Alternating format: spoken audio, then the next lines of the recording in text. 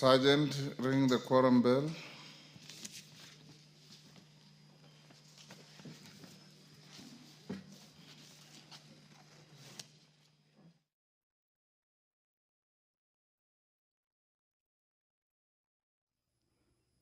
The House is about to commence its business. However, a quorum hitch is being experienced at the moment. So a quorum bell is underway for members to make their way into the chamber to enable or allow the House commence the business that is lined up for consideration this afternoon. And as you can see, the aisle members making their way inside to check their positions and get ready for the business this afternoon.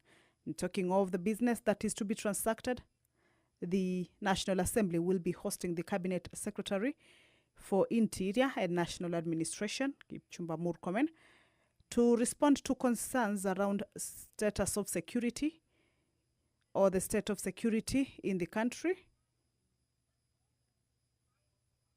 Remember, once the quorum is attained, we shall, without any further delay, hand you over into the business or the proceedings of the House. The Cabinet Secretary for Interior, National Planning and National Administration, will be responding to concerns around state of security in the country, matters around the steps being taken by the ministry to avert death and destruction of property during demonstrations. Also, if there are any actions that are being taken to forestall the destruction of property and death during demonstrations, and also to indicate when the government will apprehend the culprits responsible for financing mobilization of demonstrations that led to deaths and destruction of property on the 25th of June 2025, as well as 7th of July of 2025. Also regarding questions that the CS will be responding to, matters revolving around bodies of a female recovered from the Quarry dump site in Embakasi, including an update on how many of the victims have been positively identified through forensic or DNA analysis, and also clarify whether the investigations are still ongoing, considering that the main suspect escaped from police custody and the investigation into his case has reportedly gone cold. These are questions from various members of the National Assembly that they will be directing to the Cabinet Secretary for Interior and National Administration on matters state of security in the country. If you're just joining us, that the House is about to commence its business. However, a quorum hitch has been faced. So underway is a quorum bell, just to give room to the members and also the whips of both sides, the majority and the minority, to be able to whip members to make their way inside the chamber and join their colleagues to enable the House attain that much needed quorum for it to commence. Of course, this is as provided for under the Standing Order 34, paragraph 1, the commencement of the House. So if that quorum is not present, then that will necessitate that quorum bell that is currently underway. But once that quorum is raised or attained, then the business will, without any further delay, commence. Remember, the chair has already been taken. Just the quorum hitch that is delaying the commencement of the House. The Speaker has been speaking to this particular matter concerning the lack of quorum. Well, the quorum has been attained. Allow me to hand you over. Approach the Speaker.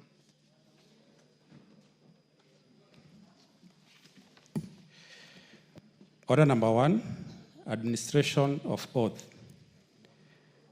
Order number 2, communication from the chair. Members on their feet, take your seats.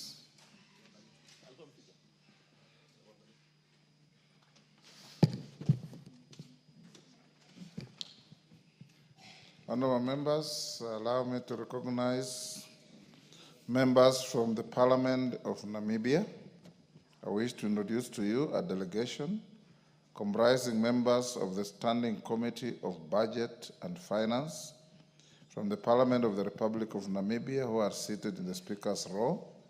They are the Honorable Hilaria Mukapuli MP, Head of Delegation and Chairperson. The Honorable Marius Shea MP, Deputy Chairperson. The Honorable Elfas Dingara MP, Member. The Honorable Austin Sampwa MP, Member.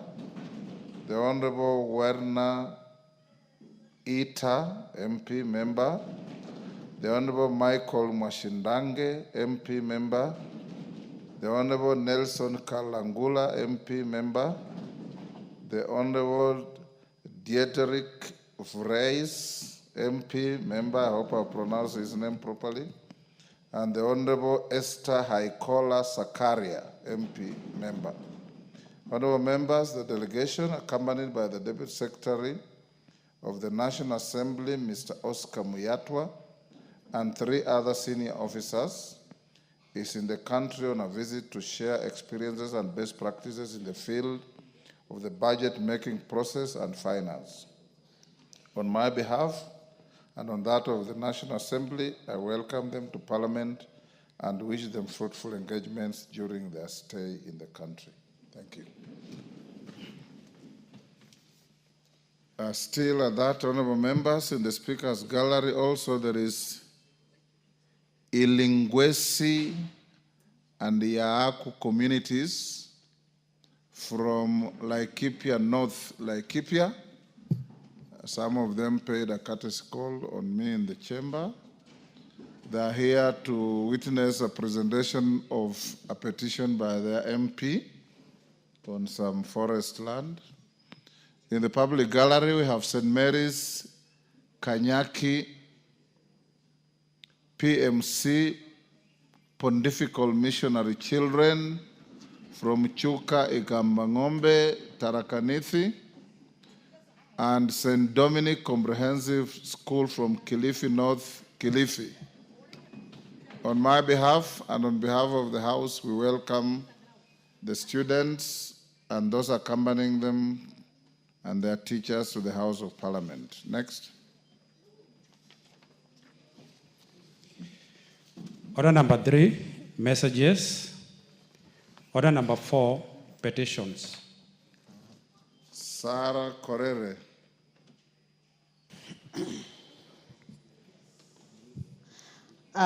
Thank you, Speaker. I rise to read this petition regarding revocation of the gazettement of Mgogodo Forest Reserve as a public forest. I, the undersigned, on behalf of the Irungwesi and Yaku communities in Laikipia North Constituency, draw the attention of the House to the following. 1, that the Mgogodo Forest Reserve, covering an area of 30,189 hectares, was declared a public forest through Gazette Notice LN 174 of 1964. It is located on the northwestern side of Mount Kenya, within the expansive plains of Laikipia County. That the Mgogodo Forest borders 4 areas designated as community land. This is Irungwesi to the east, Mayanat to the west, Sholomai to the northwest, and Lekuruki to the north. It also borders the Borana Wildlife Conservancy. The surrounding communities, including the Irungwesi and Yaku, have safeguarded approximately 10,000 hectares of this forest land since the 14th century. That in recognition of the forest's importance as a place of residence, a sanctuary for cultural and religious practices, and a source of livelihood, the Irungwesi and Yaku communities formed the Maamusi Mgogodo Forest Association in 1998 to manage the forest. The Community Forest Association was formally registered in 2008 and became fully operational in 2016 with a Jale constituted management committee comprising 24 members. That due to persistent insecurity, including killings and livestock banditry, the Irungwesi and Yaku communities were forced to flee the forest As a result, the area has been occupied illegally, leading to widespread destruction of the forest. That the displacement of these communities due to banditry has resulted in the loss of lives and property, disruption of education due to closure of schools, increased livestock theft, and destruction of the forest flora and fauna, among others.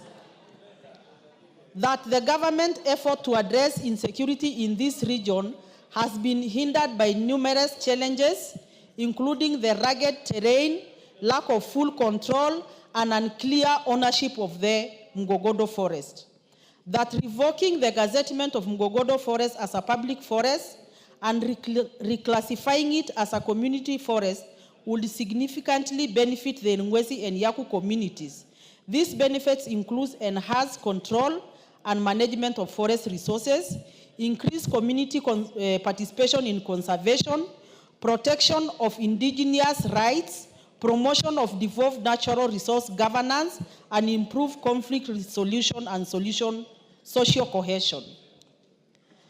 That despite repeated efforts by the Ngwesi and Yaku communities to seek redress from relevant authorities, no tangible results have been achieved to date, and that the issue raised in this petition are not pending before any court of law, constitutional body, or other legal institution. Therefore, your humble petitioners pray that the National Assembly, through the Public Petitions Committee 1, recommends that the Gazette Notice number 174 of 1964, 174 of 1964 be revoked and 20,189 hectares of Mgogodo forest be subsequently gazetted as a community forest.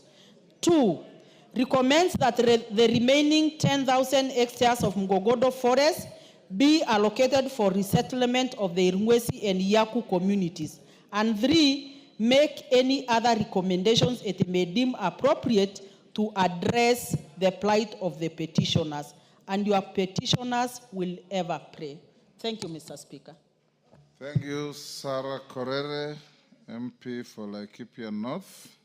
I've been asked by the women rep Laikipia to joyride on that petition. Go ahead, Jane Kagiri.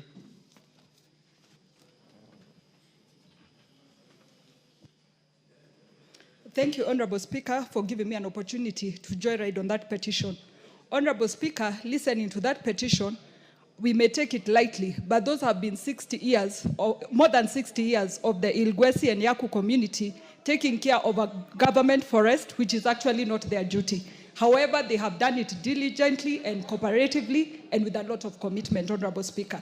Honorable Speaker, the petition being tabled here today is that a petition we support because Mgogodo forest is actually a forest that is causing a lot of insecurity in Laikipia County. And I believe it's because of the ambiguity of who is supposed to manage that forest. Honorable Speaker, it is our plea that we allow the community to manage the forest, because in them managing the forest, number one, it's going to create legitimate employment to the people. Number two, Honorable Speaker, the cultural practice of our people is such that they know what is food, what is medicine, and what needs to be sustained and retained in the forest, Honorable Speaker. So it is our hope and prayer that we give our people the opportunity to manage the forest, and I believe they'll even ensure security within the area. Thank you, Honorable Speaker. Thank you. Yes, Mwenje, on the same petition? Honorable Speaker, the issue is still on petitions, Honorable Speaker, because I'm aware you referred the matter to the Committee on Petitions. But Honorable Speaker, I wish to bring to your attention that there are so many petitions, Honorable Speaker, that have been pending and not being prosecuted by the relevant committee because there have been some, I believe, some leadership issues within that same committee, Honorable Speaker. And therefore, I would urge for your guidance, Honorable Speaker, with regards to this specific committee, because matters are not moving. So we have so many petitions being referred to that committee, but we don't have the committee even sitting to actually handle those matters. Thank you, Honorable Speaker. Did the committee hold elections? The last I was briefed was that they were going to hold elections to elect a new chair. Yeah? They did. Yes, Honorable Speaker, they actually did. Thank you. Who is the new chair? Karemba. Yes, Muchangi. Okay. So Mwenje, you heard, we now have our chair. I know that we had serious difficulties in the management of the affairs of this committee last year and the year before. And we mentioned it here repeatedly. I directed them to up their game. Sometimes they did, sometimes they didn't. So I hope that with the new chair, the leadership will take this work seriously, and I direct that this petition be forwarded to the... Yes, who is that? CTNA on the same? You want to joyride? Go ahead. No, Honorable Chair, I just wanted to say our chair is not around, and being the vice chair, we have been accused falsely. And I wanted to say that we have various various petitions in various stages. And very soon, we are going to table a number of them when we go for retreat during the recess. So we are working on the petitions very well.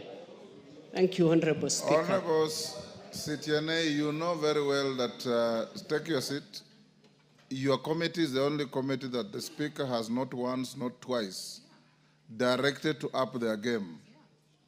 So if you are busy with petitions, that is very good to hear, but we want to see results. And there are quite a number of petitions pending. Yes, Rueda? Yes. Rueda? Asante Bwana Spika. Yes. Nami nataka nichenge kwa hii ombi. Sisi pia tuna petition zetu kama hizo. Hili limekuwa tatizo sana na nataka liangaziwe kwa kina.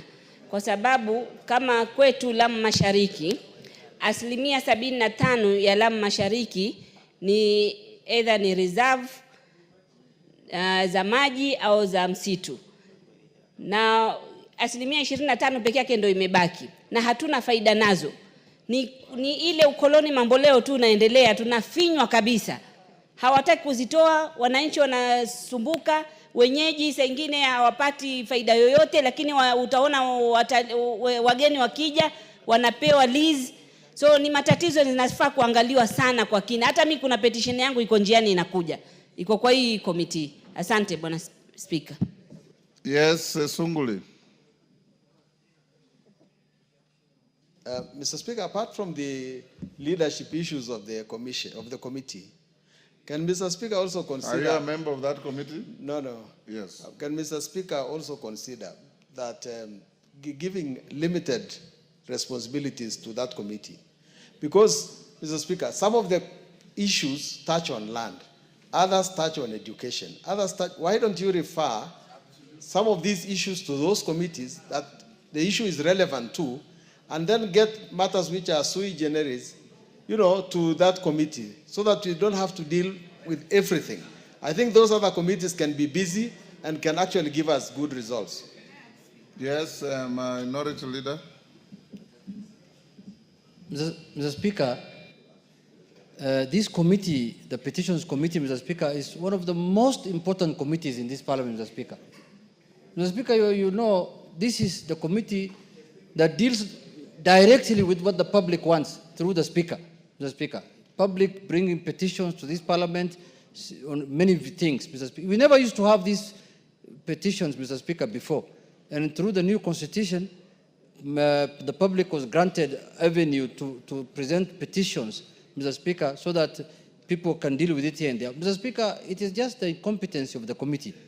It's not anything else. But this is the most important committee in this House, Mr. Speaker, because they deal directly what touches the people of the Republic of Kenya, Mr. Speaker, their livelihoods and the way they live. And you can see issues of forestry, issues of climate change, and all kinds of things. Mr. Speaker, people think the most important committee in Parliament is Budget Committee, because when the former chairman was removed, I know he felt very bad about it, Mr. Speaker. But that's not the most important committee. I wish he became the chair of the Petitions Committee, Mr. Speaker. He will have served the nation in a better way than that budget thing, Mr. Speaker. Thank you, Mr. Speaker. Yes, Wangari. Mr. Speaker, I want to agree with you because this Public Petitions Committee has been on this floor not once, not twice. We have discussed it in liaison because we feel there was a problem in that committee, Mr. Speaker. And I would wish that the committee, Honorable Vice Chair, CTNA, you're not defensive. You agree, because we have supported you as liaison. We have actually recommended that you get extra staffing in terms of the clerks, in terms of researchers, because this committee deals with diverse issues, Mr. Speaker. But going forward, because this is a new introduction in this parliament, I would also echo what Honorable Sunkuli has said. Maybe it will need, at the end of this parliament, that we amend the standing orders so that the speaker also gets a leeway on which petitions to commit to the Public Petitions Committee and which go to the departmental committees. Because that way we will make it easier for the committee to prosecute. But I hope that this time, because they have got a new chair, we'll start seeing reports of petitions. I have some that I've had have been pending for too long on this house. But Mr. Speaker, I support you, and I also want to join in telling you, yes, including that for my neighbor who is whispering here. Mr. Speaker, I know the majority leader engaged you, but my point was very simple. The committee should not be defensive. We have even discussed them in liaison. We have actually told the clerk to add them clerks and researchers, and they have. But the point of Honorable Sunkuli, Mr. Speaker, is maybe something we can discuss at the end of this parliament so that the speaker gets a leeway of getting which petitions to commit to the Public Petitions Committee and which ones you can commit to the departmental committees. That may make the work easier for the committee. Yes, Sane. On the same issue, give Sane. Yes. Give Sane the mic. There's one on your left. Mr. Speaker, early last year, I had a petition on asbestos roofing in this country, which is a public concern, on the same committee. And even the cabinet had approved the removal of all asbestos roofing in the country within 3 months. I'm yet to get any response from the same committee. That means this committee is not responsive, sensitive to the concerns and issues in this House. I seek your guidance that this committee's function be relooked at or be disbanded, actually, Mr. Speaker. Yes, Ochanda. Then Makali. Mr. Speaker, I think the matter before the House is critical, and I agree entirely with what Honorable Wangari and what Sunkuli is saying. But besides that, Mr. Speaker, the petitions that get to the House, when all of them are directed to the Petitions Committee, some of the departmental committees, and I can mention lands, for example, a lot of issues that Lands Committee used to deal with before were more to do with petitions. Most of these now go to the Petitions Committee, and in the process, some of the committees are now with lesser work, yet more work is taken to the petitions. On the same strength, Mr. Speaker, I wanted to contribute to add what you are calling joyriding on what Sarah brought. Yes. And I want to mention, Mr. Speaker, that this government, in terms of its commitment to issues of reforestation and tree cover in this country, I think has been very prominent. They have placed it in front of them, and it's so one wonders why a forest in this place can be degazetted. Yet our effort, and this is mentioned everywhere else, that the effort of the government and the effort of all of us should be for purposes of making sure that we plant more trees such that we conserve our forest. And yet the same government now goes ahead and degazettes a forest. Thank you, Mr. Speaker. Chanda, you missed the point. I approve that petition on the understanding that Sarah Korere is not asking to do away with the forest. She's asking for the forest to be degazetted as a government forest and be gazetted as a community forest. And we have many community forests where our hunter and gatherers communities live in harmony with the forests. And they preserve forests sometimes even better than the forest guards who continue cutting forests and selling timber and so on and so forth. Yes, yes. Makali Mulu, I'll come to you. Yeah, thank you, Honorable Speaker. Honorable Speaker, I wanted to comment on the issue of the petitions. And the question I'm asking myself, Honorable Speaker, is why do Kenyans petition us? Speak louder. The question I'm asking myself, Honorable Speaker, is why do Kenyans petition us through you as a House? I think the reason is because they have issues which require some urgency in terms of determining. So that being the case, Honorable Speaker, even as I support what Honorable Wangari said, I think 2 years, to wait for 2 years to change the standing orders so that we are able to push some of these petitions to the departmental committees would be too much for Kenyans. You can use your power as the Speaker of the House, Honorable Speaker, to channel some of these petitions to the departmental committees for immediate action. Honorable Speaker, thank you. Thank you, Mr. Speaker. Laikipia North borders Bole. I share the largest boundary with Laikipia North. Mr. Speaker, this forest is one of the forests that is required to revert back to the community, because whenever we have security issues, Mugogondo Forest, Mr. Speaker, is where the bandits hide. The community is better placed to manage that area, and therefore, it's my view that this petition is very important. We have worked with Isala and Garidari forests. We have tried to get it back to the community, and we are in the process. And the other forest that we are working together is Mugogondo Forest. So, Mr. Speaker, it is very important also to give the community, to have a corporate responsibility. They're a better place, because the way it is right now, Mr. Speaker, we have traditional trees in that forest. We have grazing a potential for that area. And Mr. Speaker, the government is not able to take care of it. The community is willing to do a lot of environmental conservation to preserve those traditional trees which are there. And we believe that if this petition goes successfully, the community will benefit in the long run, other than to leave it as it is right now. You. I thank you, Mr. Speaker. We'll end there on this. Majority Leader is in the House. Majority Leader and your counterpart. This is not the first time we're having issue with this committee. And I want to advise you, honorable members, order Minority Leader. Order Minority Leader, pay attention. Honorable members, members of the public, citizens of this country, have a choice to go to court, have a choice to go to provincial administration, have a choice to go to village elders, but they choose to come to the House of Parliament as representatives of the people because they have faith in you that you can solve their problems. It's a betrayal if that faith they have and come to you, and a year later, we are still on a wild goose chase with a committee whose chairman is not even in the House at petition time. Because unlike other committees, the Committee on Public Petitions is listed on the order paper every single day. So the chair of public petitions must know that of all committees, Majority Leader, it is only Public Petitions Committee that has the privilege of being listed on the order paper.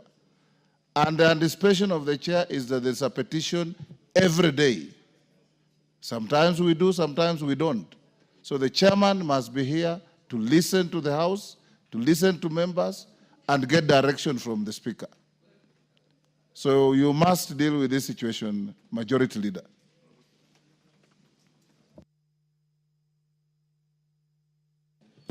Honorable Speaker, I spoke to the chair of the committee, the Honorable Karemba, who is newly elected, and he unfortunately is out of the country on official business, Honorable Speaker, but he has indicated that there are a number of petitions that are already ready, and he has communicated the same to the clerk, and they will be tabling those petitions as soon as he comes back. I was checking whether the vice chair was around. She's there. The Honorable Janet is there, and she can confirm that that's the situation. There are quite a number of petitions. The new administration in that committee has worked really hard to process many of the petitions that are there. But I must agree with you, Honorable Speaker, not just the Honorable Karemba. Honorable Speaker, you have no reason to sit in your chair and wait for quorum at 2:30. We have 60 chairs and vice chairs of this House. That is more than adequate quorum, Honorable Speaker. But it can be that the only vice chair who is usually here is Honorable Pukose and a few others. Chairs of committees, even statements are being requested here. There are no chairs of committees to answer to those statements. Quite often, Honorable Speaker, you have to ask me to inform a chair. Honorable Speaker, you know I am also not here to stand in for chairs of committees. When I am not here, Honorable Speaker, I will ask my vice chair to sit in for me, my deputy leader of majority, or the whip or the deputy leader of deputy whip. When the Honorable Junet is not here, he requests either the whip or the deputy leader of minority to sit in his place. Chairs have vice chairs. If a chair is not here, the vice chair must be in the House at 2:30. Honorable Speaker, I want to beg, as much as I know we have a workshop next week, these are some of the issues that we'll be discussing in that retreat. If a chair of a committee is not in the House at 2:30 and the vice chair is not there, I think we should agree between ourselves and the minority leadership that such chairs and vice chairs, then we have no reason having them as chairs or vice chairs. There are very many other members who can serve as chairs and vice chairs of the House. And every other member of this House has a capacity to chair or vice chair a committee. So, Honorable Speaker, let us delve into that issue more substantively. In the leadership retreat that we have next week with the liaison committee, the Honorable Wangare has already alluded to it. And since we have that meeting next week, is a matter, I think, as House leadership, all chairs and vice chairs we must agree on next week. And it's not just chairs and vice chairs of departmental committees, even those who sit in oversight committees and our select committees. We are obligated, you know, Honorable Speaker, responsibility must go hand in hand with the privileges that you enjoy as a chair or vice chair of a committee. I submit, Honorable Chair. But on public petitions, I think Honorable Janet, as soon as they finalize, they will be able to table many of those petitions. Thank you. To whom much is given, much is expected. Much more is expected. We hope that those who have been given the privilege to chair committees will carry the responsibility that goes with that privilege. Next order. Order number 5, papers. Majority Leader. As we go to the papers, Majority Leader, I hope the Minister for Interior is within the precincts of Parliament. Yes. Okay, Mr. go ahead with the papers. Thank you, Honorable Speaker. Honorable Speaker, let me take this opportunity to lay papers, but before I do that, Honorable Speaker, allow me the privilege to welcome a school from my constituency, actually my neighbor at home, St. Dominic School, which is in the public gallery, and want to welcome to the proceedings of the House, but more importantly, to encourage them to continue to work harder, provide, the school provides a good opportunity for them to actually realize their dreams. So welcome to the House of Parliament and the National Assembly as such for these proceedings. I thank you, Honorable Speaker. Honorable Speaker, I beg to lay the following papers on the table of the House today, Wednesday, August 13th, 2025, in the afternoon sitting. Legal notice number 136 of 2025 relating to the standards levy order 2025, the regulatory impact assessment and the explanatory memorandum from the Minister of Investments, Trade and Industry. Honorable Speaker, I beg to lay.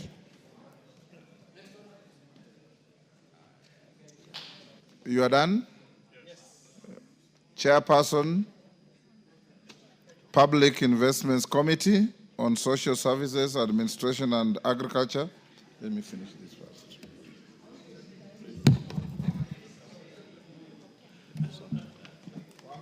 Yes. Thank you, Honorable Speaker. Honorable Speaker, I beg to lay the following paper on the table of the House today, Wednesday, 13th August, 2025. 7th report of the Public Investments Committee on Social Services, Administration and Agriculture on its examination of financial statements of the following selected state corporations. 1. National Syndemic Disease Control Council, formerly National AIDS Control Council, for financial year 2017-18 to 2023-24. 2. National Social Security Fund for financial year 2021-22 to 23-24. 3. National Cancer Institute of Kenya for financial year 2019-20 to 2023-24. 4. Child Welfare Society of Kenya for financial year 2015-2016 to 2018-2019. Thank you, Honorable Speaker. Thank you. Next. Order number 6, notices of motion. Order number 7, questions and statements. Before we... You have a notice of motion? Go ahead. It's not listed, but go ahead.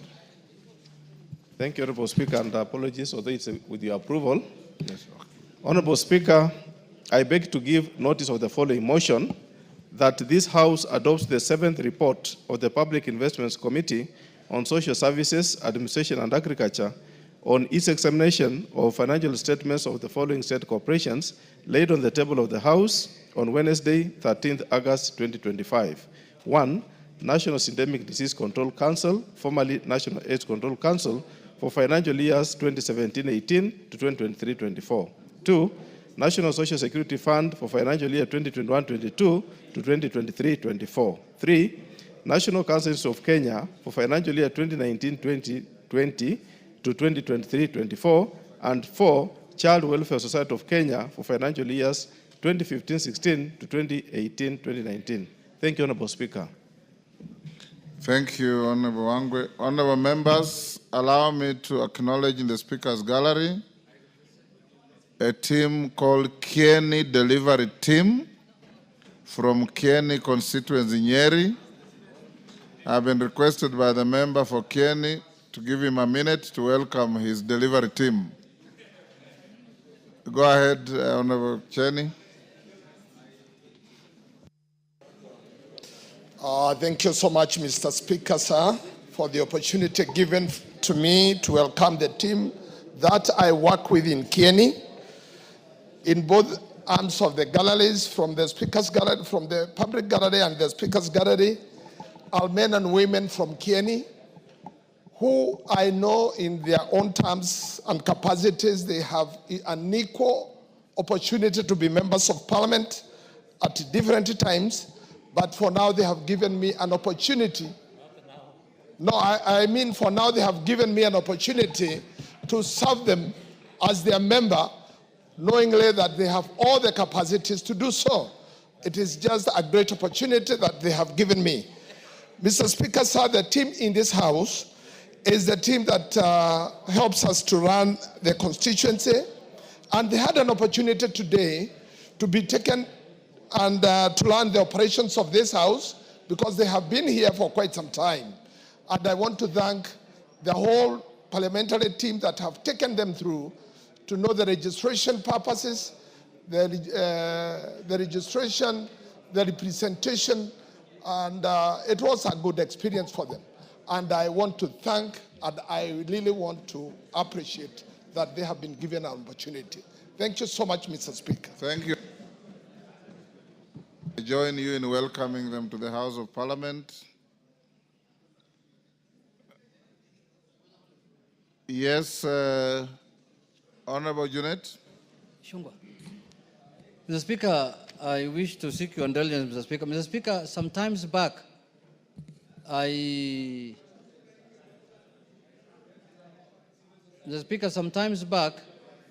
had requested a communication from you on matters relating on the bicameral parliament, Mr. Speaker. Mr. Speaker, Shungwa, Mr. Speaker, as you are aware that there were issues that were raised, and our colleagues in the Senate went to court. Order. Honorable Bukoso, take your seat. Mr. Speaker, sometimes back, I had requested a communication from you It is actually pending. It's pending, Mr. Speaker. Thank you very much. Yes. Mr. Speaker, on a judgment that was made by the Supreme Court concerning the conduct of the bicameral system, Mr. Speaker. Mr. Speaker, that complication or that ruling, how you want to describe it, will be very important to us, Mr. Speaker, because, Mr. Speaker, this is a matter that has been pending since the new constitution, since we had a National Assembly and the Senate, Mr. Speaker. People encroaching on other people's work and territory, Mr. Speaker. Mr. Speaker, even after the judgment of the Supreme Court, it's in bad faith for the Senate to go back again to the Supreme Court so that the Supreme Court can review their judgment, Mr. Speaker. Mr. Speaker, that is really, really in bad faith, because it is not the National Assembly that went to court. It is the Senate that went to court. They went to the High Court, they went to the Court of Appeal, and they ended up in the Supreme Court. And the Supreme Court did a judgment, Mr. Speaker.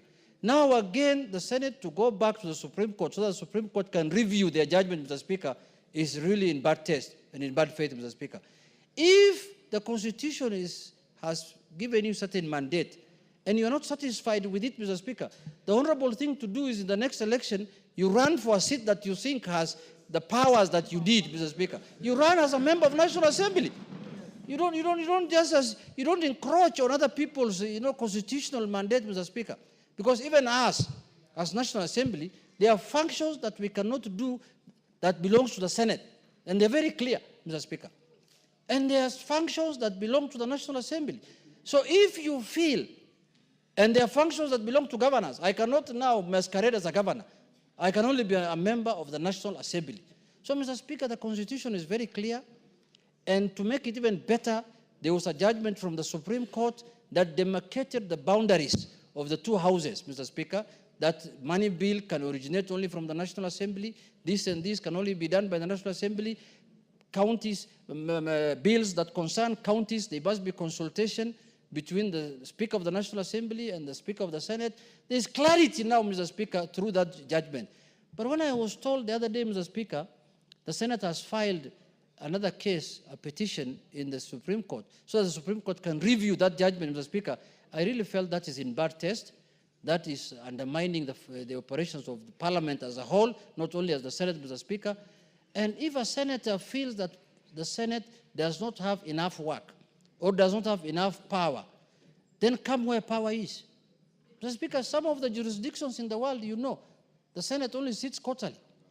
3 months, they sit only once to look at issues that concern, elderly people and, this kind of things, Mr. Speaker.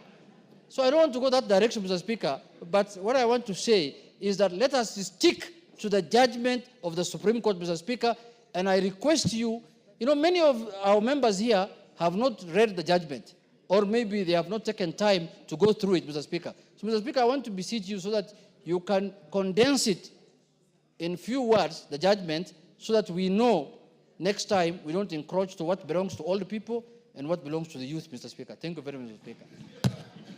Yes, majority. Honorable Speaker, let me join the leader of minority in expressing concern over that issue. But Honorable Speaker, I want to take a different trajectory because we have been through this since the advent of the bicameral parliament after the 2010 constitution in 2013. And fortunately, myself and Honorable Junet were in that first parliament of the bicameral parliament post the 2010 constitution. Honorable Speaker, this is an issue that every house, every parliament since the 11th parliament has had to deal with. But I must congratulate you, Honorable Speaker, and the current Speaker of the Senate, because at least in this 13th parliament, you have endeavored to make sure that there isn't too much friction between the two houses. But clearly, there are forces still within the institution of parliament that do not want peace. The Honorable Junet is saying they are dark forces, and they must be very dark forces, Honorable Speaker, that do not want peace. Honorable Speaker, there is a thing that circulates on social media where someone says, I don't want peace. And it looks like there are people within this institution of parliament, especially the other house, who do not want peace between the bicameral houses of parliament. Honorable Speaker, I was saying I wanted to take a different trajectory because you sit at a different place from the Speaker of the Senate. You are the chair of the Parliamentary Service Commission. Being the chair of the Parliamentary Service Commission, Honorable Speaker, and having a bigger representation from this House in the Parliamentary Service Commission, you stand at a pivotal place to ensure that we do not spend any more resources prosecuting cases in court over issues that as leaders we can settle amicably, Honorable Speaker. Because it makes no point for taxpayers' money that has been appropriated by this House to the Parliamentary Service Commission to be expended on lawyers in court to go and review a matter that was already resolved by the Supreme Court, Honorable Speaker. If there is no greater wastage of public resources, I do not know what we would call this, Honorable Speaker. And I want to call on you, Honorable Speaker, as the chair of the Parliamentary Service Commission, to call to order the accounting officer in the Senate, Honorable Speaker, to ensure that no public resources are expended. If senators want a review of that judgment by the Supreme Court, let them contribute from their salaries, Honorable Speaker. Because the provisions of Article 109, 110, and 111 of the Constitution, all the way to 114 on money bills, Honorable Speaker, are so explicit that you do not need to have gone to any law school. I have never been to law school, Honorable Speaker. I only studied commercial law and the law of tort when I was doing my commercial law in my CPA studies. You studied rudimentary law. Let me not call it rudimentary law, Honorable Speaker. At least I studied some commercial law, basic law. And yeah, the basic elements of law, Honorable Speaker, you do not need to be a lawyer to be able to interpret Article 109, 110, 111, and 114 of our Constitution.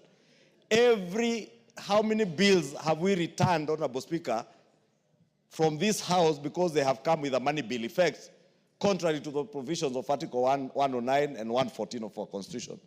Therefore, Honorable Speaker, I want to agree with the Minority Leader. As much as we are waiting for your communication on that matter, please, as the chair of the Parliamentary Service Commission, move the Parliamentary Service Commission to embargo any expenditure on matters to do with court cases between the Senate and the National Assembly. If that is not possible, Honorable Speaker, from your position as chair of the Parliamentary Service Commission, we would stand guided because we appropriate money to the Commission. We can do what we need to do at budget making process, even as we go to the supplementary budget, to make sure that we do not appropriate resources to be spent in court on lawyers, Honorable Speaker, over things that we can resolve here. Thank you, Honorable Speaker. Robert, I don't want to escalate this. I want it. Okay, I'll give you 1 minute. Thank you, Mr. Speaker. Mr. Speaker, I think this matter that has been raised by the minority leader is an important issue because, Mr. Speaker, from 2010 or 2013 when the new bicameral system started, you notice not only have we had very many cases that have been taken to court, but there is a clear attempt to belittle the House of the National Assembly by the Senate. And in fact, Mr. Speaker, right now, that they have gone to Supreme Court again also shows the disrespect they also have for the rule of law. How do you go back to the Supreme Court? Why can't you not respect the Supreme Court ruling? So, Mr. Speaker, it's very unfortunate. Speaker, I think maybe what we have done, which is maybe, in my opinion, the mistake we've made, is that we have actually tried to babysit the Senate for a very long time.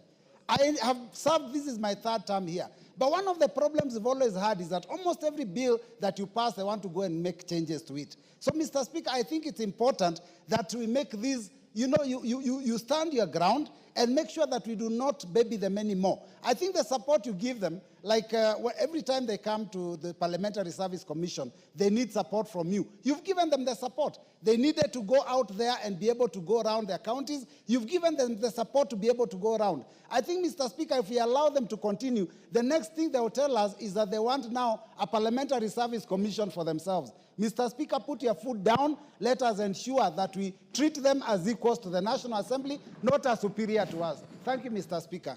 Thank you. I'll give you direction in due course. Thank you, Honorable Junet, for raising. Actually, it's a reminder, something you had raised earlier. and they know that they are wrong. That's why they are even attempting to draft a constitution amendment bill to try and interfere with matters that are so clear in the Constitution. I can assure you they'll get nowhere. I'll give you direction. You could call it dead on arrival. Allow me to acknowledge Fra Junior School from Kipkelion East, Kericho. I welcome them to the House of Parliament and let them feel at home. Wangari?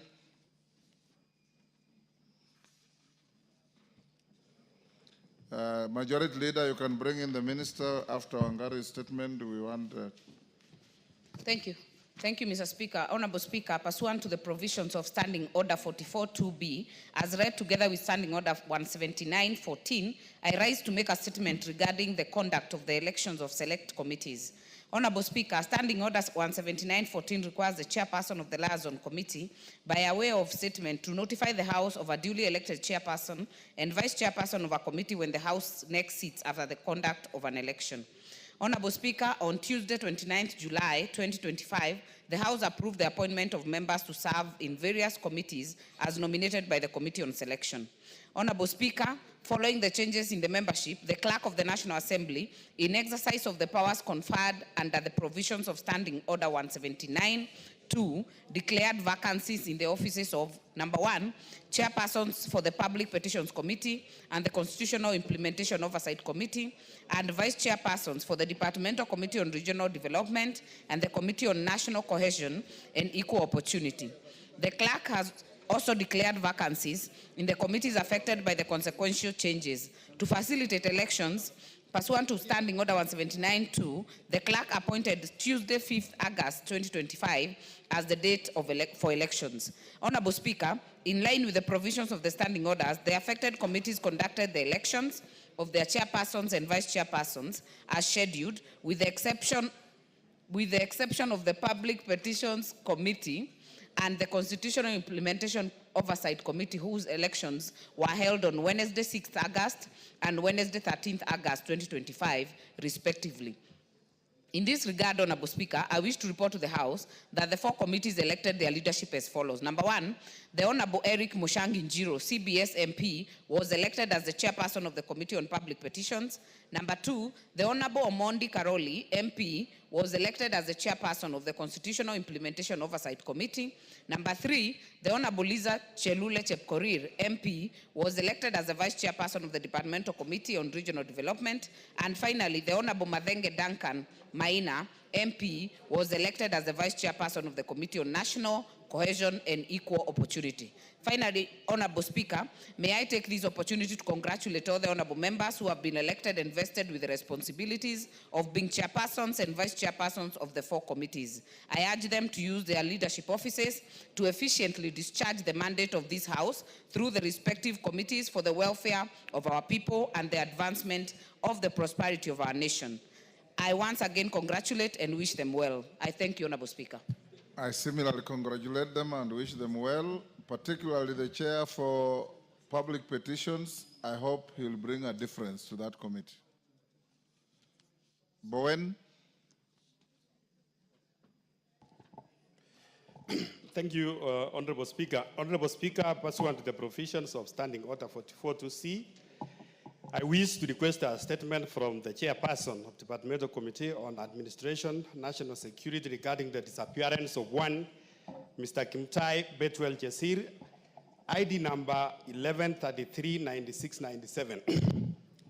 Honorable Speaker, on the 7th of August 2025, Mr. Kimtai Betwell Jesir, the national ID number 11339697, a resident of Marakwet East, was forcefully abducted by unknown assailants under unclear circumstances. This incident was prompted and reported at Kaptagat police station and recorded under the OB number 2728/7/8/2025. However, despite the fact that the official report was made, Mr. Jesir's whereabouts remains unknown up to date. And Mr. Speaker, neither his family nor the public have received any substantive updates from the relevant security agencies. The enforced disappearance has caused a profound distress to his immediate family and the wider people of Marakwet East. It's also intensified existing concerns regarding the safety and the security of our citizens and the adequacy of government response. Honorable Speaker, 5 days since the person disappeared and his family remains, his whereabouts remains unknown. This has caused, Mr. Speaker, distress to the family, raising questions regarding the protection and the fundamental rights guaranteed under the Article 29 of our Constitution. The lack of transparency, accountability, and the prompt action not only erodes the public confidence in the security institutions, but also threatens the very fundamental foundations of our democracy. Enforced disappearance, Honorable Speaker, contradicts to the principles of the rule of law and democratic governance to which the nation is committed. Mr. Speaker, it's against this background that I request for a statement from the chairperson of the Committee of Administration and National Security on the following. 1, the comprehensive report on the circumstances surrounding the disappearance of one Kimtai Betwel Jasir, national ID number 11 33 96 97. Number 2, the actions being taken by the Ministry of Interior and the National Administration to ensure that Mr. Jasir is expediently traced and reunited with his family and the perpetrators be brought to a book. And the last, Honorable Speaker, the measures put in place by the Ministry of Interior and the National Administration to ensure the safety of innocent Kenyans and the security of residents of Marakwet East Constituency in order to prevent further abduction. Thank you, Mr. Speaker.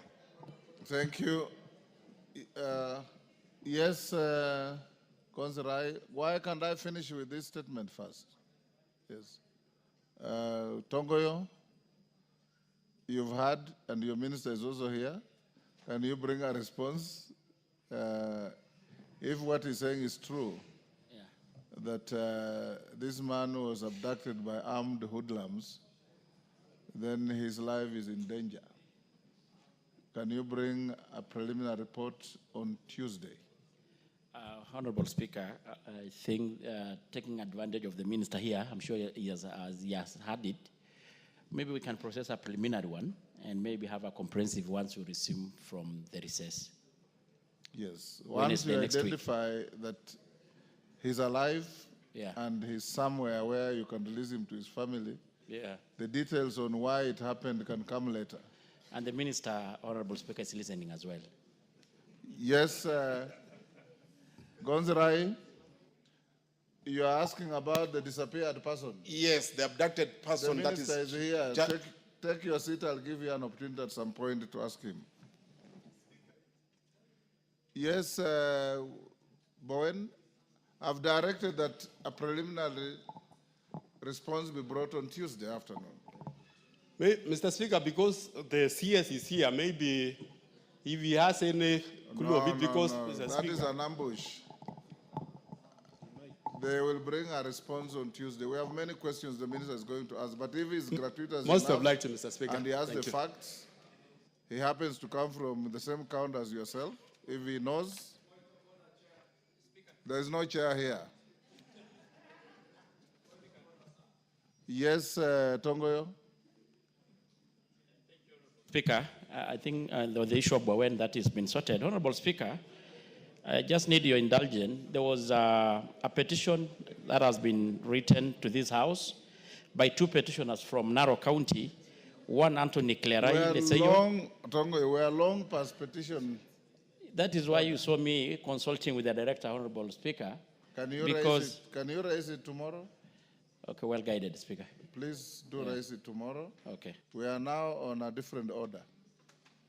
Sometimes when you don't catch the speaker's eye, you see many of your colleagues walk up to the chair to alert the speaker that I have a burning issue, and I give them an opportunity. So next time you can do that. Yes, Sane, what is itching you?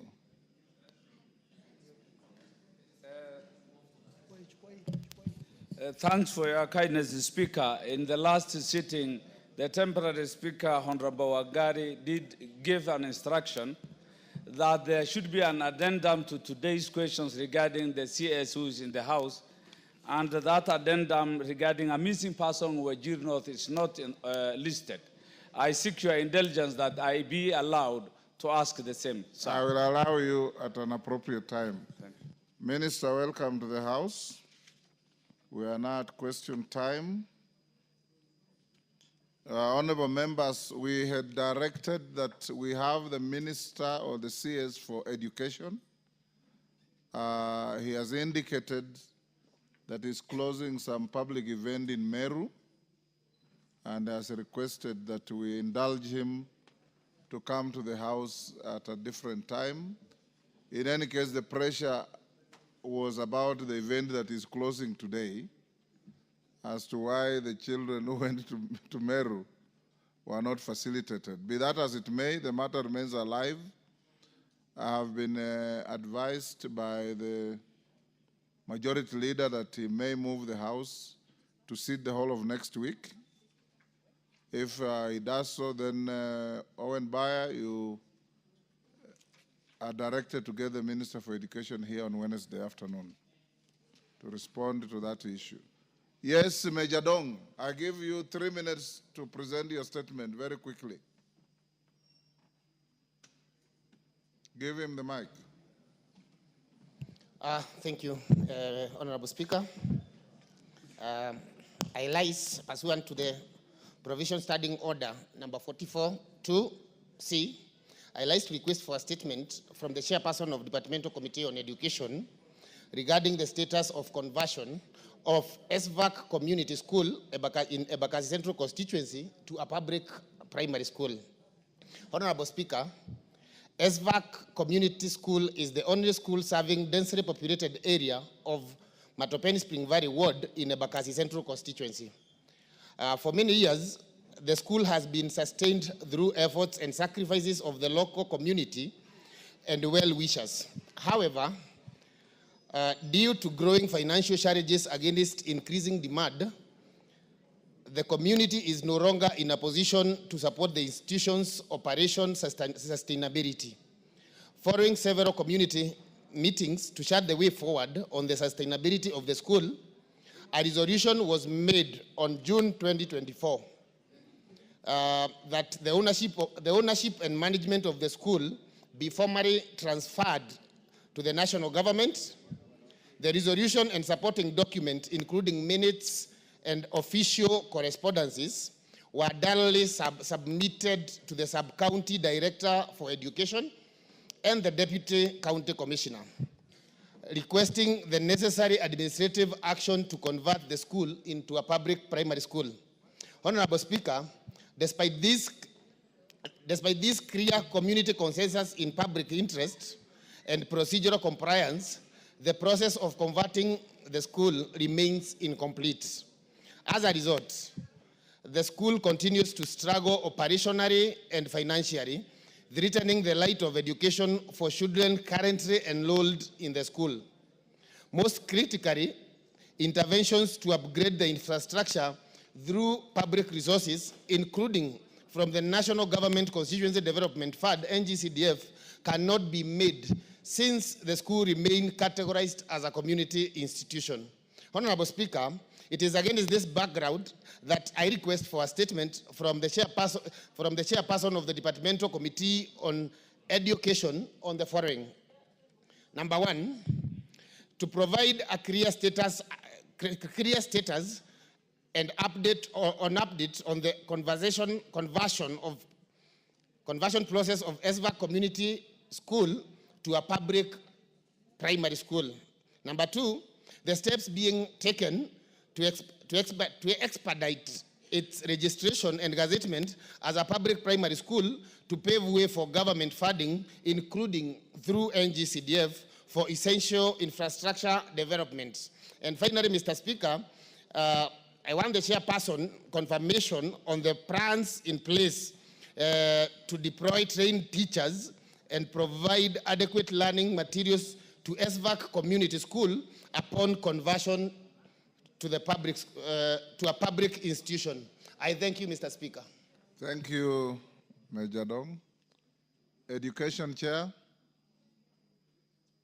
Vice Chair, Majority Leader, there you are again with your missing chairs.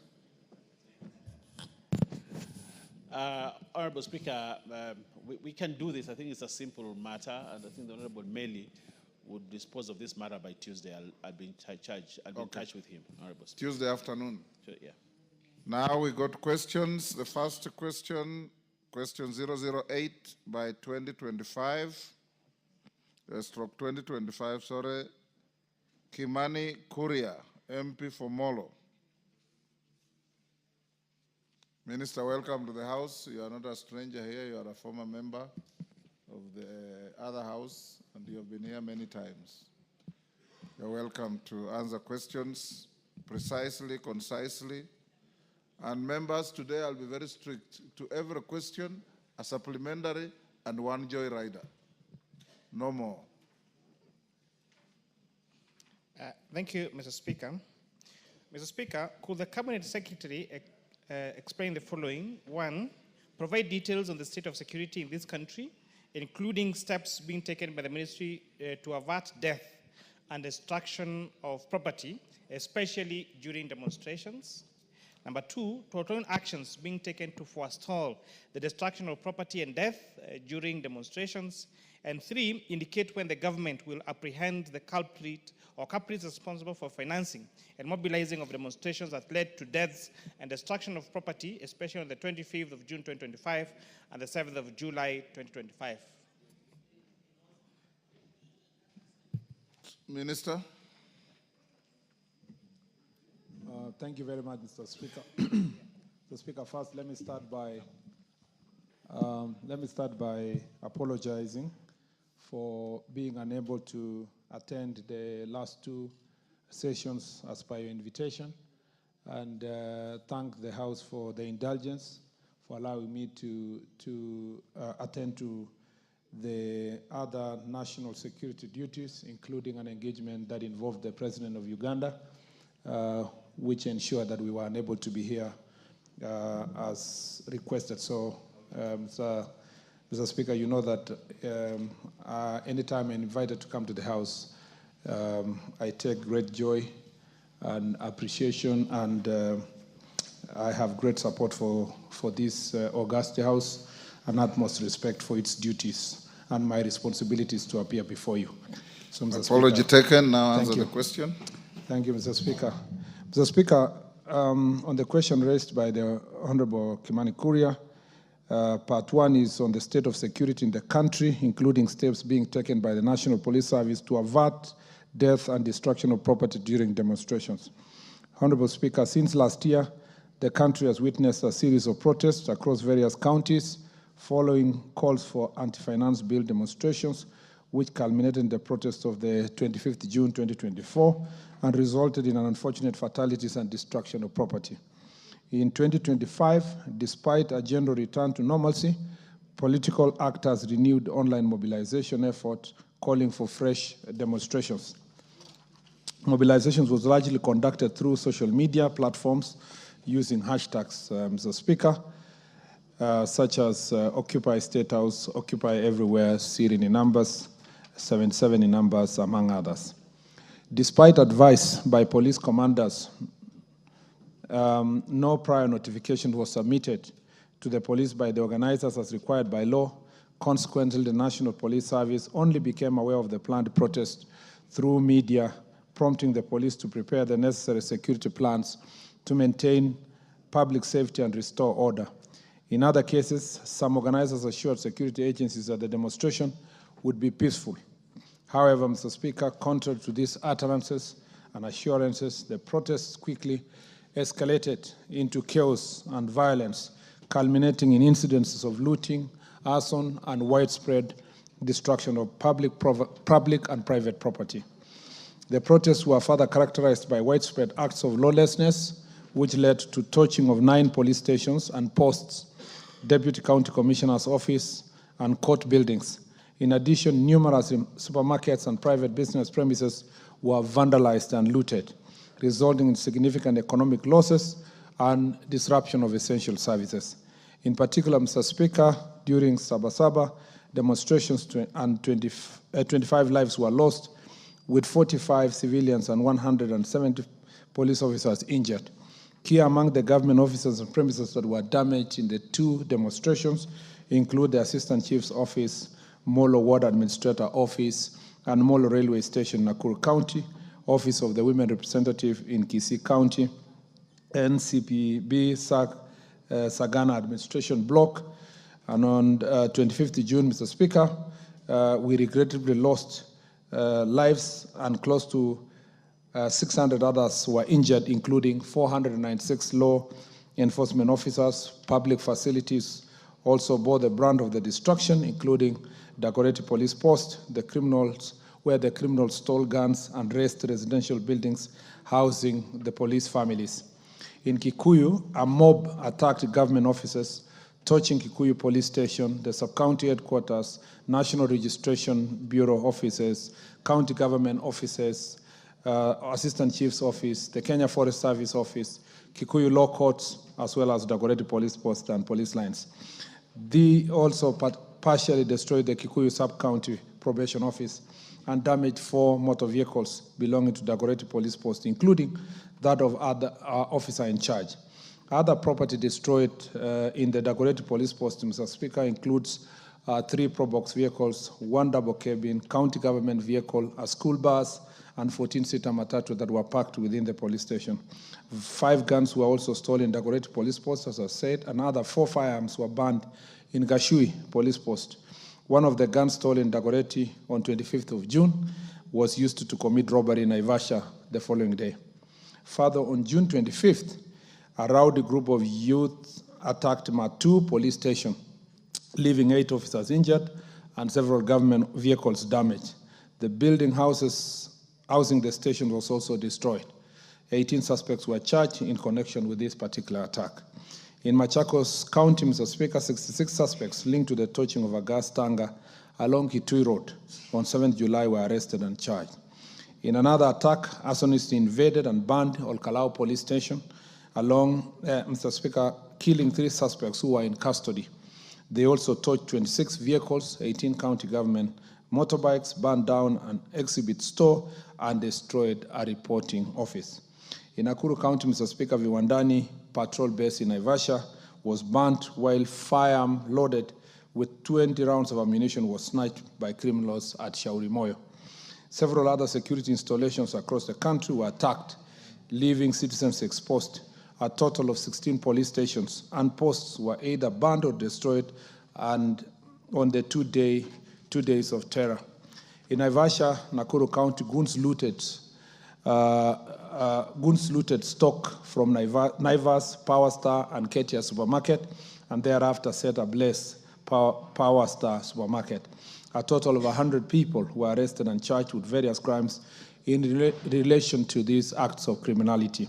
In Ruiru, Mr. Speaker, within Kiambu County, a similar fate befell Quickmart and Carrefour supermarkets, where goons stole property worth millions of shillings after breaking windows and destroying CCTV cameras in the establishments. A total of 86 arrests were made in relation to the crimes committed on various charges were preferred. Naivas supermarket within Nyeri town was also broken into, and goods worth millions of shillings carted away. 21 suspects have been arrested in connection with this crime.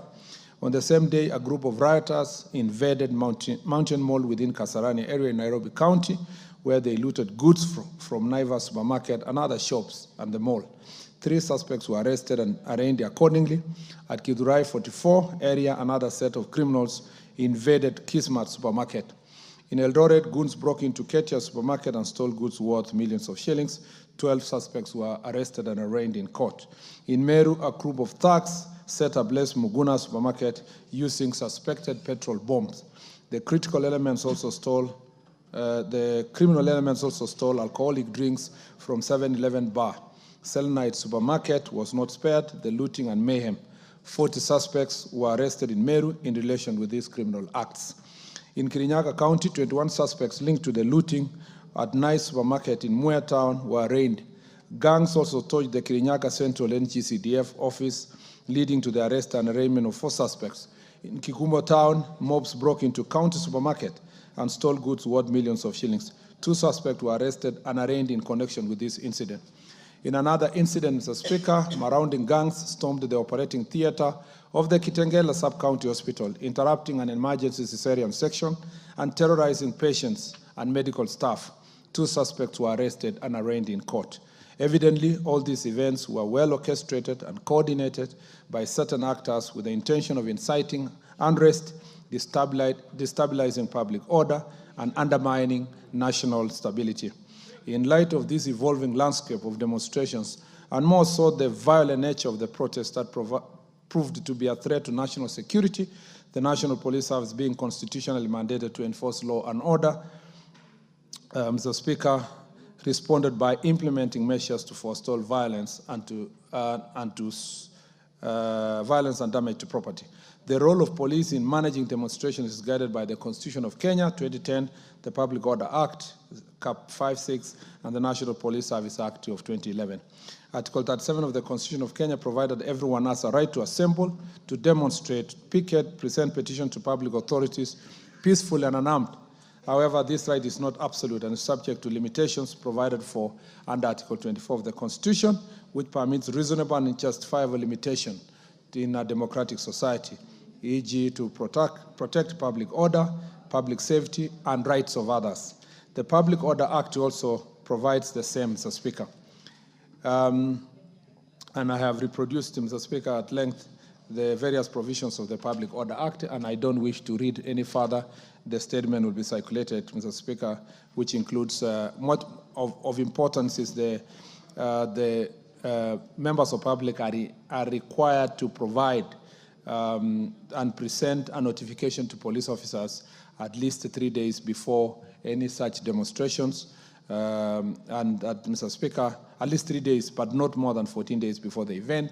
And Mr. Speaker, that must be in writing, who is coming to protest, the names, the estimated number, the routes, and so forth, Mr. Speaker.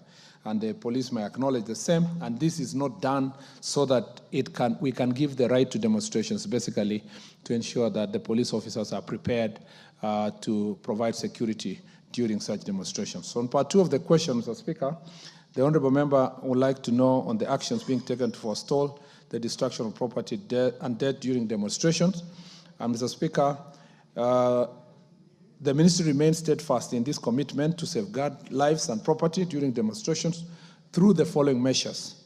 Number 1, intensified both mobile and foot patrols in targeted areas to enhance visibility, deter criminal elements, and detect early signs of unrest.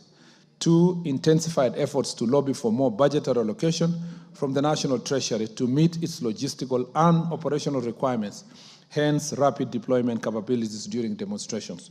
Number 3, embraced modern policing technologies such as CCTV surveillance, drone monitoring, digital communication systems, and incident mapping tools to monitor crowds, track threats in a real time, and coordinate timely intervention, ultimately enhancing the effectiveness of law enforcement during protests. 4, leverage on real-time intelligence, informer networks, and surveillance tools to identify planned disturbance and criminal elements before they mobilize. 5, engage with community leaders, civil society, and Nyumba Kumi clusters to help gather early warning information and promote peaceful resolution before protests escalate. And finally, Mr. Speaker, issue advanced public advisories and engage through media to encourage people demonstrations and warn against unlawful activities. Mr. Speaker, in addition to that, as a deterrent measure, also arresting and prosecuting perpetrators in good time is extremely important in forestalling a repeat of same incidences.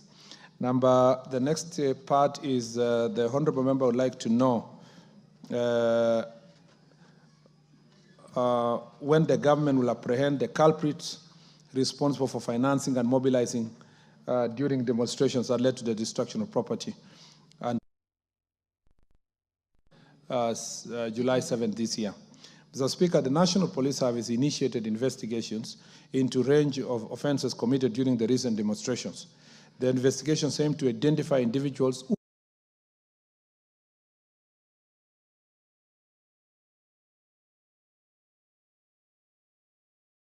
loss of lives and injuries to civilians and police officers. In the course of these investigations, the service has obtained several financial statements and data linked to persons of interest, which are currently undergoing forensic analysis. Additionally, information relating to the registration particulars of companies, non-governmental organizations, and societies believed to have played roles, and non-governmental organizations and societies which are believed to have played a role in facilitating the protest has been acquired.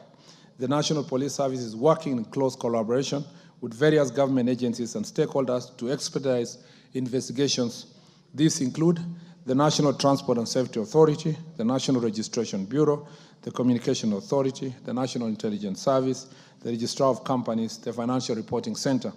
So far, preliminary analysis of this evidence gathered have led to the identification of several persons of interest believed to have participated in illegal acts during demonstration and those linked to the funding and mobilization of the demonstrators.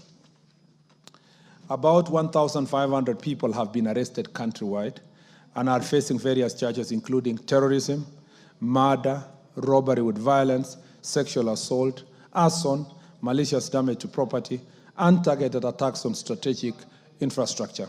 The police have also arrested and arraigned 15 individuals across the country associated with the planning and mobilization have since been charged with various offenses, including offenses under the Prevention of Terrorism Act, unlawful assembly, participation in unauthorized demonstrations, incitement to violence, organizing unlawful protest, destruction of public property, arson, malicious damage to property, aiding and abetting unlawful acts, unlawful possession of ammunition, unlawful possession of tear gas canisters.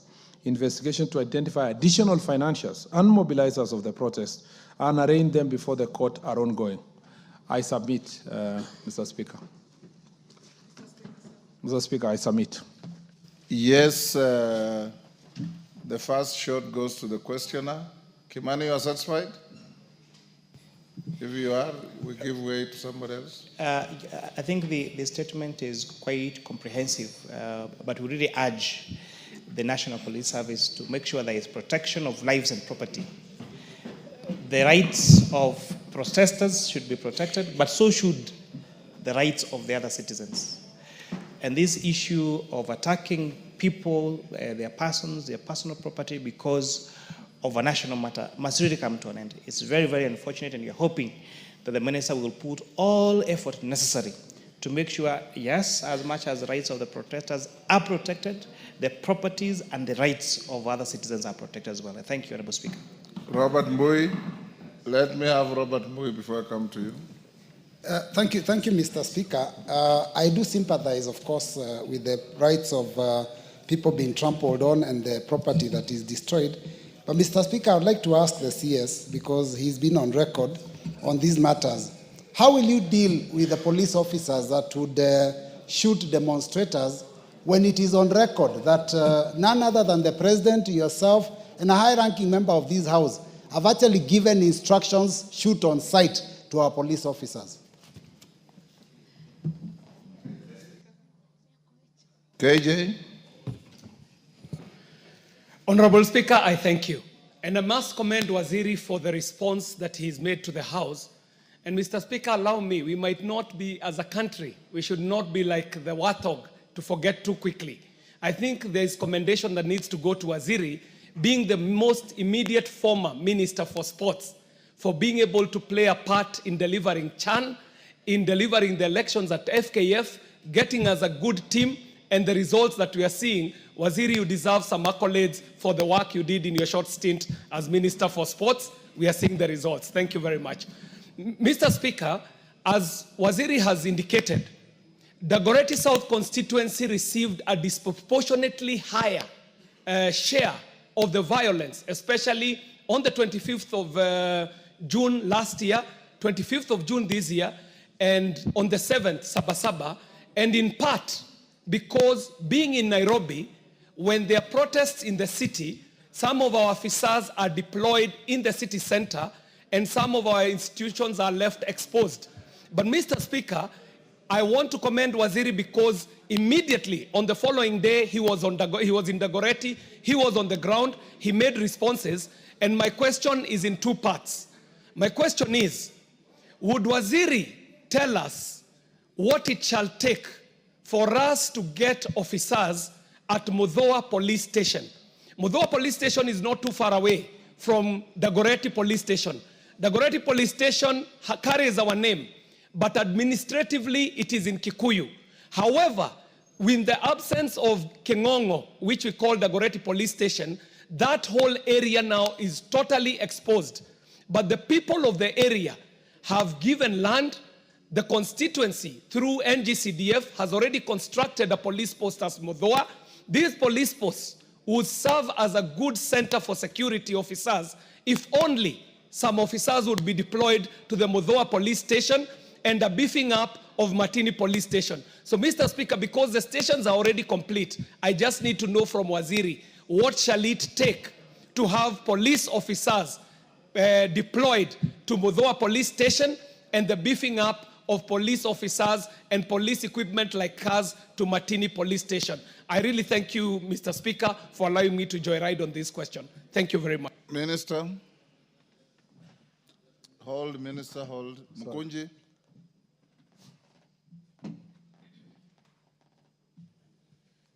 Thank you, Honorable Speaker. And Honorable Speaker, I'm one of those people that were arrested during Sabasaba. And Honorable Speaker, I was on my way, trying to make my way through Thika Road. And police officers, close to 40 of them, from nowhere came, arrested me without telling me exactly what I have done. They intimidated me, took me to a police station in Gatundu, and without even writing anything in the OB, Honorable Speaker, I was put in a cell alone. Anybody who came inside to ask whether I'm in that place, Honorable Speaker, was told I'm not around. And it's until around 7 p.m.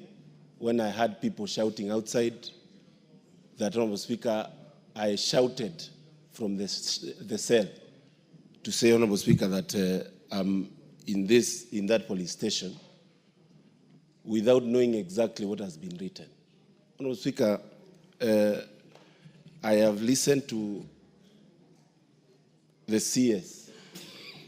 And Honorable Speaker, I feel sad because while a statement...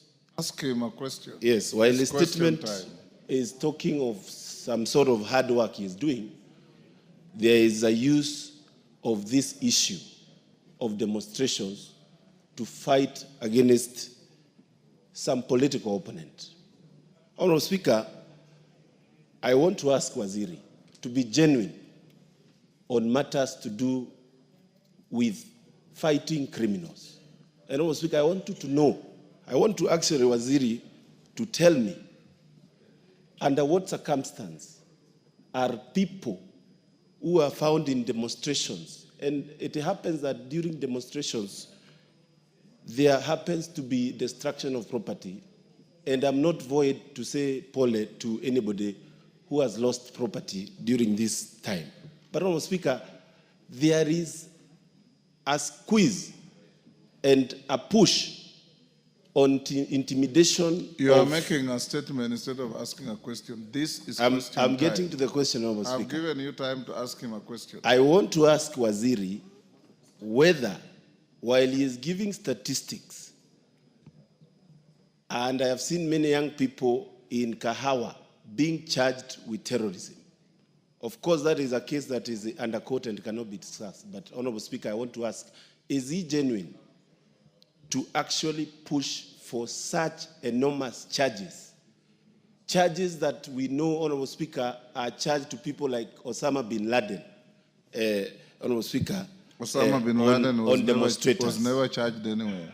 But he is a terrorist, we know that, and Al-Shabaab and other We people. have no evidence. Kahawa Law Court is known to be a special court. Yes. When you're taken there, Honorable Speaker, it means you are either being charged with terrorism or drug trafficking, Honorable Speaker. I want to ask Waziri to be genuine and make sure that while he is fighting on these matters to do with clear demonstrations and clean demonstrations, he is not using it against political opponents, and he is not being misused to fight political opponents, Honorable Speaker. Minister, you can answer that now.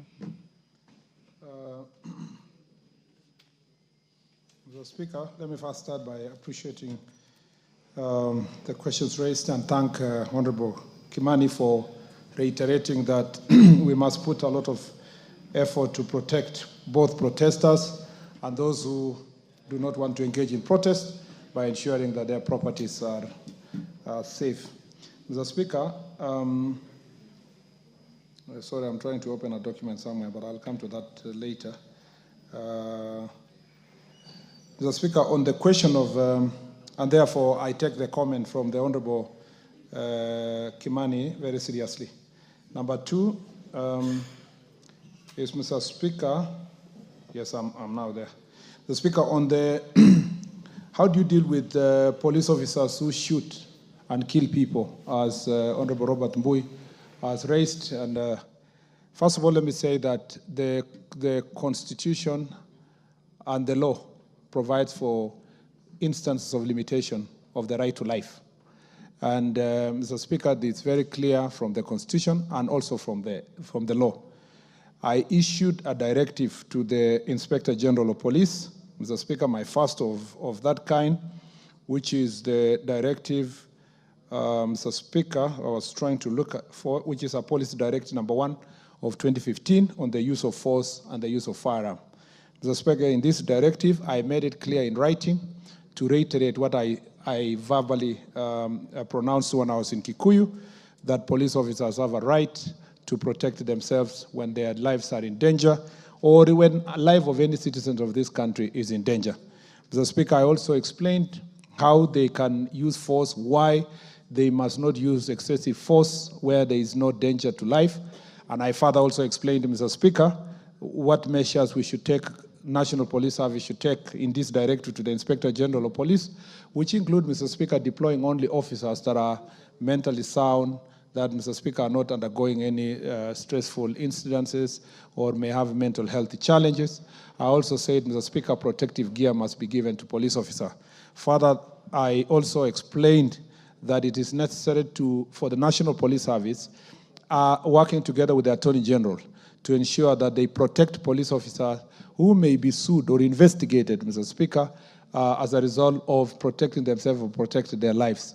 Mr. Speaker, we have commenced that process, and all the police officers who are facing investigations and were charged for using force or firearm while they were performing their lawful duties, Mr. Speaker, now have a right to be represented by the Attorney General or lawyers from the National Police Service.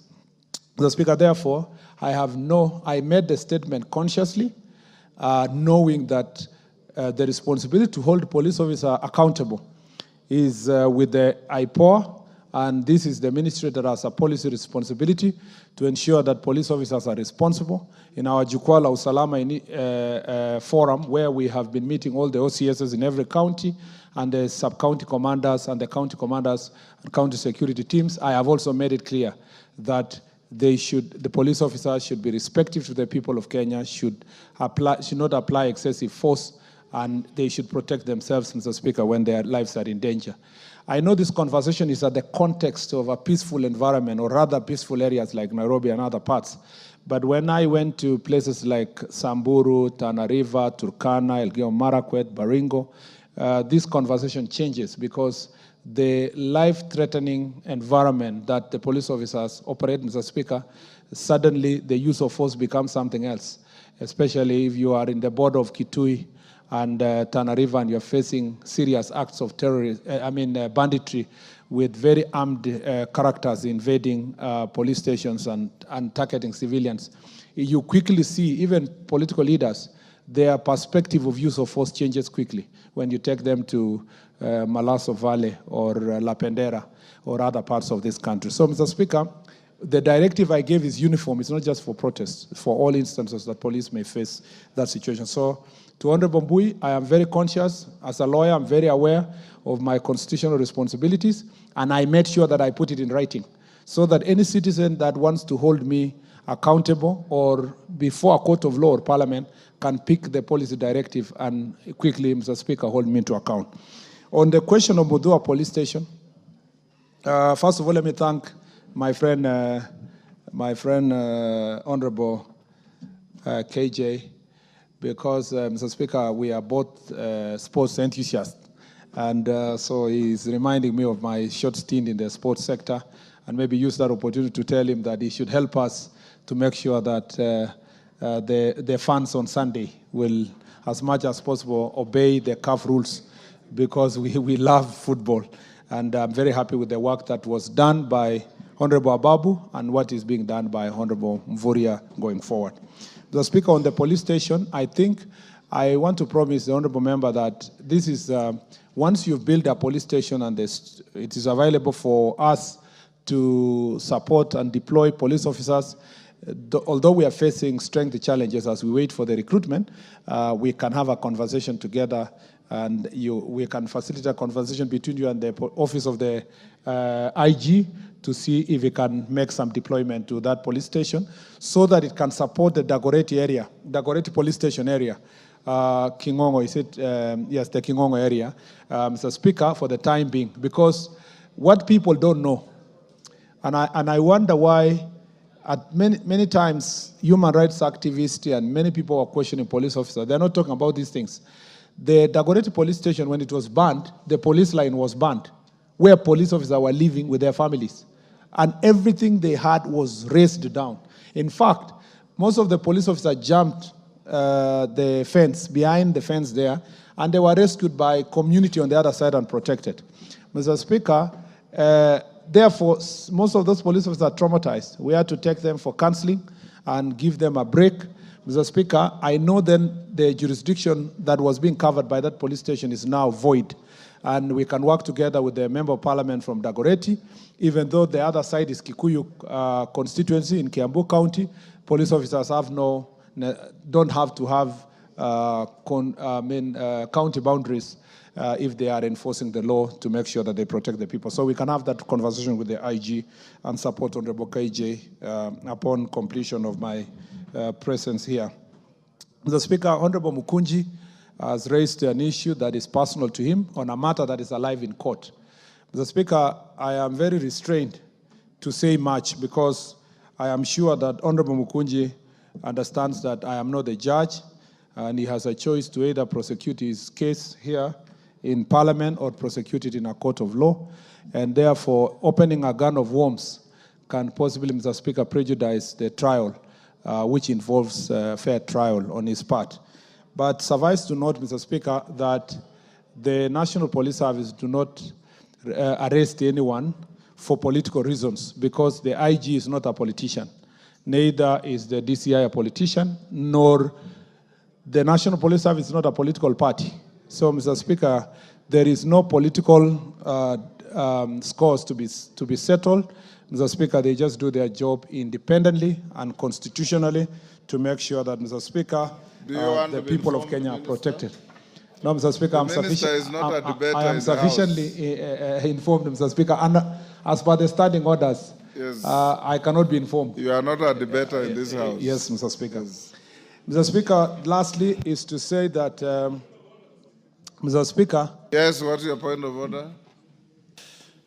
Is the minister in order to say policemen don't arrest politicians, while in last Parliament, it is clear and is on record crying that he was being harassed by the regime then at that time, and that his people then were being harassed and arrested by policemen. Is he in order, Honorable Speaker? CS. Mr. Speaker, the Cabinet Secretary is not here as a former senator. He is here in his capacity as the Cabinet Secretary.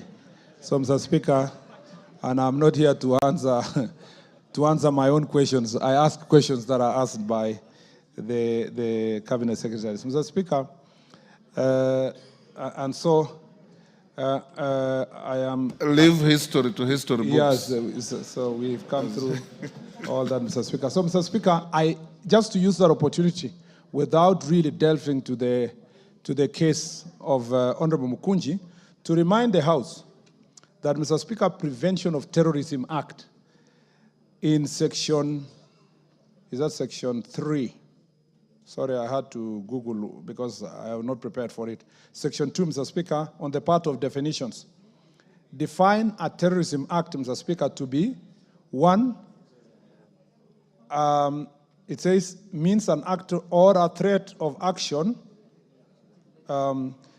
which involves the use of violence against a person, endangers the life of a person other than the person committing the action, creates a serious risk to the health and safety of the public or section of the public, result in serious damage to property, involves the use of firearm or explosives, involves the release of any dangerous, hazardous, toxic, or radioactive substance or microbial or other biological agent or toxin into the environment, interference with an electronic system resulting in the disruption of a provision of communication, financial, transport or other essential services, interference of and disrupt the provision of essential or emergent service, Mr. Speaker, like the medical case in Kitengela, interference or disrupt its provisions of essential or emergent services, prejudices national security or public safety. So, Mr. Speaker, it's in black and white. If your acts in any way involve use of force or violence, it is enough for you to be charged for terror. And, Mr. Speaker, you don't have to be Osama bin Laden to be a terrorist. It's enough, Mr. Speaker, once you invade a police station, ban a court, ban a supermarket, Mr. Speaker, ban government installation, create fear, use, Mr. Speaker, the opportunity you have to disrupt emergency services like medical services, transport, you are a terrorist. And so, Mr. Speaker, what's on remaining is to go through court process to find out whether Honorable Mukunji is culpable. Otherwise, the acts on their own, Mr. Speaker, especially financing, is even more serious, Mr. Speaker, if you are involved in it. And, Mr. Speaker, it is laughable. These things are laughable until the day of conviction. You know, it's still jokes until, Mr. Speaker, when you are convicted of terror, then you realize the consequences that brings to you as a person and, Mr. Speaker, your loved ones or any other person associated to you.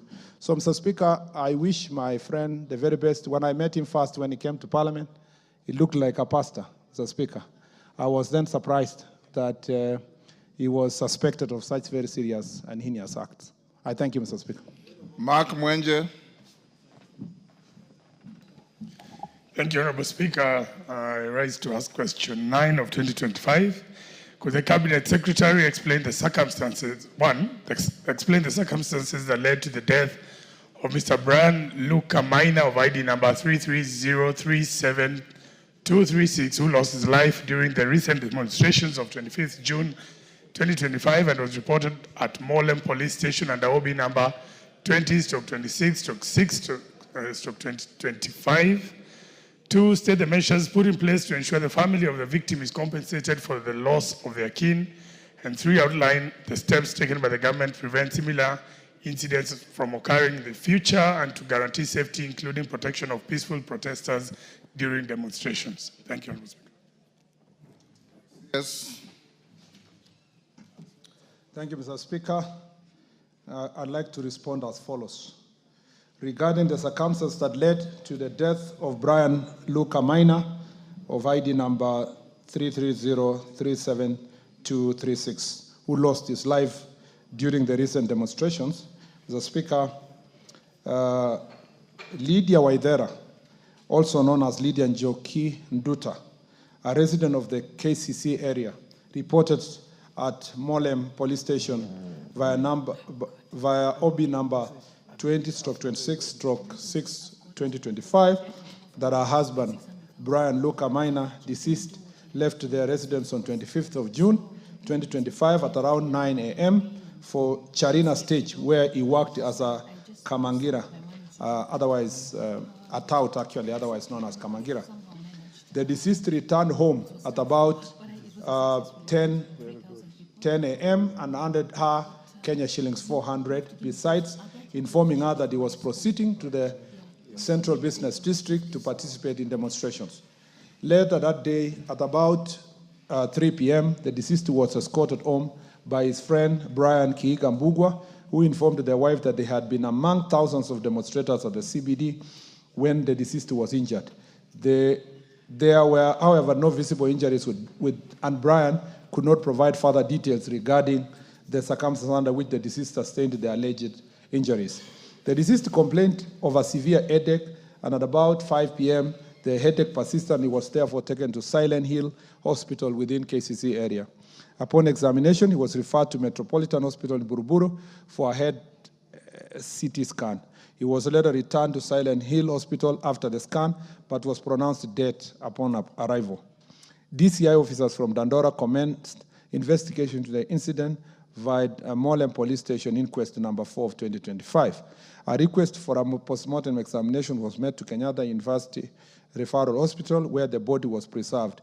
The post-mortem was conducted on 27th of June 2025 by Dr. Ndekwa PM, who concluded that the cause of death was craniovertebral injuries due to severe blunt force trauma.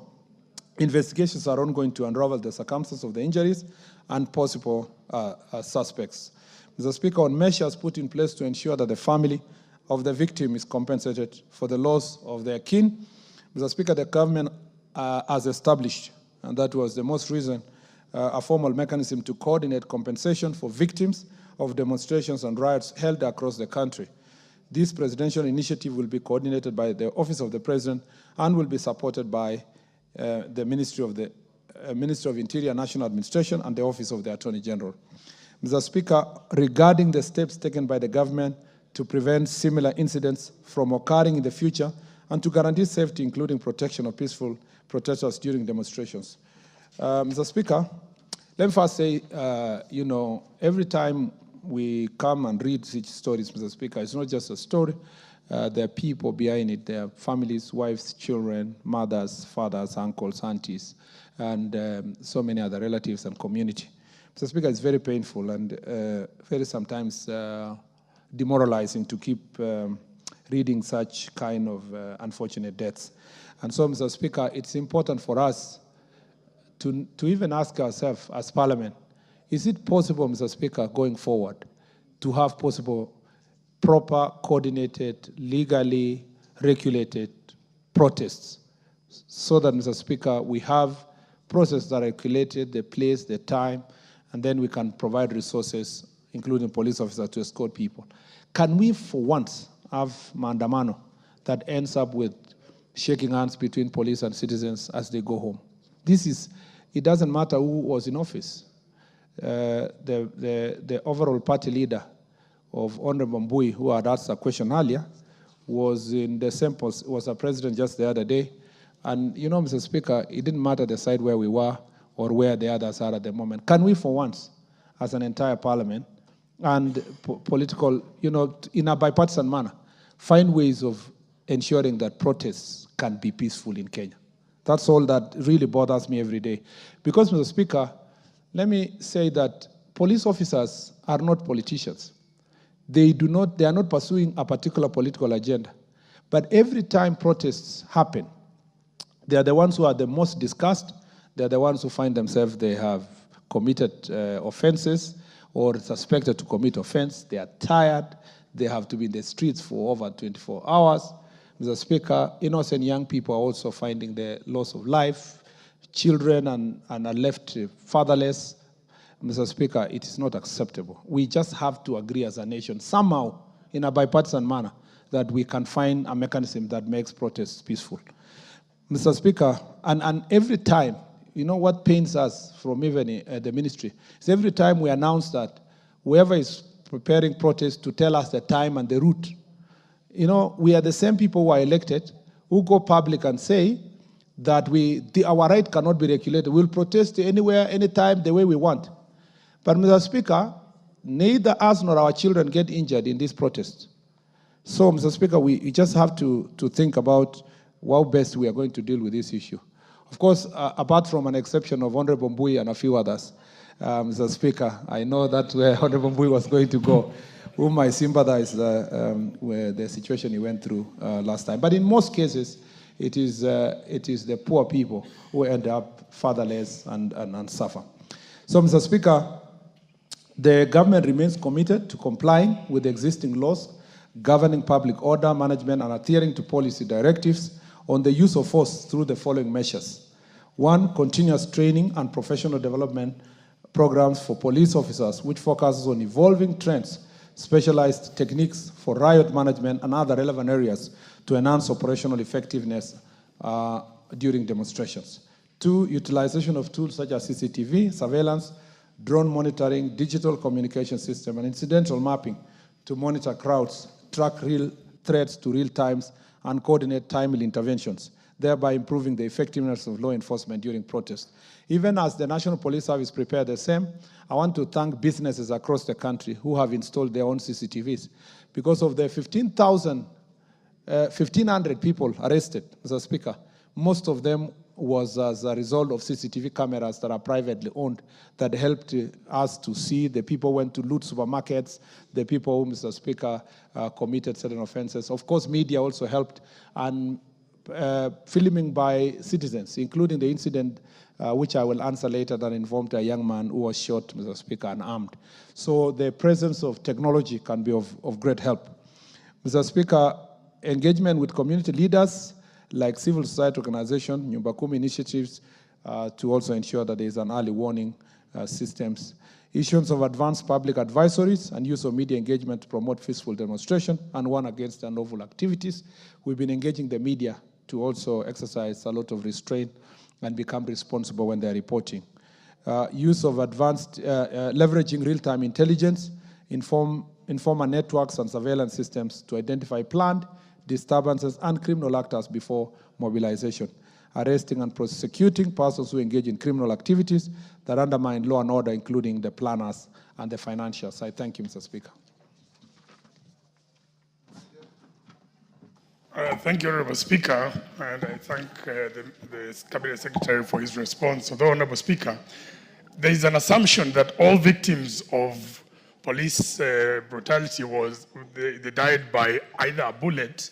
And Honorable Speaker, my follow-up supplementary would be for the Cabinet Secretary to just confirm that it is true there are youths who died during the protests, and whether some of them died as a result of beatings. And here in Nairobi, Honorable Speaker, the police, and there was a special unit of goons who are operating with the police, and unfortunately this team beat some of these youths, and Brian, one of the youths who, there was a video even in town of him protesting at the time, and he's one of the youths who were beaten by the police and unfortunately died painfully much later in the day, Honorable Speaker. So we just want him to confirm that these are one of the victims who will also get compensation at the right time. Thank you, Honorable Speaker.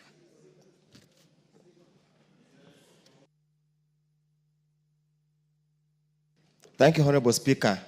I just wish to ask the Cabinet Secretary to what measures is put in place to ensure the National Police Service or the police are there to High Court judgment or directive that required any policeman assigned for purposes of riots or demonstration should be easily identifiable.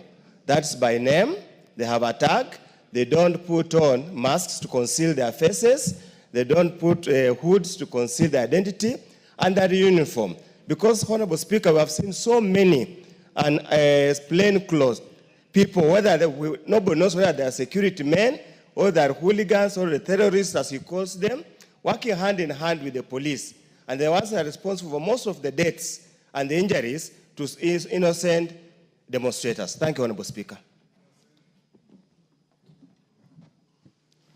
Thank you, Speaker, and thank you to the CS. Sorry, I thought you said Waziri. My name is anonymous to Waziri, so sorry. Thank you, Speaker, for giving me the chance to ask, and thank you to the CS. I'm happy that you are going to compensate the victims. Matu lost 2 lives. But my question, what about those who lost properties? So can you clarify whether you are going to compensate those who lost properties? Thank you.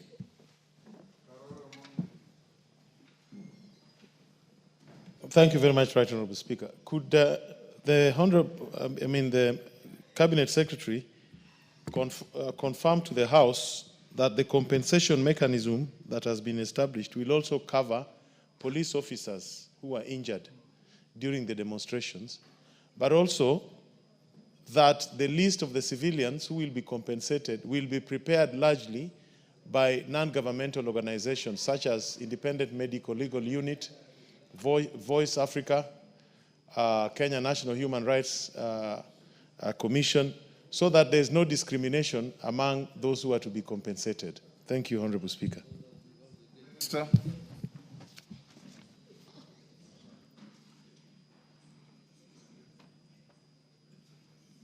Mr. Speaker, first let me say, yes, there are people who died in the demonstrations, not as a result of bullets, Mr. Speaker, but different injuries. You remember that, Mr. Speaker, there were all kinds of hooligans who are carrying stones, some machetes, Mr. Speaker, others they had rungus and all kinds of crude weapons. So, Mr. Speaker, that is what makes it very difficult to know whether this very gentleman was injured by a police officer or a civilian. Mr. Speaker, there is no civilian wing of police officers. There is no wing of police officers that are goons that were working with police. I shall be responding to another statement in relation to the same. And, Mr. Speaker, we are making it very clear, Mr. Speaker, that the police officers find themselves sometimes in between 2 warring demonstrating groups, some saying we are for peace, some saying we are protecting our property, and so forth. And so, Mr. Speaker, police officers, only those police officers who are gazetted and are properly appointed to serve as police officers in the Republic of Kenya. Again, I insist that, Mr. Speaker, any life lost is regrettable. None of us is here to celebrate. And, Mr. Speaker, it doesn't matter the circumstances under which life was lost. Assuming even he was a robber and he died, it doesn't make us to celebrate. It's still a loss of life. So, because, Mr. Speaker, if it was possible to arrest that robber, maybe he would change his ways and he would be a different person. So there is no celebration of any loss of life on our part. It's just regrettable whether the person was committing an offense or not committing an offense, and it's therefore important for all of us. And remember that a child may be a robber, but the mother is not, the father is not, or their children are not, or their wife, and they still will miss a father or a child. So all those circumstances, if we apply compassion in all these cases, we'll appreciate that any loss of life is still painful to a person somewhere or a people somewhere. Mr. Speaker, on the issue of identification of police officers, Mr. Speaker, deployment for police officers to protest, there are different formations of police officers that are deployed, Mr. Speaker. So if you say a police officer should not wear a helmet, Mr. Speaker, for example, most of the police officers all over the world that are, Mr. Speaker, are deployed, they wear uniform, and their uniform is helmet. Mr. Speaker, helmet conceals a police officer more than a mask. So the order from from any court that says that all police officers should wear their uniform, then it is clear that when they wear the helmets, they are wearing their uniform. It's also clear that police officers who are serving as DCI do not have uniform. They are always on civilian. And they are all deployed to go to the protest because they must be immediately collecting evidence of any incidents that are happening. They don't have to wait until an incident happens, and they are deployed to be part and parcel of that protest. So, Mr. Speaker, all the protests that have been deployed in Kenya, at least to the best of my knowledge, especially for the time I've been in office, have been done according to the police standing orders and according to the law. And Mr. Speaker, nothing has gone or breached the provisions of the law. Mr. Speaker, in also, just for you Minister, to understand, you seem to be importing a new word into the description in the Constitution. Article 37, and we wrote it at Bomas, talks of assemble, demonstrate, picket, and present petitions. Where are you getting protest from? Because a demonstration is not necessarily a protest. Mr. Speaker, the English definition of protest, Mr. Speaker, would include picketing and demonstrations, if I am not wrong. And Mr. Speaker, if we have to stick to Article 37, then I can say demonstrations. Yeah. But sometimes what we witness in Kenya are not necessarily demonstrations. Because the moment it becomes a riot, it ceases to be a demonstration. Yes, yes. Protest may not be negative, but when it becomes riots, Mr. Speaker, definitely they cease to be constitutional. And in most cases, they're not. They're always riots, Mr. Speaker. Starts as demonstrations, and at some point they are taken over by riots. Mr. Speaker, I was at the stage of identification. So just to conclude, Mr. Speaker, deployment of police officers, I know that sometimes there have been judicial overreach, and they say when you deploy police officers to any operations, they must be seen, identification, and cover themselves, because the judge who is making that decision is making it at a comfort in his office in Milimani with air condition. But when you deploy our police officers to Liboi, Mr. Speaker, or to somewhere in Kibish, or somewhere in Lamu or Kiunga, Mr. Speaker, there are many, many other things we do that are supposed to protect our police officers. So it's not a straitjacket thing. And sometimes courts make decisions that they cannot enforce, because someone is saying you dress in a particular manner, but the police officer will not be there when the judge is not going to be there when the police are fighting Al-Shabaab to monitor how they will dress and how they will look like. So, Mr. Speaker, this is a sensitive area, and I have always insisted that across the arms of government, there must be an understanding of what is called national interest that is beyond our sectarian competition or political competition that we have. Mr. Speaker, on compensation of loss of property, at the moment, the directive of His Excellency the President in establishing this compensatory mechanism does not include compensation for property.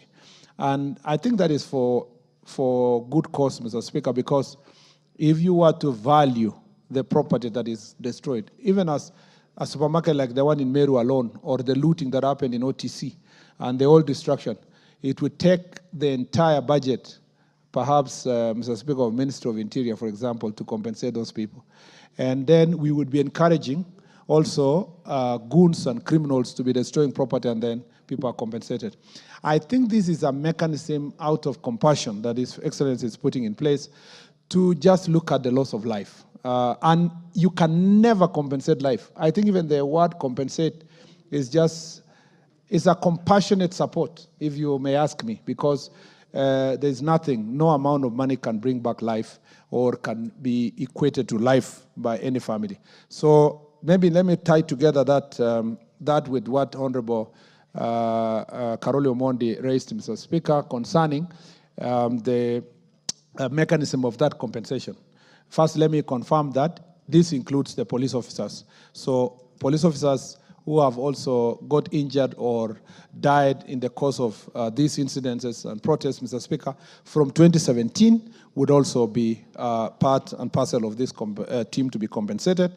And it is the Office of the President, his advisor on constitutional affairs and human rights, Professor Makao Mutua, who will coordinate the rest of the team to establish a fair mechanism of identifying the victims. And Mr. Speaker, I don't think it's an easy job. So he has to consult all these institutions as has been raised by Honorable Karoli Omondi. And considering the background of Professor Makau Mutua, I have no doubt in my mind that his experience in the civil society will come in handy in consulting those institutions and people who have suffered. Let's not assume it's going to be an easy task, especially in a country that when you compensate IDPs, a new set of IDPs come up. And I know cases where even when you complete one government, finishes IDPs, another government, gets another petition of IDPs. So we have to be very strict in this sense so that we don't make a mockery of such a very important and noble idea. Thank you, Mr. Speaker. Wamshomba.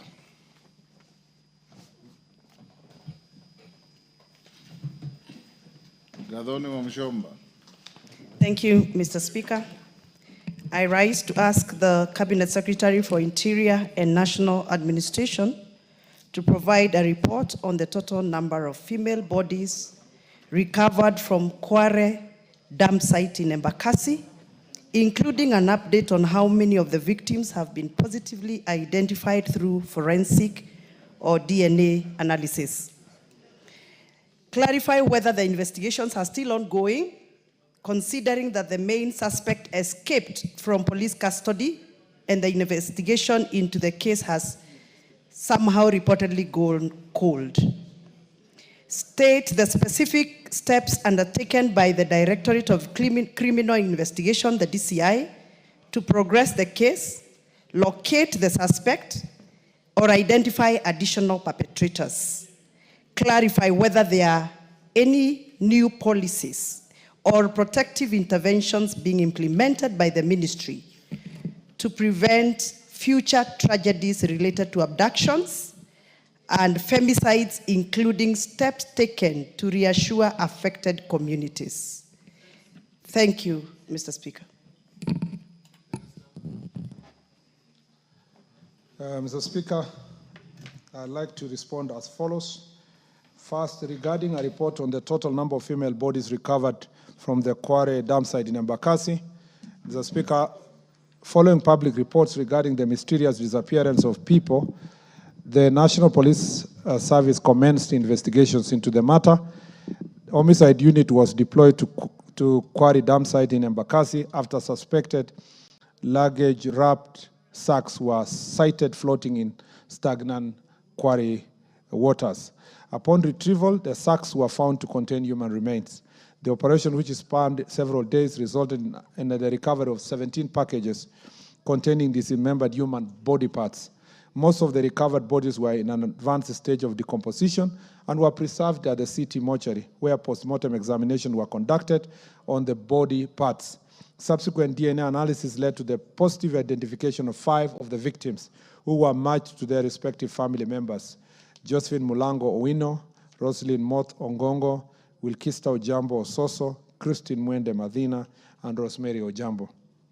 Mr. Speaker, on whether the investigations are still ongoing, considering that the main suspect escaped from police custody, Mr. Speaker, through forensic analysis, Mr. Collins Jumaisi Halusa was positively identified as the prime suspect in the murders of aforementioned individuals.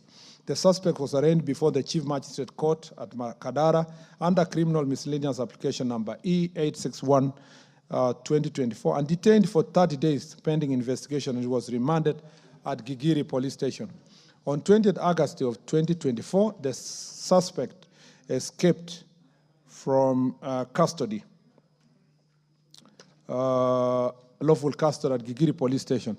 A warrant of arrest was issued against him, which remains in force.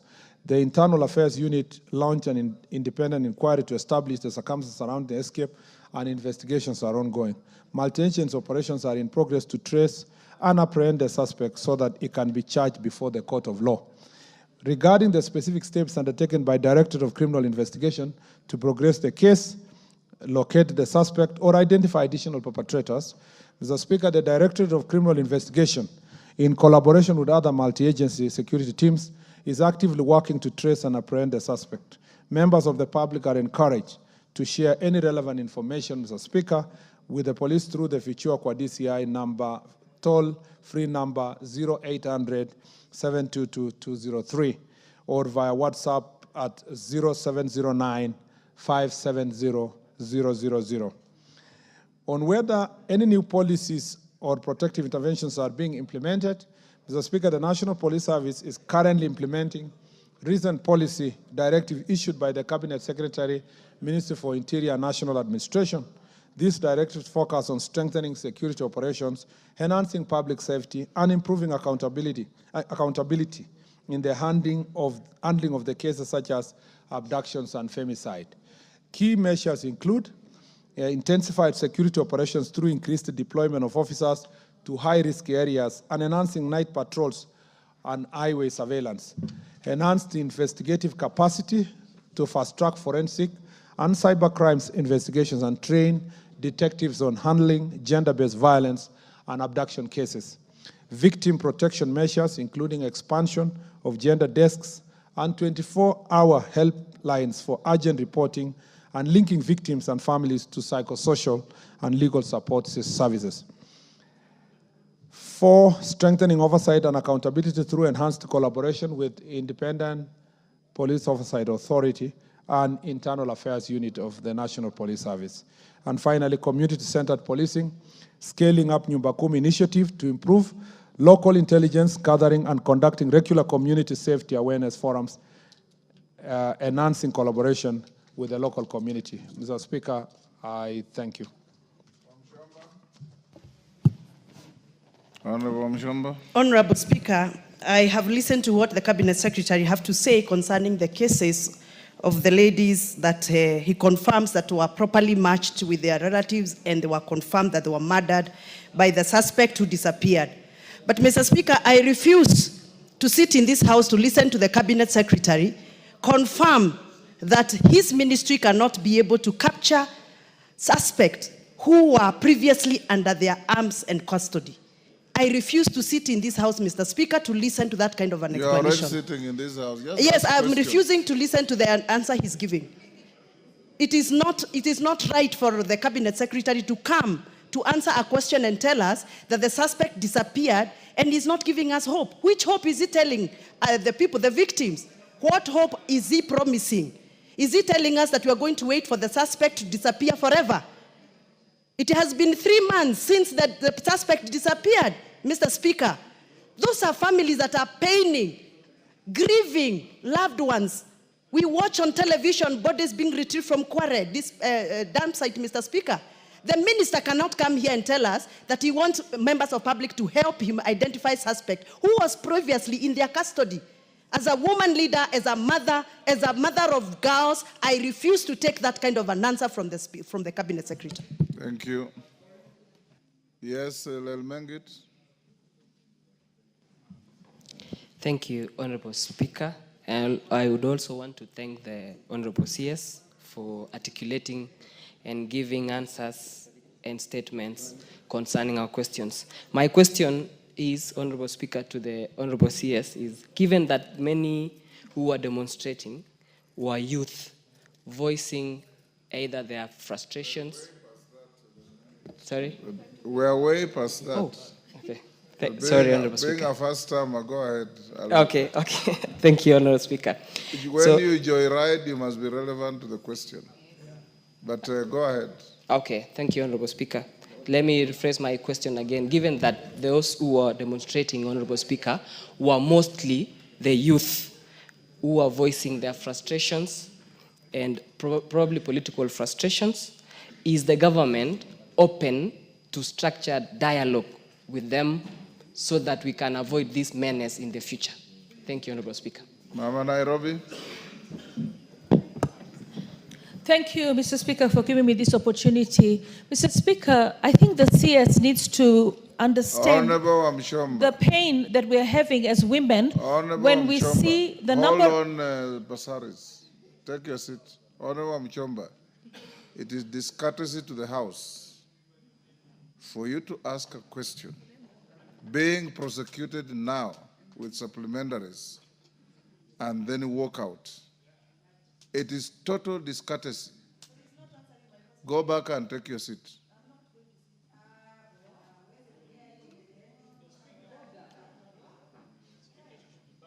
Order, Wamchomba.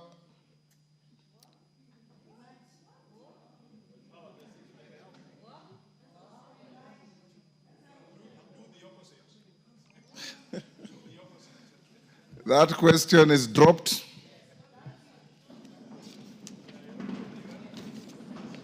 Mother Wangari? Yes. Mother Wangari, honorable members, those kind of bravado and playing to the gallery does not help at all. I have brought here the minister for you to interrogate him.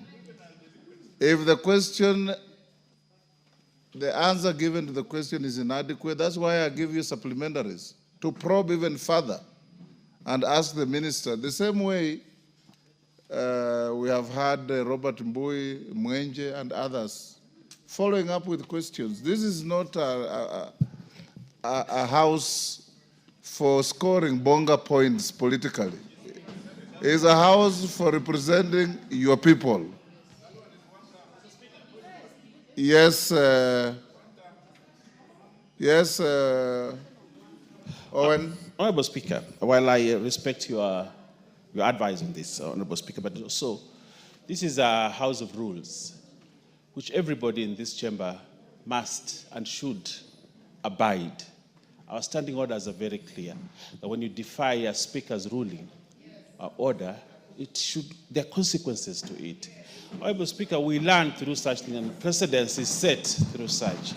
Honorable Speaker, I urge you to use your whip on this and show the power that resides in the seat of the speaker as you sit on it.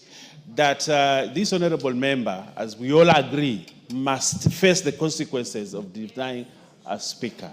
And therefore, I urge you, Honorable Speaker, that you use the standing orders and issue very stern action against this member, Honorable Speaker. That I request of you, so that other members do not emulate and do the same in the future. Thank Honorable you. Speaker. I'll deal with it before the rise of the House. Mother Wangari. Thank you, Mr. Speaker. Mr. Speaker, I rise to ask question number 12 of 2025. Could the Cabinet Secretary, number 1, explain the steps taken by the ministry to investigate allegations of child sex trafficking in Maimahiu, Nakuru County, in light of the media expose released on 4th of August 2025, and clarify whether any arrests have been made? Sorry, Mr. Speaker, my machine is misbehaving. This machine. Sorry, Mr. Speaker. Yes, I got it. You can read Thank from you. the hard copy being handed Thank to you, thank you, thank you, and thank you to the member of Molo, who is my neighbor and my friend, for assisting.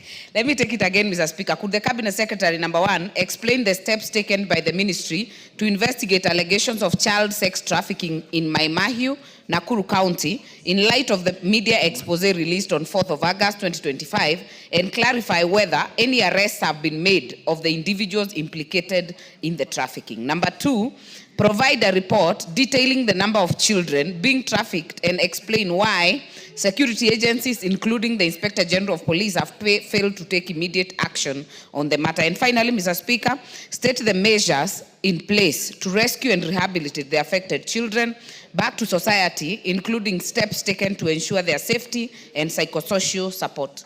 Thank you, Mr. Speaker. Minister.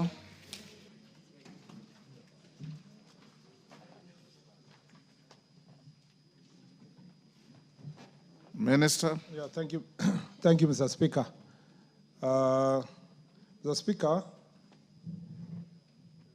I'd like to respond as follows. Regarding the steps being taken by the ministry to investigate allegations of child sex trafficking in Maimahiu, Nakuru County. Mr. Speaker, following allegations of trafficking in persons involving children for purpose of sexual exploitation in Maimahiu town, Nakuru County, through a viral BBC. Just, Mr. Speaker, I don't know if it is with your indulgence. Anyway, I'll raise that later, now that you have consultation. Mr. Speaker, following the allegations of trafficking in persons involving children for purpose of sexual exploitation in Mai Town, Nakuru County, through a viral BBC documentary, officers from anti-human trafficking and child protection units were deployed. On 6 August 2025, 4 witnesses were interviewed and their statements recorded. Neema, Selina, and Mary Nyambura Njeri, who had both been interviewed in the BBC documentary, posing as victims of child sexual exploitation, as well as Millicent Muturi Wairimu, the chairlady of commercial sex workers in Mai Township, and Jane Wamuyu Kungu, caretaker of Tamasha Lodgings. The 4 stated that they had been approached by the BBC investigative journalists who requested them to identify vulnerable girls aged between 17 and 21 years for a purported foreign sponsorship program. On 7th August 2025, the team summoned Lucy Njoroge, alias Baby Girl, a former commercial sex worker who now works with NGO called K-Note as a volunteer peer educator based on Karagita Health Center. Lucy had in the BBC documentary, Lucy had featured in the BBC documentary based at Karagita Health Center. I'll take that again, Mr. Speaker. Lucy had featured in the BBC documentary claiming to rescue and assist street girls and sex workers. She stated that she lives with 4 young women whom she rescued from the streets of Naivasha. Michelle Wanjiku, who is 20, Lilian Wairumu, 19, Elizabeth Nyambura, 24, and Mine Njeri, who is 22.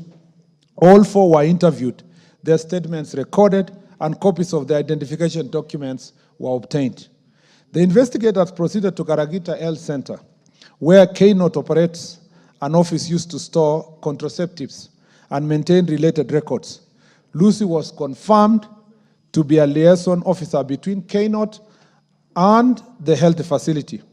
On 8th of August 2025, the team interviewed John Kamau Kinuthia, the Naivasha Sub-County Gender-Based Networking Cluster Coordinator, who collaborates with several organizations including Life Broom International, K-Note, Disability Resource Information Center, Naivasha Partners for Change, Young Men in Championing Ending Gender-Based Violence, and YMCA.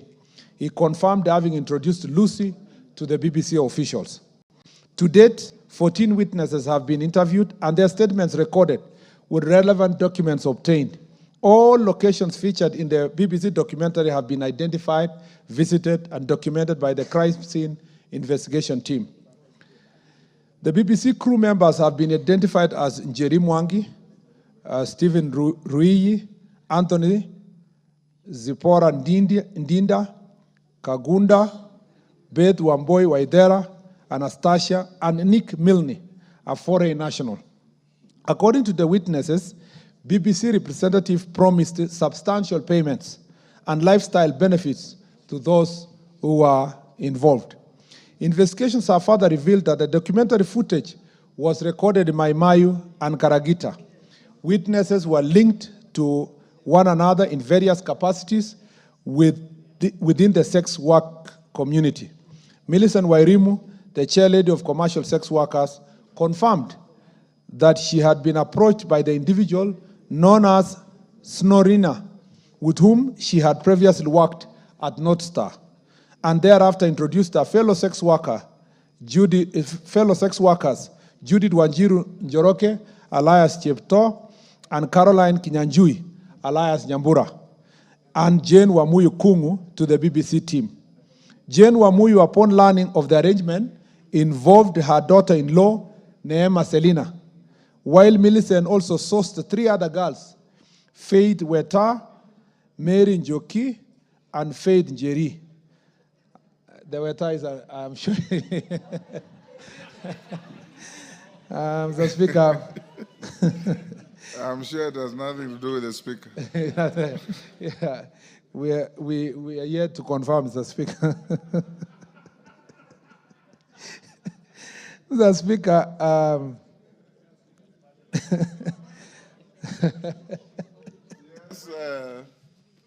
yes, TJ. Yes, TJ.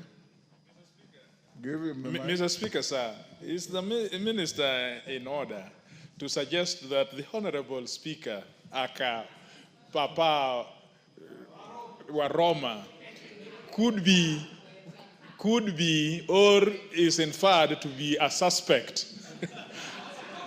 And is there active investigation going on in this matter, and how far the investigation has reached, Mr. Speaker, sir? Mr. Speaker, whereas the Speaker, as the Speaker of this House, is not involved, we cannot confirm whether Faith Weta is related to the Speaker in any way. And it doesn't mean that there is any impropriety on his part. I'm just saying that this is a name. It could be from the same clan, neighborhood. It could have also, somebody could have named his daughter after the Speaker. But there are very many people who have named their children after the Speaker. After the Speaker, yes. Thank you, Mr. Speaker. Out of admiration.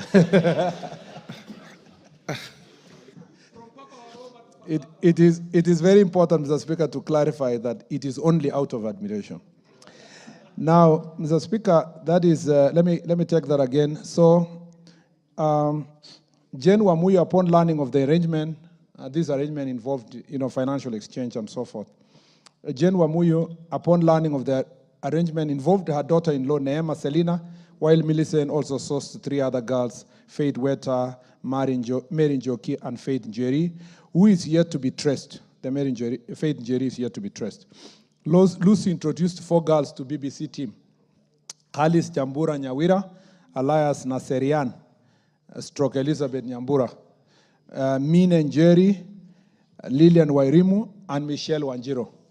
The investigation has established that the BBC team primarily sought underage girls involved in sex work. However, some of the girls allegedly falsified their age to qualify for the promised sponsorship.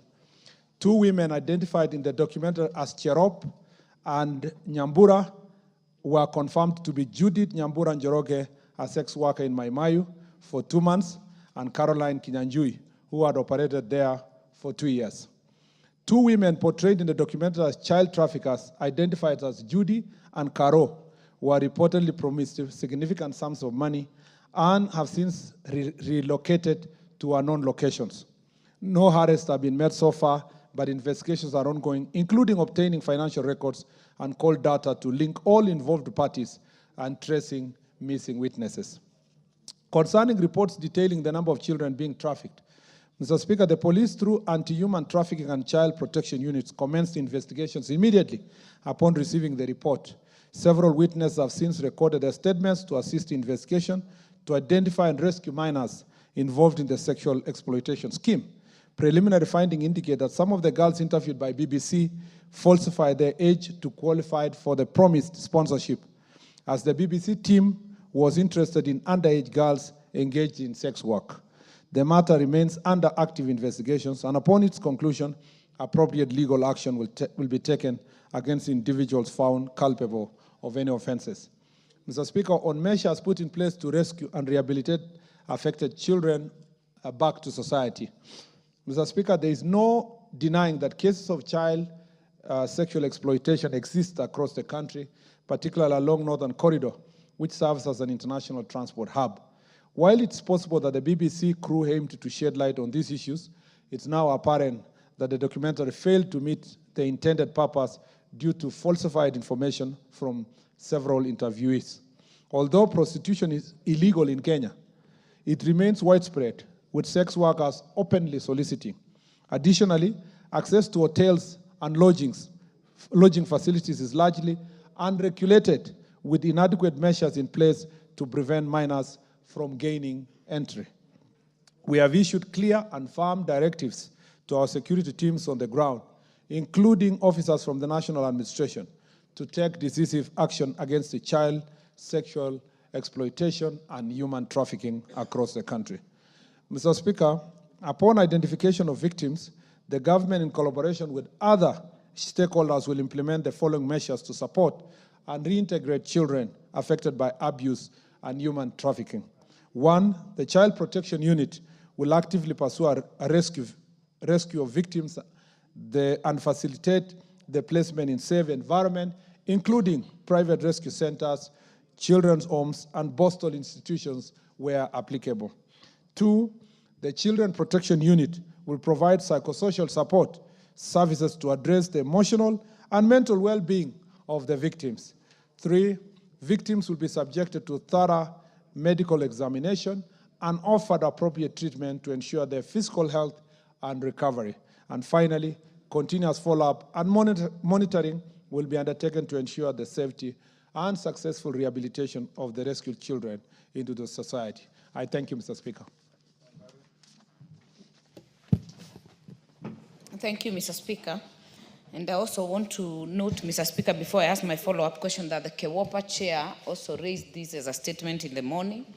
And Mr. Speaker, what I would like to clarify from the CS is that this issue is not new. In Maimahiu, it is also in some areas in Kikope, it's also in some areas in Sachangwan, where we have long tracks. It is along the entire northern corridor. Yes, so it... all the way to Congo. Yes. Thank you, Mr. Speaker. So the CS maybe can tell us, first of all, are you confirming that there were no underage children that were actually for real in this trade? And secondly, there were some women, specifically 2, who had been implicated in that expose. Have they been arrested? It is very important. And finally, the issue of BBC payouts, Mr. Speaker, brings another issue of media ethics. If we have a reporter operating in this country and is using money to lure or get falsified information, what does that mean in terms of our law? So I would be interested to know, has any action been taken against these specific reporters if they for real falsified this information for the attraction or to make news or to make sensational news, Mr. Speaker? Thank you. In fact, Minister, if you listen to that BBC so-called expose like I did, the purpose was not to bring any facts to the fore. The purpose was to besmirch the country. If you listen to it carefully, it was not meant to expose anything. It was meant to besmirch the country and more so an African person. Go on and respond to Wangari. Sorry, Shakil, you want to joyride on that? Yes, sir. Go ahead. Mr. Speaker. Next to me. Mr. Speaker, you rightly say that this, the expose has hidden, some hidden agenda. As APNAC, we had a conversation with the British High Commission, somebody from the British High Commission this afternoon. And one of the issues that raised to me was this issue as what are we doing about this particular purpose? And I was a little taken aback and I said, look, we have our security services. But the most important, Mr. Speaker, as we speak, I'm actually one of the male members of KEWEPA. But even in APNAC, we have this fallback by some Western powers who are now looking at us as if we are primitive. Well, I reminded that gentleman that there's a lot of sexual crime in the United Kingdom which we do not talk about. So I endorse what you have said, Mr. Speaker, and but we must really try and find those 2 people if they are really guilty and liable. Thank you, sir. Mr. Speaker, let me say that we are confirming from this report that, Mr. Speaker, the entire report was fake because the people who were interviewed were not underage. And that's why, Mr. Speaker, I went the whole length to read their names, their pseudonyms, Mr. Speaker, and who they are, what they do, and why, what was the motivating factor when they were posing as children. Mr. Speaker, that is not, and this statement also is very clear. That is not to say there may be no cases of sexual exploitation of young people in the country. And Mr. Speaker, the security agencies, including the anti-trafficking unit, have done tremendous work since the days of Gilbert Dare, Mr. Speaker, among others, to make sure that these incidents are managed. But we still have cases of human trafficking, including those that come from neighboring countries passing through Kenya, or Mr. Speaker, young people that are being lured. They may be no underage, but being lured also for jobs abroad, and they suffer. And I answered questions in this chamber before relating especially young people from the northern part of the country. So that is not to say we are not grappling with issues of human trafficking, but as far as the BBC documentary is concerned, it was a hoax. It was Mr. Speaker, planned, executed in a manner to portray that there were underage girls that were, going through sexual exploitation, while in reality, the people who were playing the game knew that they were not. Now, on the part of BBC, insofar as media ethics is concerned, it remains at large there to know whether, the first question is, why would someone promise financial reward in case information is going to be shared? Was the financial reward intended to get a good story that can be aired by BBC and therefore improve the well-being of the reporter? Or was it also the financial reward was actually part of the tricks that were being used by BBC to see if they can find actual young children, Mr. Speaker? And that remains also to be unraveled through the investigations. And Mr. Speaker, unfortunately, the conclusions that were being made brings to question an international media house like BBC in terms of verifying their sources, Mr. Speaker, before airing such a very explosive story. Be it as it may, we continue to take seriously cases of gender-based violence, sexual exploitation, trafficking, and child trafficking and human trafficking generally. We take them seriously, Mr. Speaker, whether or not it was contained in the BBC documentary, because it's a human rights issue and it is organized transnational crime that we must deal with together. And we all know that there are actual challenges where children are trafficked. And therefore, Mr. Speaker, it doesn't stop the fact that the Mai Mahiu incident, the BBC report was a hoax, does not mean that we sleep and don't do the job that we are expected to do. Mr. Speaker, what will be done? What about the people who are implicated in the documentary? Mr. Speaker, since then these were not children, Mr. Speaker, it becomes difficult to charge them or to take legal action against them, Mr. Speaker. However, investigation must go even further to establish... They have committed offenses, conspiracy to cause public despondency. I'm just saying the people who are implicated by those in the documentary, by saying X and Y is involved in child trafficking. Mr. Speaker... Point of order, Chair. Yes. Speaker. Sorry. Yeah. My point of order, Speaker, will be on the penal code. Is very clear that profiteering at all is a crime, specifically from soliciting for... Procuring? Yes. Soliciting? And profiteering. Yes. Are criminal offenses? Yes. So there are still enough grounds for the Cabinet Secretary or for the agencies to look for those specific women who have been actually interviewed. And if they gave false information, Mr. Speaker, they also should take action because they are also adding to what the BBC is doing. I think we are very clear on that one, and we agree with the Honourable Member. I meant, and I thought I understood the question of Honourable Wangari to mean, what have we done to arrest those who were implicated in the documentary itself? You know, the documentary is mentioning names of certain people who are engaged in trafficking young girls for sexual exploitation. Mr. Speaker, and that's why I said, because the documentary itself is a hoax, then it's very difficult to charge the persons who have been implicated. However, there may be possibility that if you do the investigations about child abuse and trafficking and sexual exploitation, it may also be that it is true that those people have been mentioned. So the investigation will help us to understand whether those people, whether or not the documentary was a hoax, are also involved in child trafficking for sexual exploitation. Mr. Speaker, I beg to submit. Honorable Oroni, I've noticed you on phone for the last 40 minutes. And your colleagues, the member for Nairobi, has been shifting seats 3 times to avoid your nuisance. You are out of order. You are at liberty to use the speaker's holding room behind here to go and make calls, or go to the lobby out there. As to the case of Honorable Wamchomba, in law we call it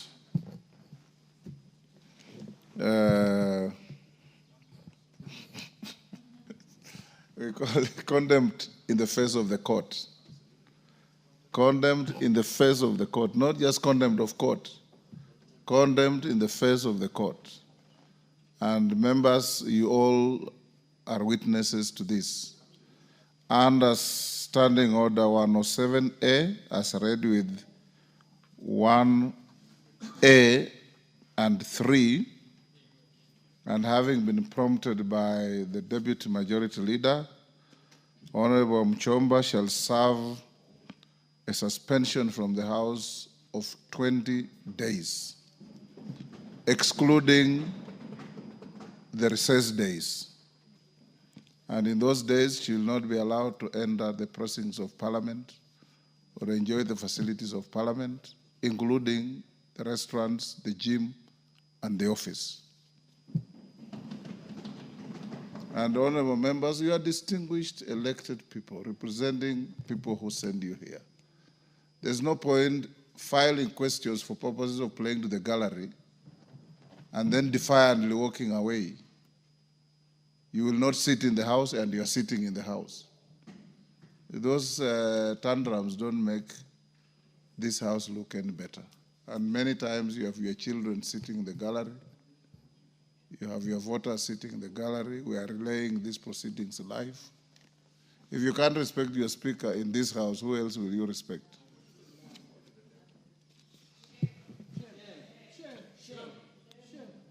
The next question, CS Honorable Tienda Molo, I'm aware is leading our football team to play with governors in Homa Bay during the conference, so we'll stay the question until next time. He has not appointed anybody to ask for him. Next question, Esther Passaris. Thank you, Mr. Speaker. Mr. Speaker, could the Cabinet Secretary explain why the ministry is yet to implement the use of body-worn cameras for all police officers involved in arrests, interrogations, and custodial transfers of suspects? Could the Cabinet Secretary also provide clear timelines on when the ministry intends to roll out the use of body-worn cameras across all police operations? Thank you, Mr. Speaker. Mr. Speaker, with your indulgence and permission, yes. I just want, for avoidance of doubt, so that it doesn't go to the public like we didn't have an answer on the Quarry issue, to go on record that I had a follow-up answer based on the question that was raised. You had, in fact, answered the question. It was at the supplementary level. Even at the supplementary level, Mr. Speaker, yes. I was willing to supply more information based on the question is dropped, so what the honourable member had raised, so that it is clear that we are ready and to deal with this issue. And it was a subject of a very, very presidential task force inquiry that the President established in the Femicide Committee, and I wanted to inform the House. But be it as it may, it has been dropped. When the time comes, we will deal with it. Mr. Speaker, on the question of Honorable Passaris, Mr. Speaker, the use of body-worn cameras is critical in enhancing transparency and accountability in police operations.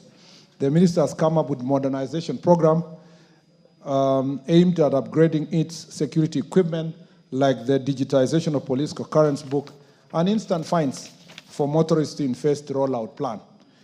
Given the capital-intensive nature of the police modernization program, and owing to the budgetary constraint, the ministry is already engaging with key stakeholders to mobilize resources to support towards realization.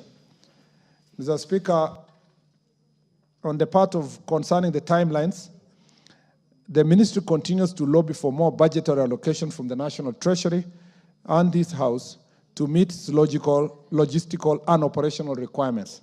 Once additional budgeted proposals are approved and funds are disbursed, the ministry will implement the modernization of police equipment, including body-worn cameras, in a phased approach. I thank you, Mr. Speaker. Yes, Pasaris. Mr. Speaker, I understand about the budgetary concerns, but when it comes to, if we can't roll out the body-worn cameras immediately, we do have a situation where it's not very clear, especially after what happened at Central Police.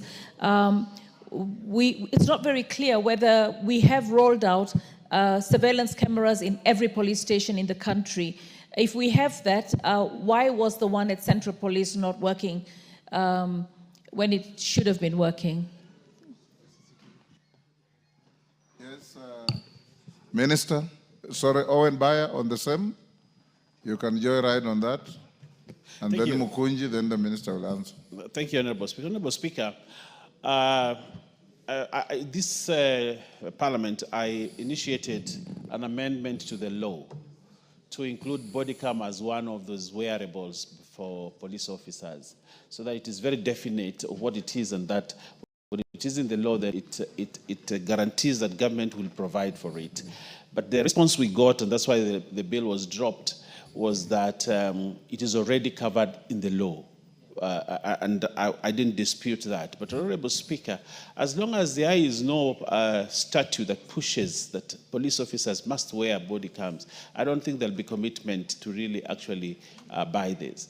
I would like the Minister to agree with me that we introduce deliberately a clause in the Police Act that we introduce body cam as one of the wearables. Honorable Speaker, it covers two things. Many times, police are falsely accused because there's no gadget that actually tells the story.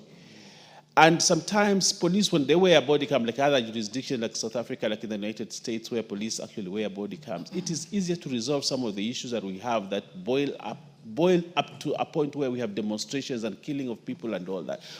And even during demonstration, we're going to cover a lot of issues, and court cases will be faster disposed when we have body cams worn by police, Honorable Speaker. I urge that the minister looks for, he be the first minister to actually introduce body cams in this country, so that we can avoid so many issues that come with policy. Thank you.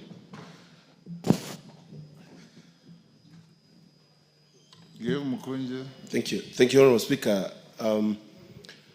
I just want to ask Honorable Speaker for the minister to take this matter seriously. And Honorable Speaker, I want to write this with even my experience while I was being arrested.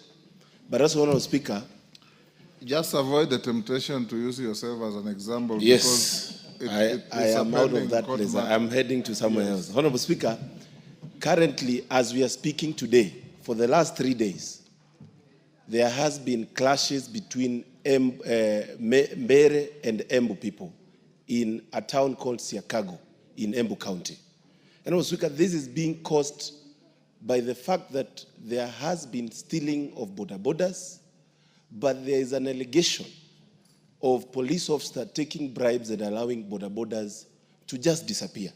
Honorable Speaker, if we have gadgets that can be able, Honorable Speaker, to show what exactly the police are doing when they are doing their work, Honorable Speaker, I would really, Honorable Speaker, ask Waziri, because it is coming to now issue of ethnic clashes because of failure of security organs to do their work. Thank you. Point made. Was it Minister? Thank you. Mr. Speaker, let me say that I am a supporter of body-worn cameras, first of all, and technology has been ably pronounced by my friend, Honorable Owen. and Honorable Mukunji, my friends. Mr. Speaker, the body-worn cameras requires certain level of technology investment. Mr. Speaker, that is necessary for us to, it's not just one of those investments that will be standalone. It's the whole issue of modernization of the police service, particularly communication and for transparency. We have been grappling with that idea as to how best can we do this with the support of private sector. And we realize that most of the investment in the security sector does not have revenue raising, it does not lead to collection of revenue. However, Mr. Speaker, there is a planned program that is going on about instant fining system for the transport, which I left it being pushed from the transport sector, and now we are working together with the Ministry of Transport to make sure that it is realized. That's why we hope that the resources that will come from the instant fining, Mr. Speaker, the part that is shared to the National Police Service will be plowed back by investing in technology.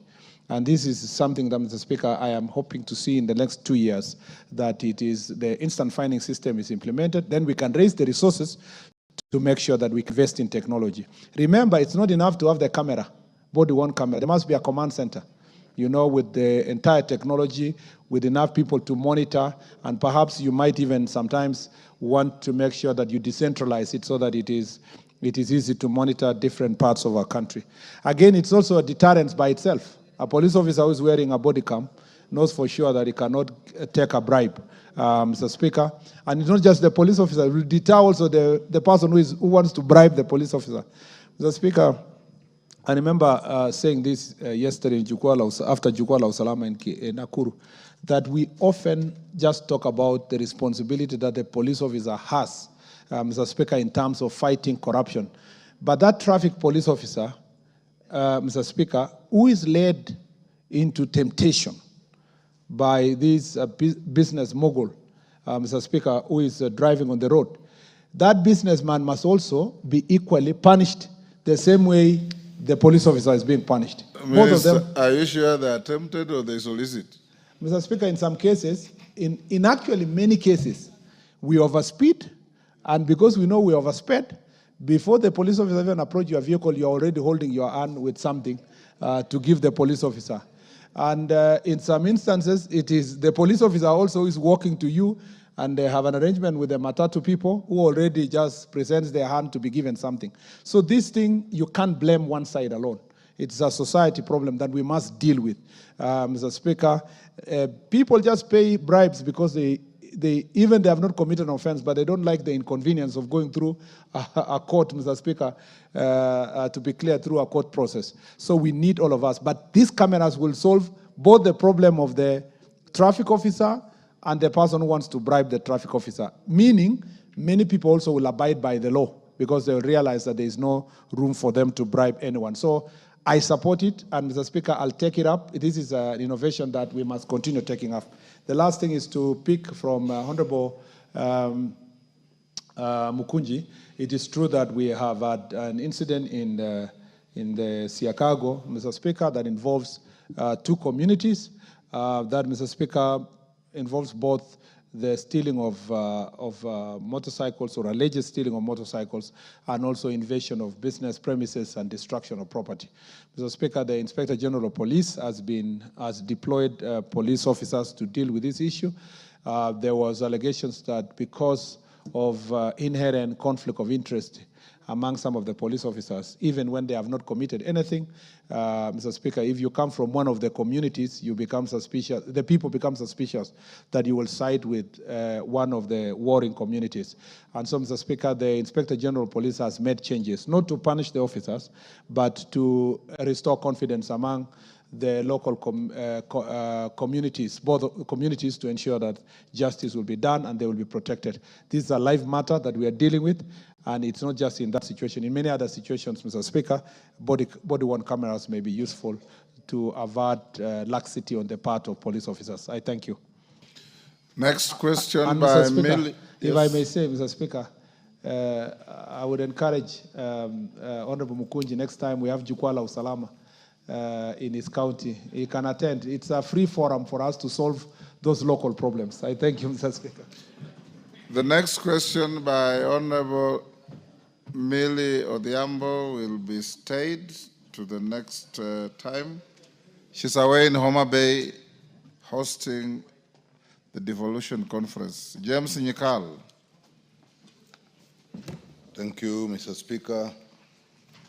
Mr. Speaker, I rise to ask question number 066 of 2025.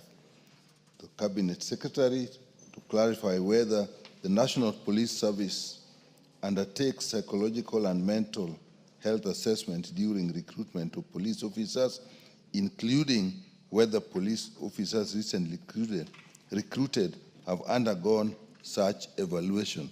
And two, Mr. Speaker, to provide details on the psychological, mental health, and behavioral adaptation components incorporated in police training curriculum, and indicate whether the curriculum promotes a punitive and adversarial approach towards the public rather than a rehabilitative and correctional approach. And three, Mr. Speaker, state the measures put in place to ensure continuous assessment of the psychological and mental well-being of police officers, particularly with regard to their fitness to perform policing duties. Thank you. Sir. Thank you, Mr. Speaker. The service undertakes medical examination for potential recruits, which include psychological evaluation, mental health assessment, and aptitude test. The psychological evaluation process entails screening for emotional stability, stress tolerance, personality traits, and behavioral risk factors. Aptitude test, conducted as part of the same framework, assess critical cognitive skills such as reasoning, memory, and decision-making capacity, of all which are essential for the effective discharge of police service. Mr. Speaker, on the second part, the National Police Service training curriculum has integrated psychological, mental health, and behavioral adaptation components into the following areas. One, the National Police Service training curriculum incorporates stress management content across all levels of training and ranks. These modules aim to build psychological resilience and help officers cope effectively with the emotional demands of policing. Strategic management and leadership courses embed emotional intelligence training to enhance senior officers' capacity to understand and regulate their emotions, demonstrate empathy, and engage in constructive interpersonal communication. This supports better making and conflict environment resolution in high-pressure environment. Officers' wellness and resilience programs are actively provided to all serving officers. These initiatives are implemented in collaboration with specialized institutions such as Chiromo Hospital Group and Amani Counseling Center and Training Institute. The programs include psychological support, counseling, and wellness education to promote mental well-being and prevent burnout. The curriculum is designed to strike a balance between punitive, adversarial, and rehabilitative correctional approaches to policing, depending on the nature of the situation and the operational demands as follows. One, punitive and adversarial components are emphasized in units such as drill, skill at arms, fieldcraft, and physical training. These subjects prepare officers to maintain discipline, enforce lawful authority, and exercise effective command and control. They are critical for managing high-risk situations such as effective arrests, dispersing violent crowds, and neutralizing terrorist threats. These units help instill a warrior mindset when dealing with hostile or dangerous circumstances where officers and public safety are paramount. Rehabilitative and correctional approaches are integrated in subjects like community policing, community communication skills, first aid, and human rights training. These subjects are mandatory across all the training levels, from basic recruit training to command and leadership courses for senior officers. The units emphasize empathy, trust building, and seeing members of the public as partners in crime prevention and safety. Officers are trained to adopt proactive, solution-oriented strategies such as diversion, conflict mediation, and non-coercive methods to gain compliance. These courses promote a guardian mindset, which reflects a commitment to ethical policing, public service, and the protection of human dignity. On measures put in place to ensure a continuous assessment of the psychological and mental well-being of officers, Mr. Speaker, the following measures have been put in place to ensure continuous assessment of the psychological and mental well-being of the officers. Number one is the institutionalized periodic psychological evaluation for officers. This screening helps detect early signs of stress, trauma, or mental health challenges, especially after critical deployment or, Mr. Speaker, critical incidents or deployments. Two, developed a mental health and wellness policy, which guides the implementation of psychosocial interventions, confidentiality protocols, referral pathways, and reintegration of officers after treatment. Psychologists, counselors, and social workers have been deployed to major police stations and formations countrywide. This ensures that officers can access on-site, timely counseling services without having to be referred to externally unless it is extremely necessary. Introduced peer support networks where trained officers offer mental health, first aid, and psychosocial support to their colleagues. These peer supporters are trained to identify signs of distress, provide initial support, and refer cases needing professional help. 5, officers involved in distressing operations such as shooting incidents and terror-related incidents are subjected to immediate psychological debriefing. This helps in processing trauma, preventing traumatic stress disorder, and promoting emotional recovery. 6, to promote holistic well-being, officers are encouraged to participate in wellness activities such as physical fitness, routines, guided meditation, team-building exercises, and spiritual retreats organized by Directorate of Chaplaincy and Counseling. 7, confidential reporting channels have been established for officers to seek help without fear of stigma. Some stations have designated safe spaces for counseling and mental health check-ins. 8, recognize the impact of police work on families. The government has introduced family counseling and outreach programs. This involves spouses and children in the healing and support process and help reduce domestic tensions and emotional stresses. Finally, number 9, for officers who have been on medical or psychological leave, reintegration program helps them transition back to duty safely and effectively. This includes step-by-step assessment, mentorship, and support from peer teams and psychologists. I thank you. Yes, Dr. Nikal, that's satisfactory. Thank you, Mr. Minister, for a very well laid out response. However, I have a concern that actually led me to this. What we have observed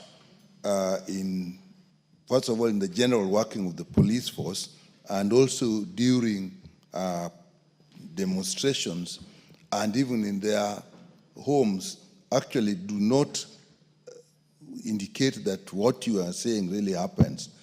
There's obviously increased homicide amongst the police in use of firearms, attacking each other, their seniors, and that's normally a sign that something is actually wrong in the system. 2, suicide, again, is an indication that basically something is wrong, and this is common, and we get many reports. And 3, their conduct during tense situations. I was particularly concerned when I saw what happened in the case of Boniface, once somebody ceases to be a threat to the security of a police officer, one would expect that now that person is actually further protected.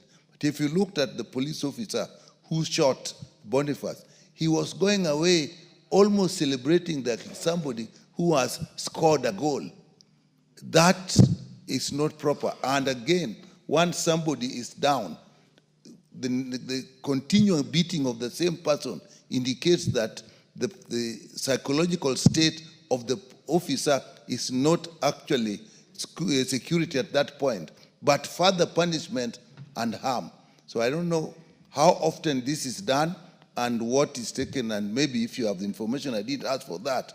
How many police officers have actually, one, been actually retrained or put out of service because of that, or actually punished when their behavior is out of the normal in regard to what their mental status should be when they're carrying out the sensitive jobs that we know they do.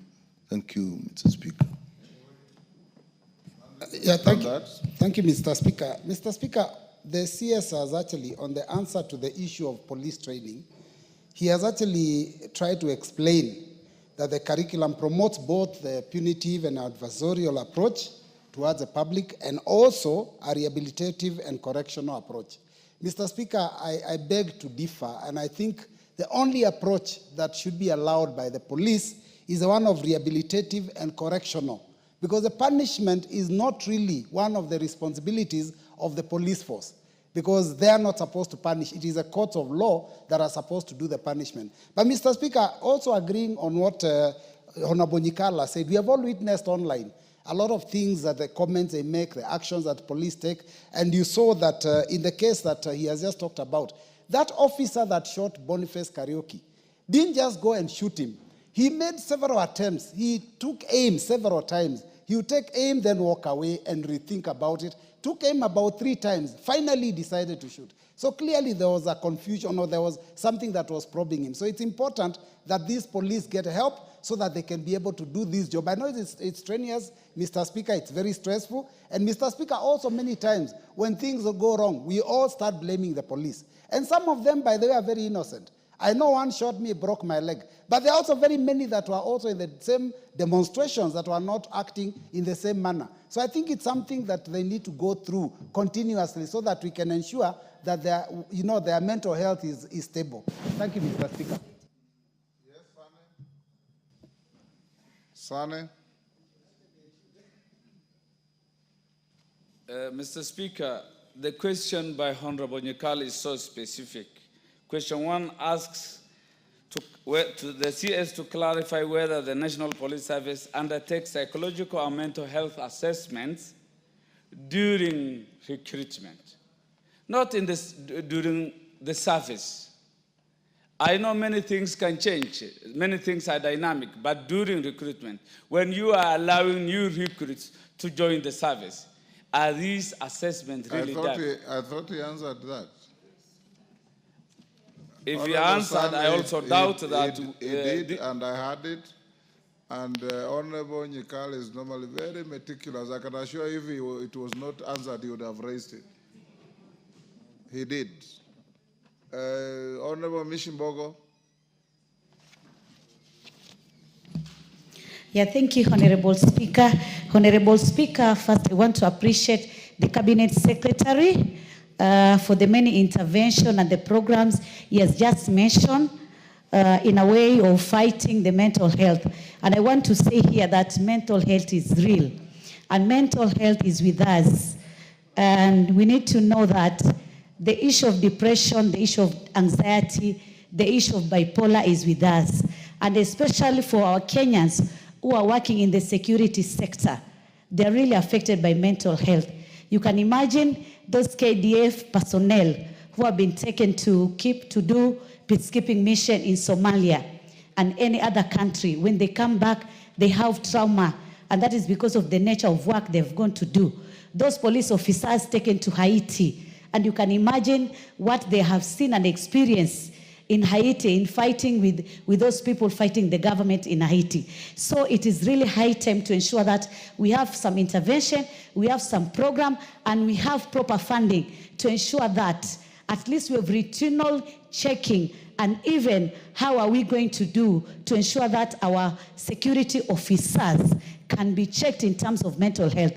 And my question would be, is these services or the intervention and the programs, are they devolved maybe in the police headquarters in our counties, or are they devolved also maybe in our sub-counties? Maybe we have some units whereby they deal with wellness, and the issue of wellness can include the mental health intervention. So I just want to know whether we have that, because in our sub-counties, we have seen police officers committing suicide, killing their wives, police officers killing their husband, killing the family, and so many other tragedy incidences which we have seen. And this is because of mental health. So I'm just asking the Cabinet Secretary if you have done more intervention to devolve these programs and the intervention so that we ensure that we fight this mental health. Because today, maybe the public health centers, like in Nairobi, we have the Madhare. We go to Mombasa, we only have Portrees, which is a very small unit and cannot cater for so many cases of mental health.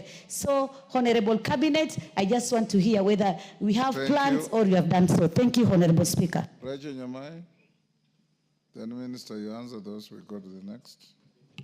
Thank you, Honorable Speaker, for allowing me to joyride. I would like to ask the Cabinet Secretary whether I'm sure he's aware of several police officers who have lost their jobs because they are mentally unwell, and some have resorted to alcoholism. I will not cite the example that I've written about concerning a constituent, a person in my constituency. Honorable Speaker, is there a form of insurance to ensure that this person who becomes so stressed in the course of duty and becomes a drunkard is not just declared not useful for the service? Thank you, Honorable Speaker. Yes, Chairman. Thank you, Honorable Speaker. Mine is not a question, and neither do I want to help the very able CS. Just want to bring to the attention of the House, or remind even the House, that already we have a bill in this House being sponsored by Honorable Masara, which Masara. Actually, to amend the National Police Service Commission to provide the provision to have psychosocial services in every county to address such issues of mental health and challenges among our police officers. So it is actually past the second stage, is awaiting this House to expedite the same. Minister, can you respond to those? Yes. Hold Minister, who is that? Is that CNN or Chematia? Chematia? Thank you, Mr. Speaker. I also want to add, my concern also is on officers who have gone through these mental problems, and this also affects highly their families. What happens when, for instance, a police officer is having troubles at work, and this probably goes to affect their family? Do we also have an extension of the same programs that is also aligned to their families? Because it's also very rampant. I think you had already said that. Okay. But go on, Minister. Mr. Speaker, this is actually a very serious issue that is being confronted by the National Police Service. And for the 28 counties I have visited now to have an engagement with police officers, every of that public engagement has touched on mental health. And we need to look at it not just when they have become sick, but what are the factors that lead to mental health problems, if I may say so. First, we have now discovered that the deployment of police officers is such that a police officer is sometimes deployed to an operational area for 10, 11, 12, 15 years, Mr. Speaker. You are recruited, you come from Bungoma, you are deployed to Tana River, and you go serve there for 15 years. And it is in a difficult operational environment. So what happens? That person, first of all, I was told this story when I was in Tana River, that a police officer had been deployed there. He hoped that he will serve there for 3-4 years because he was still in his early 20s. He would come back to marry at home and then serve in other places and where he can easily access his family and so forth. The Speaker, 10 years, 15, 12, what do they decide? They marry there, they live there, and one of the officers, I was told, had very serious mental health issues. Mr. Speaker, therefore, we need also to address the operational challenges that come. Mr. Speaker, if you send a person to go to work in Liboy, Mandera, and they're fighting Al-Shabaab and so forth, Mr. Speaker, you cannot keep them there for more than 2-3 years in an operational area. So, pursuant to our engagement, we have said there must be a determined period of time that a police officer can be in an operational area. Maybe at most 5 years, but at least to make sense 3 years. That means there must be a system of continuous transfer of police officers. You move from operational area, you come to an area that is less operational. You moved from operation, you come to less operational areas. That way, you are able to deal with, first of all, the mental health issues. Number 2 is the promotion of police officers. You promote them, Mr. Speaker, somebody stays for 25 years, 30 years, they've never been promoted. They feel totally disillusioned to serve as a constable from the day they were hired to 25 years.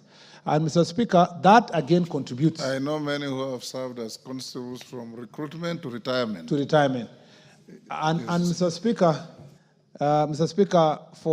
I can hear, I'm overhearing, I'm not supposed to hear, but I've heard Honorable Mbui saying like our security officers, the bodyguards that are with you. Mr. Speaker, every Jukwaa la Usalama visit we've gone to every county, it is the leaders after that will give us names of officers who have stayed for a long period of time. So that is true what he's saying. But Mr. Speaker, so what kind of interventions are we said in terms of this long period of without promotion? As a result of this, we have agreed, and it has been presented to the board, that all officers who are still constables and they are 50 years and above will all be promoted automatically on merit and sent for training. Mr. Speaker, for all officers who are still inspectors of police or who have been corporals for also 15 years, Mr. Speaker, for more than 15 years, for 15 years and above, have stagnated at corporal stage, be promoted automatically and taken for training. And for people who have been inspectors of police, Mr. Speaker, for more than 10 years, be also promoted automatically and taken for training. That way, you help the police officers deal with their personal welfare and they feel like they are being cared of. But going forward, there must be a system that automatically helps police officers. Unless you have a serious disciplinary case, you must know that when you reach a certain level of service, you will have moved from constable to corporal to inspector and so forth and so forth. Mr. Speaker, the other issue now is working hours. And this is where I suspect, without prejudice to the case that is going on involving Mr. Boniface Kariuki, I was looking at him and I'm asking myself, why would a police officer shoot a civilian in such an incident? And Mr. Speaker, it points out, we suspect, you can suspect a mental health situation at that point in time. When you deploy someone, and this is where we need also to, as I said earlier, we need to deal with this issue of protest. When there is a protest in Nairobi, for avoidance of doubt for people to know, the police officers are deployed from 6 the following day.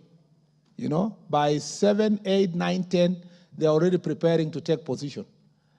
Because if they don't take position, goons will take that position and come to town to burn property and so forth. So somebody has been deployed from 11 p.m. at night, okay?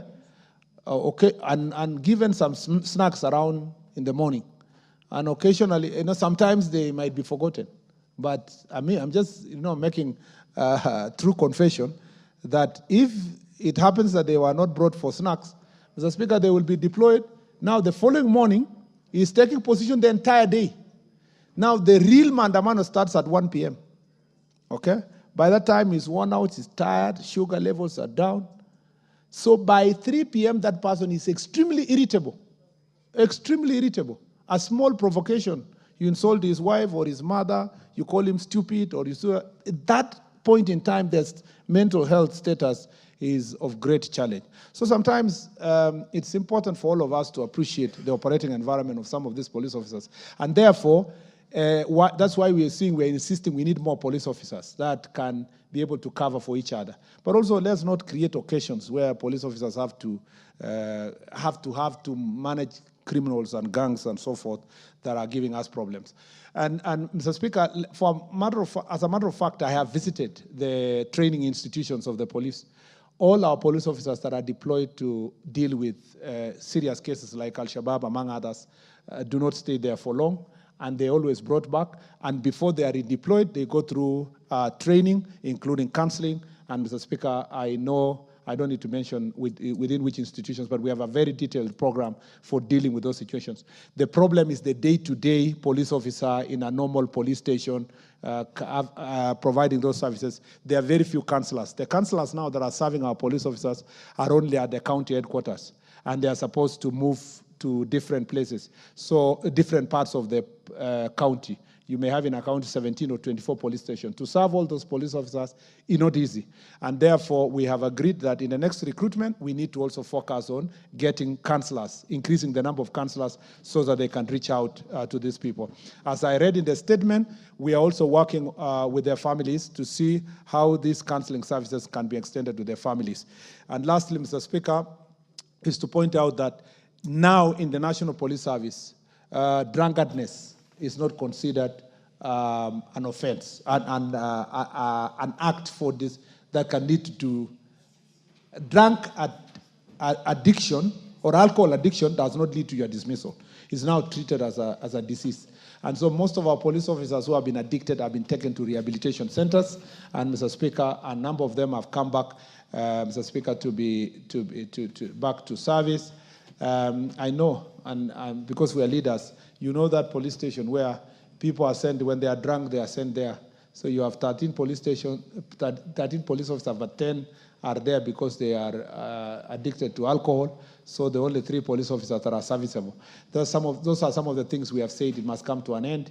Transfer police officers to certain police stations, certain corners, because they are addicted, must also come to an end. So this is an area of reform that we have picked from our public engagements, and I assure you that we are going to deal with these issues decisively.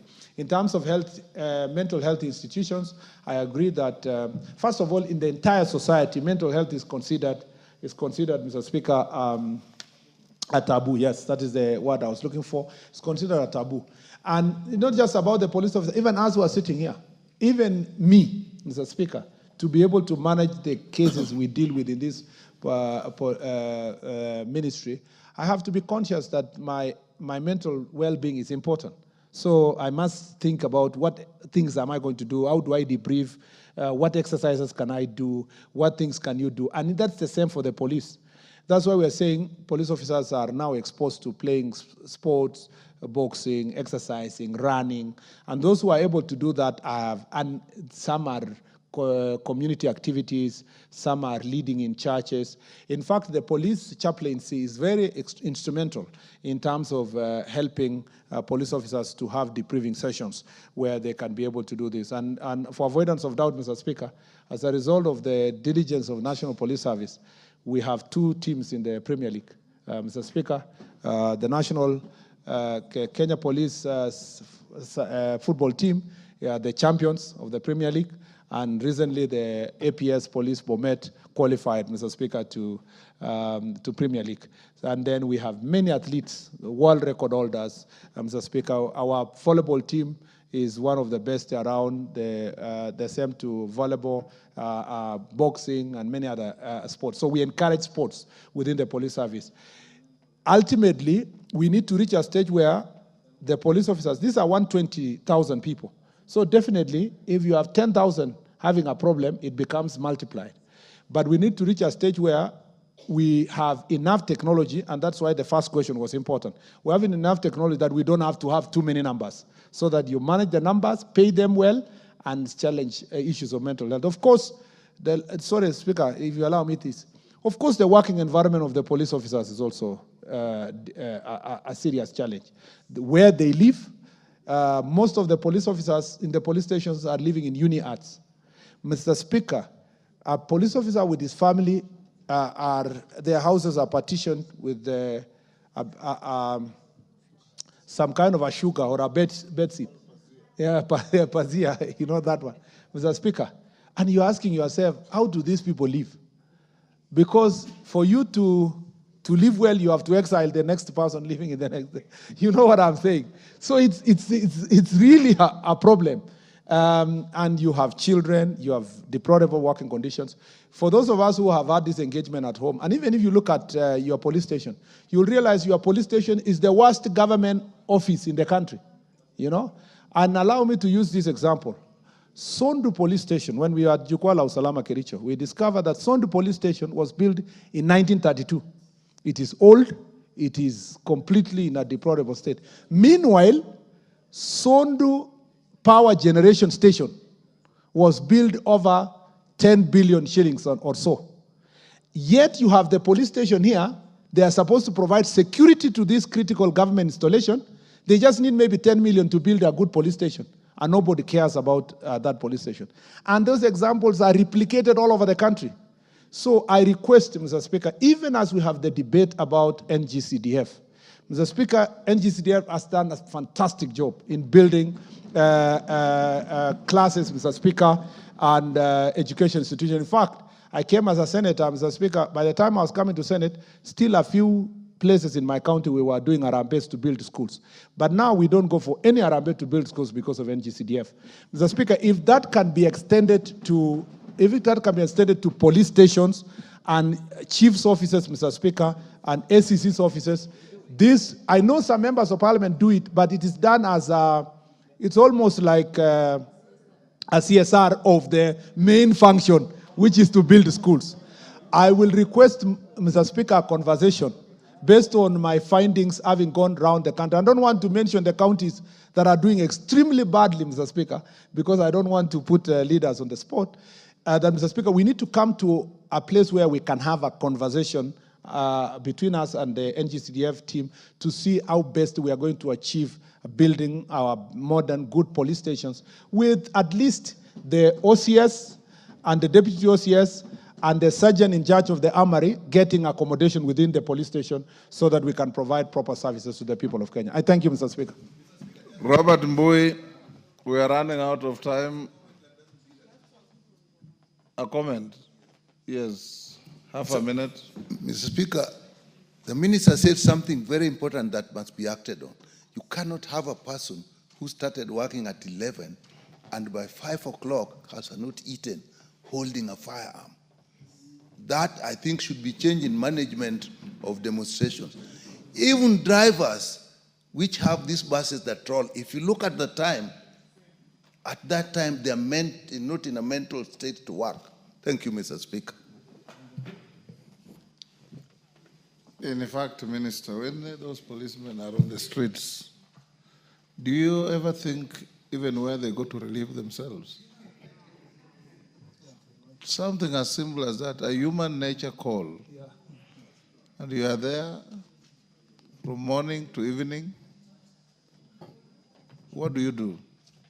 The hotels are closed because people are rioting. You can't enter any cafeteria. And they are human beings. A man within an age bracket of procreating, living in a small hut, and sometimes you find 3 families living in that hut, divided by a piece of cloth, and they have got human needs, and children are born in there, or sometimes an unmarried young man with a couple. You can imagine. But I was very impressed when Haika invited me to Taveta, and we went to an SCK church, and the guest preacher was a policeman. We were very encouraged. Robert Mbui. Yeah, thank you, Mr. Speaker. I rise to ask question number 67 of 2025 to the CS. First, could the CS provide the status of drug and substance abuse in the coastal region and indicate the measures put in place by the ministry to combat drug and substance abuse across the country? 2, explain whether the country has adequate facilities and infrastructure to effectively respond to mental health challenges and drug dependency cases. And third and finally, state the measures put in place to secure alternative funding for drug and substance abuse intervention programs. Thank you, Mr. Speaker.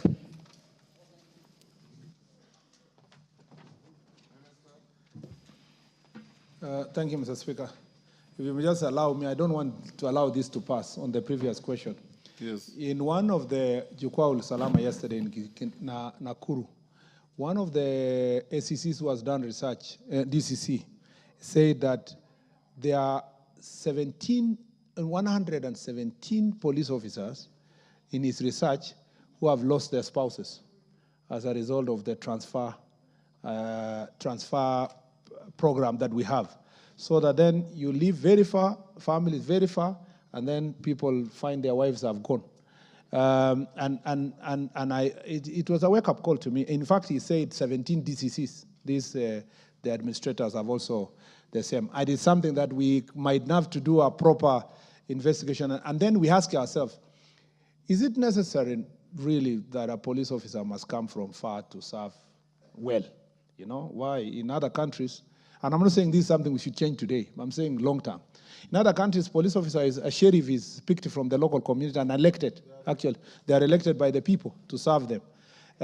Might we have to change our policing strategy so that police officers will come from around the community and the community support them and people can live with their families? Then we reserve the special forces that are only deployed in a change. So it is something that long term we need to keep thinking, because we must be conscious of people's families.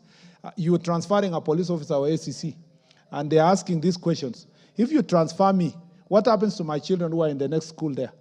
Will they move schools? And how many times will I move schools to other places? There are a number of things that we have to apply our mind insofar as these family issues are concerned. Let me go back to the right question, Mr. Speaker. We will have these discussions as we move on. The status of drugs and substance abuse in the coastal region. Mr. Speaker, on part 1, the prevalence of any substance abuse, alcohol, cat, and tobacco in coast region is higher than the national rate. The region is largely affected by hard drugs like heroin, bang, muguka, especially counties of Kenya, counties of Mombasa, Kwale, Kilifi, and Lamu. There is a worrying burden of alcohol and tobacco addiction in the region. The age group mostly affected are 15 to 35 years. The summary of the survey findings are shown in a table provided by NACADA based on their 2022 research, Mr. Speaker, which says that the national average of substance abuse in Kenya is 17.5%, while coast is 18.1%. It's higher than the national average. While for alcohol, is 13% in cost, while the national average is 11%. And for tobacco, cost is 10%, Mr. Speaker, 10.8, when national average is 8.5. And for cat, Mr. Speaker, you would expect muguka to be higher in the eastern part of the country, but it's higher in the coast, the 4.8%, compared to 3.6% national average. And cannabis sativa is the national average in the coast, which is 1.9%. So the government has implemented different strategies to address the widespread abuse of drugs and banned substances in the country using two main arms, demand and supply reduction. Mr. Speaker, under the demand and reduction initiatives, the government has implemented interventions on different settings. Integrated alcohol and drug use prevention in the CBC curriculum in schools. This is in schools. The other thing in schools is developed the national guidelines for prevention and management of alcohol and drug abuse in basic learning institutions. These guidelines target the students, teachers, parents, and entire school environment. It highlights how to implement prevention strategies in schools, identify students who use drugs or sell, and such incidents management. 3, training of schools head principals on basic addiction skills and implementation guidelines. 4, introduced a life skill guidelines targeting grade 5 pupils on alcohol and drug use prevention. At the workplace, Mr. Speaker, there is alcohol and drug abuse committee trainings, baseline survey on institutional ADA situation, ADA policy development and mainstreaming, managers and supervision trainers on ODA, employee assistance program targeting ADA issues, sensitization of the ADA use triggers as highlighted in the baseline survey, informal sectors training targeting borders, Chuakali, and Matatus. In terms of families, Mr. Speaker, developed parents guide to talking to children about drugs and alcohol, positive parenting programs in school and churches, developed age-specific booklets on ADA targeting children as young as 6 years to 18 years. These parents can read together with their children.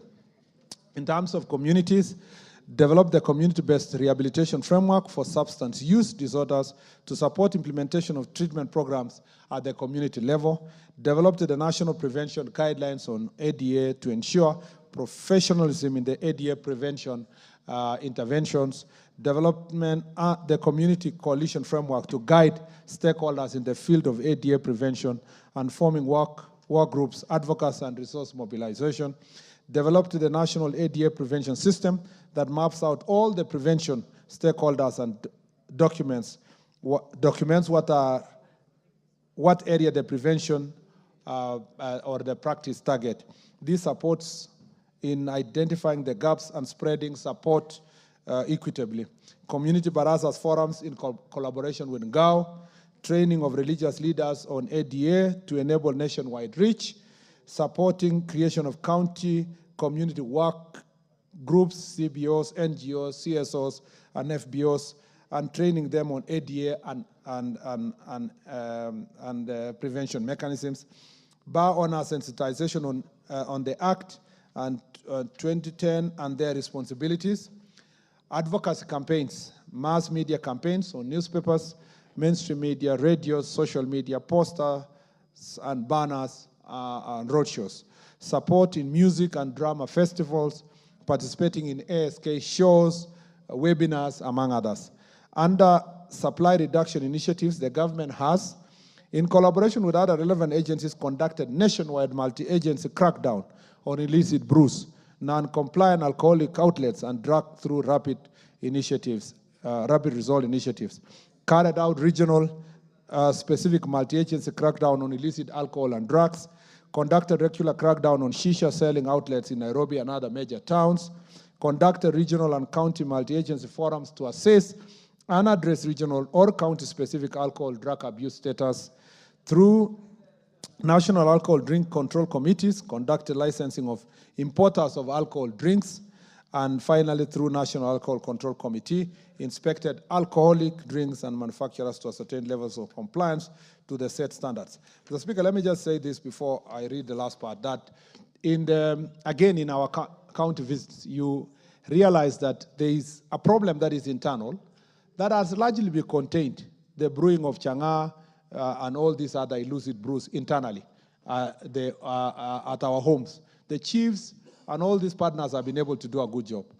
The problem we are dealing with is the commercial, the industrial level kind of manufacturing, where, Mr. Speaker, the counties that are severely affected, because the manufacture, but also the ones that are transiting from neighboring countries. The top counties are Trans Nzoia, Mr. Speaker, Kakamega, Kisumu, Nairobi, Nakuru. Mr. Speaker, contrary to the public sometimes sentiments that counties, for example, like Nyeri, have high prevalence of alcohol. Nyeri, for example, is ranked number 17.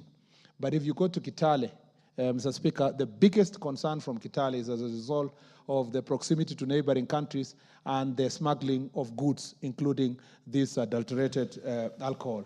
So what we have had to do, Mr. Speaker, also the side of Marsabit and Isiolo. Isiolo is a big menace in terms of drugs, Mr. Speaker, including heroin that is brought from neighboring country. Now, have you ever had a rally in Isiolo town? Yes, Mr. Speaker, not just even a rally, even just walking through Isiolo town is a challenge. And Mr. Speaker, it is so manifest. So, Mr. Speaker, part of the reason, we used to get drug smugglers coming through the airports, but they no longer do so. They go to neighboring country, and I don't want to say countries' names because I've been in trouble before. Mr. Speaker, they go to neighboring country and they come by road through Marsabit, Mr. Speaker.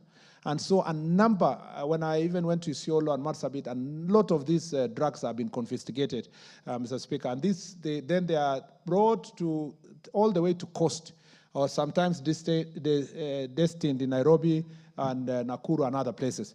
So, Mr. Speaker, there has been a massive crackdown of these drugs from the border, Mr. Speaker, together with operation of illegal firearms and gun, and in fact, most of the drugs and alcohol that come through these counties in the north, Mr. Speaker, are escorted with illegal firearms, Mr. Speaker, with gun holders. And all this has presented various challenges. And therefore, we have been carrying out very serious crackdown. What we have agreed is that this must continue in a multi-agency level. Mr. Speaker, we have also agreed with county governments, this is something we might need to take to the summit, that the licensing of wines and spirit shops, Mr. Speaker, which is, has happened across the country, must be regulated. We must balance the desire for revenue and the protection of lives of our people. Recently, NACADA also came up with regulations that want to move the minimum age of drinking to 21, among other measures, including where you can sell, the distance of where you can sell alcohol from where people live, among others, how to advertise, when to advertise, and all those policies have been put in place. Does the country have adequate facilities and infrastructure to respond to mental health challenges on drug dependency cases? Mr. Speaker, 95% of the rehabilitation facilities in the country are private, and this is a problem by itself. So many people are addicted, but you can only go to private. Private are largely, I don't want to impute improper motive, but theoretically, a private facility is driven by profit, Mr. Speaker. Yet, Mr. Speaker, so that means if I treat you and you become sick again and you come again, the better, Mr. Speaker, because it increases the revenue I get. I'm saying theoretically, I'm not saying that's what they are doing. But, Mr. Speaker, if it was public, then, we would put in place measures that will ensure that when we treat you, you go and get better, because we don't have more public resources to be able to continue investing in the same treatment. So they are, and they're also expensive. NACADA is lobbying for SHA accreditation of the rehab facilities. The government operationalized the Miritini Treatment and Rehabilitation Center in Mombasa, which is to be a center of excellence on matters of rehabilitation. And I visited there myself. And I saw, Mr. Speaker, many people, professionals, doctors, nurses, lawyers, who are being rehabilitated, Mr. Speaker. So this is not a problem or a menace that is only targeting people who are poor. That, Mr. Speaker, it is also affecting professionals. The national government has partnered with 12, 12 counties to set up county rehabs, which include, these counties include Kisumu, Kisii, Elgeyo Marakwet, Taita Taveta, Kwale, Mombasa, Bomet, Nakuru, Uasin Gishu, Kakamega, Lamu, and Nyeri counties, Mr. Speaker. And we encourage more and more counties to build rehabilitation centers. I have also seen cases where women members of parliament using GAF have proposed rehabilitation centers and working together with county governments for that reason. NACADA also inspects the rehabilitation facilities, around 300 in the country, and accredited those that adhere to national standards of rehabilitation for persons with substance use disorder. Regarding measures put in place to secure alternative funding for drug and substance abuse intervention programs, Mr. Speaker, NACADA is mandated to license, export, and import of alcohol drinks in Kenya, as provided under the Alcohol Drinks Control Act 2010. 1 million liters and above is 1 million shillings. License fee, 500,000 liters and above is 500,000 shillings license fee, and below 500,000 liters is 250,000. However, the compliance to volume-based license has been very low, since the majority of the applicants declare the 500,000 liters, Mr. Speaker. This has prompted NACADA to engage Kentrade to support with the onboard of import/export licensing of alcohol drinks onto the Trade of Facilitation Program, single window system. Secondly, the national government is encouraging county governments to develop county-specific legal laws that provide for ring-fencing of funds collected from the licensing of bars and other alcoholic beverage to support rehabilitation programs, including the construction of rehabilitation centers.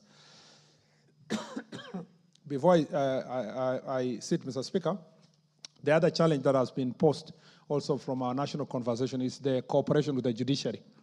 And this is something we need to think about. Two things I just want to point out. One is that the chiefs and the OCSs are expressing frustration that when they arrest a person with alcohol or drugs, Mr. Speaker, the bail terms are so low that sometimes this is what they have always told me, that, Mr. Speaker, they're either very low bail terms or sentenced to community service. And so, Mr. Speaker, one example that I was given, I think it was in Makweni, by an SEC, was that they took someone to court and then they sentenced that person for banking. Then they sentenced him for community service. Then the next day, that person was brought to slash grass around the compound of the SEC. So the wananchi who were part of the reporting that this person must be arrested did not understand that this was community service. They thought the SEC participated in the arrest and took that person to go and work for him in his compound. Mr. Speaker, number two, that is a challenge. Number two is the requirement that you have to test at the government, the courts insisting that you must take a sample of the changa to a government chemist before the suspect can take charge, can take plea. Or you must also go and test bank before, or marijuana before the suspect takes plea. Now, this makes it very difficult for the chiefs and the OCSs, Mr. Speaker. You know, the people at the local level, they are now asking themselves, me and you are lawyers, we know where that is going. But the person down there is asking, who doesn't know what is a changa? Minister, I thought the law is you can be charged, but when evidence is brought at the trial, is when you need the government chemist report. The problem now At least when I was a magistrate or an active practitioner, that was the law. I don't know, Murugara, whether it is still the law.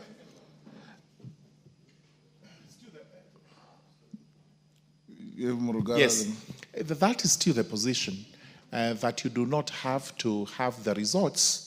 You can actually be charged with all this. If you plead not guilty, then now they have to test and bring the evidence. If you plead guilty, it ends there. You are sentenced. Now, Mr. Speaker, in some instances, these people, with their lawyers, come to court and they insist that before we charge my client, Mr. Speaker, we must first get a certificate that you are charging. What are you charging them for? And in most cases, the magistrate have acceded to that, and that has led to a problem. What we have proposed to them is that they need to use the Court Users Association, court user program within the county, sit together and agree. And in the places where the magistrates have appreciated the circumstances under which these people are operating, Mr. Speaker, thankfully, a lot has been done to contain illicit alcohol and the proliferation of drugs in those areas. Mr. Speaker, this is a continuous fight, and we are committed to make sure that we succeed as a country. I thank you. Robert Mbui. Yeah, thank you, Mr. Speaker. My question was on drug and substance abuse. And there's an issue that the CS has mentioned that has also raised another question, because he kept mentioning Mugoka and cat. So I wanted to just wonder, is Mugoka and cat a drug or a cash crop as defined in law? But Mr. Speaker, the answers are very good, but sometimes I'm asking whether they're really factual, because when you talked about the curriculum, that is true, but then the training that you mentioned of principals and the community leaders on management of these, I wonder where and when this training has been taking place. Maybe you need to publicize it a little bit more to make Kenyans know. But Mr. Speaker, I agree, and I'm happy that he has said that the status of the abuse in the coast is above the national average. And that's what I wanted to confirm, that there's actually rampant drug and substance abuse at the coast. So, Mr. Speaker, I just want him to consider the following things that could be even the causes of this. Could it be possible that being at the coast, maybe that is a point of entry at the port, so you figure out whether you can make it less porous? Two, is it possible that we have inadequate laws dealing with drug and substance abuse? because you've alluded to some of the things that happen in our courts of law, and the House could also be able to help you to make it a little better. Is it possible that the penalties that are in law are not punitive enough? And finally, could it also be laxity on the part of the enforcing officers, that is the police and the chiefs? Thank you, Mr. Speaker. Yes, Mwenje. Thank you, Honourable Speaker. I just want to ride on the same. Honourable Speaker, for just the Cabinet Secretary, in Nairobi also we have this issue of drugs, Honourable Speaker. And one of the issues that we have peddlers in Nairobi who operate, especially in the Eastlands area, but generally in the whole of Nairobi. And Honourable Speaker, these peddlers are quite wealthy. They are able, and we've all heard from the CS himself that our officers also are not very well paid, so they are likely to be compromised. And in certain cases, even if you report to the local police officers, no action is taken because these peddlers are able to pay their way and continue operating. Is it possible for the Cabinet Secretary to provide a special unit, especially in Nairobi, where we can whistle blow where some of these peddlers exist and action can be taken without dealing with the local police officers, because that is where the problem starts from. Thank you. Naomi Wako.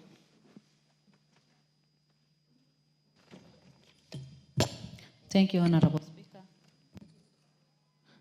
Thank you, Honorable Speaker. My question is, of course, I'm just riding on this, and it is true that Waziri is already aware of what is happening in northern part of Kenya, from Marsabit, Isiolo. Our young people are largely affected, and it is like they have no future. Waziri, I would want to know what plans we have in place, even if we do not have rehabilitation centers, what plans we have in place, because some of these young people are graduates and their lives have already been destroyed, so that they can be taken to rehabilitation centers and be rehabilitated, and also see how they can come back to the community, because Marsabit is largely affected and Isiolo is also affected. The other question is, of course, we know that we have drug barons in Kenya. Why are we as a country not able to deal with this? And if we are dealing with it, can you tell us the measures that we have put in place so that we can reduce this? Because it is negatively affecting our country and the families. Thank you.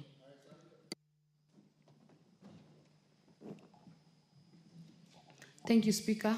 To ride on the same, I also want to thank Waziri for the good program that he has regarding the drug and substance abuse at the coast. That includes awareness and prevention. But there are those people who are already addicts. And I'm happy that Waziri also noted that there are some women reps that are using their funds, the NGAF fund, to do the safe spaces or rescue centers or the rehabilitation centers. But I also want Waziri to be informed that we are not getting the support that it requires. I'm one of the women reps that I am doing a rehabilitation in Taita Taveta. I have been struggling since my first term. It's now 7 years because the funds are little. So the small kitty is the one that I'm using, saving every time to try and make sure that the rehabilitation center is done, and I'm still struggling. So Waziri, you have noted that it is a problem, it's a menace in the entire coast, and so we need your support on that one. And Speaker, now that Waziri is here, I also want to mention a problem that we have, insecurity problem that we have in Taita Taveta, that includes our border riders. Our young border riders are being killed day to day, and their borders getting stolen. And we have done some investigation here and there, and most of them are telling us that these borders are the ones that they have taken on loan, and they are paying in installments. Most cases, when they are almost about to complete or to finish paying, it is when they are attacked and these borders are stolen. I don't know whether Waziri is aware of this case, but we really need your intervention on this, because we have lost so many of our border riders in Taita Taveta because of such issues. So thank you, Speaker, for that opportunity. I need Waziri to intervene on that one. Thank you. Betsimba.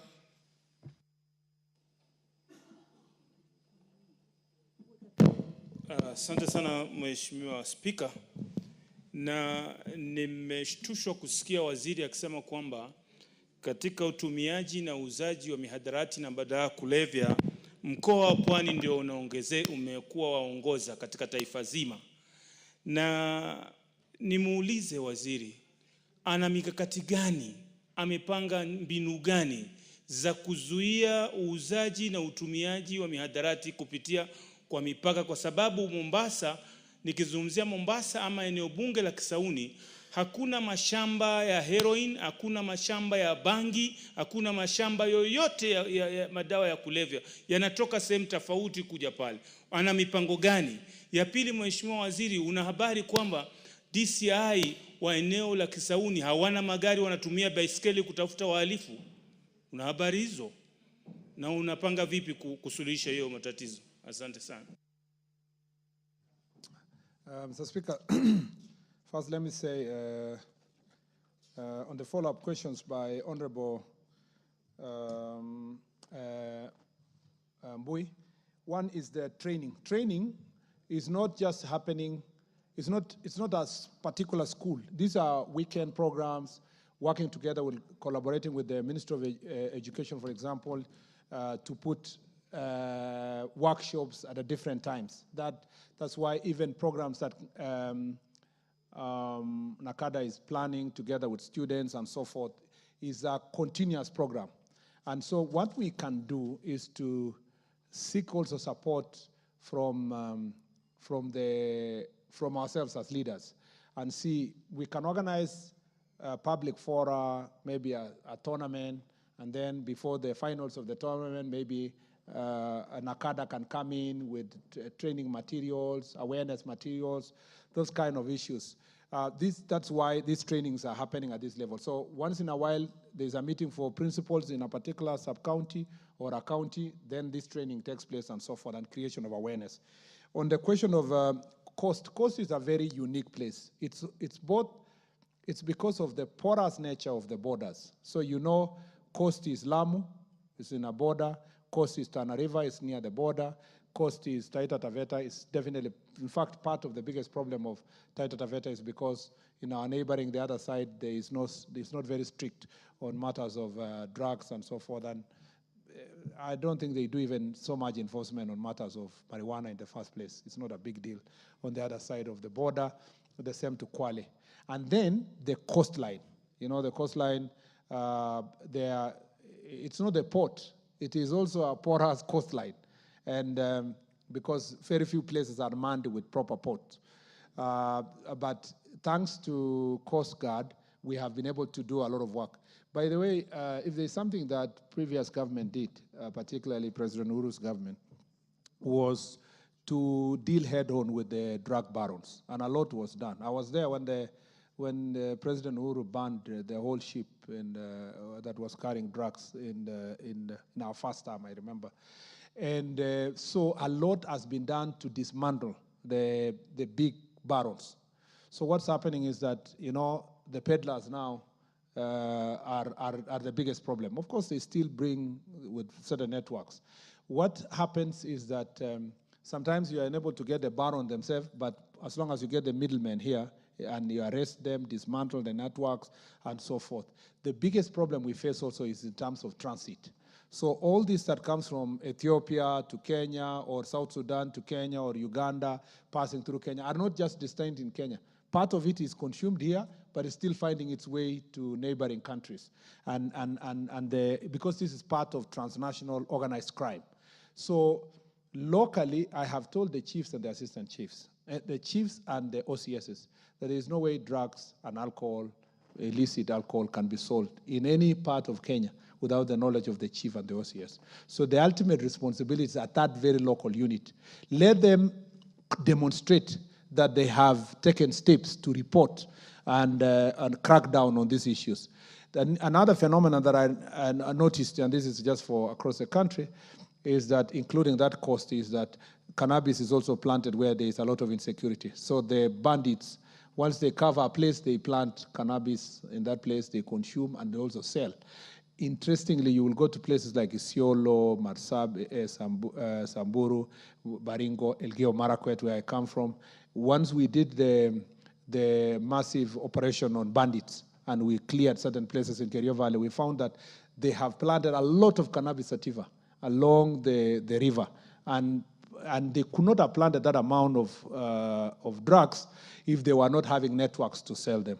We also had discovered that some of the police officers and the chiefs and the GAO officers are major collaborators.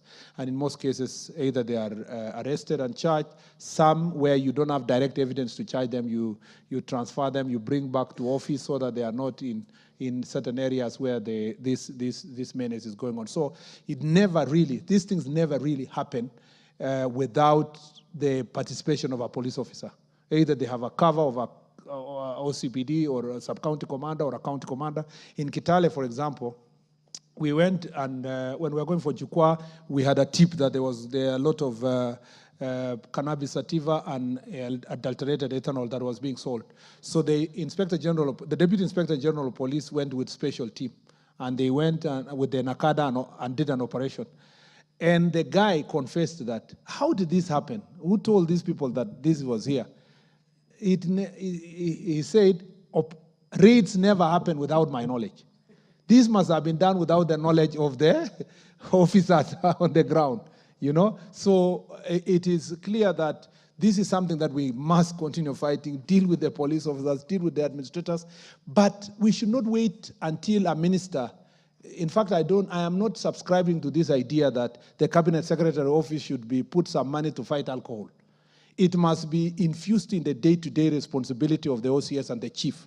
So that if you are sorting mobility for the chief, you are giving them motorbikes or OCS or OCBD or whatever, take the resources there, and as they do all other crimes, they deal also with these issues. In the past, we've had situations where certain officers are given certain money to fight alcohol, only for very little amount of that money to go anywhere, and then you do some raids and media coverage and all that. After 3 months, you know the thing is over.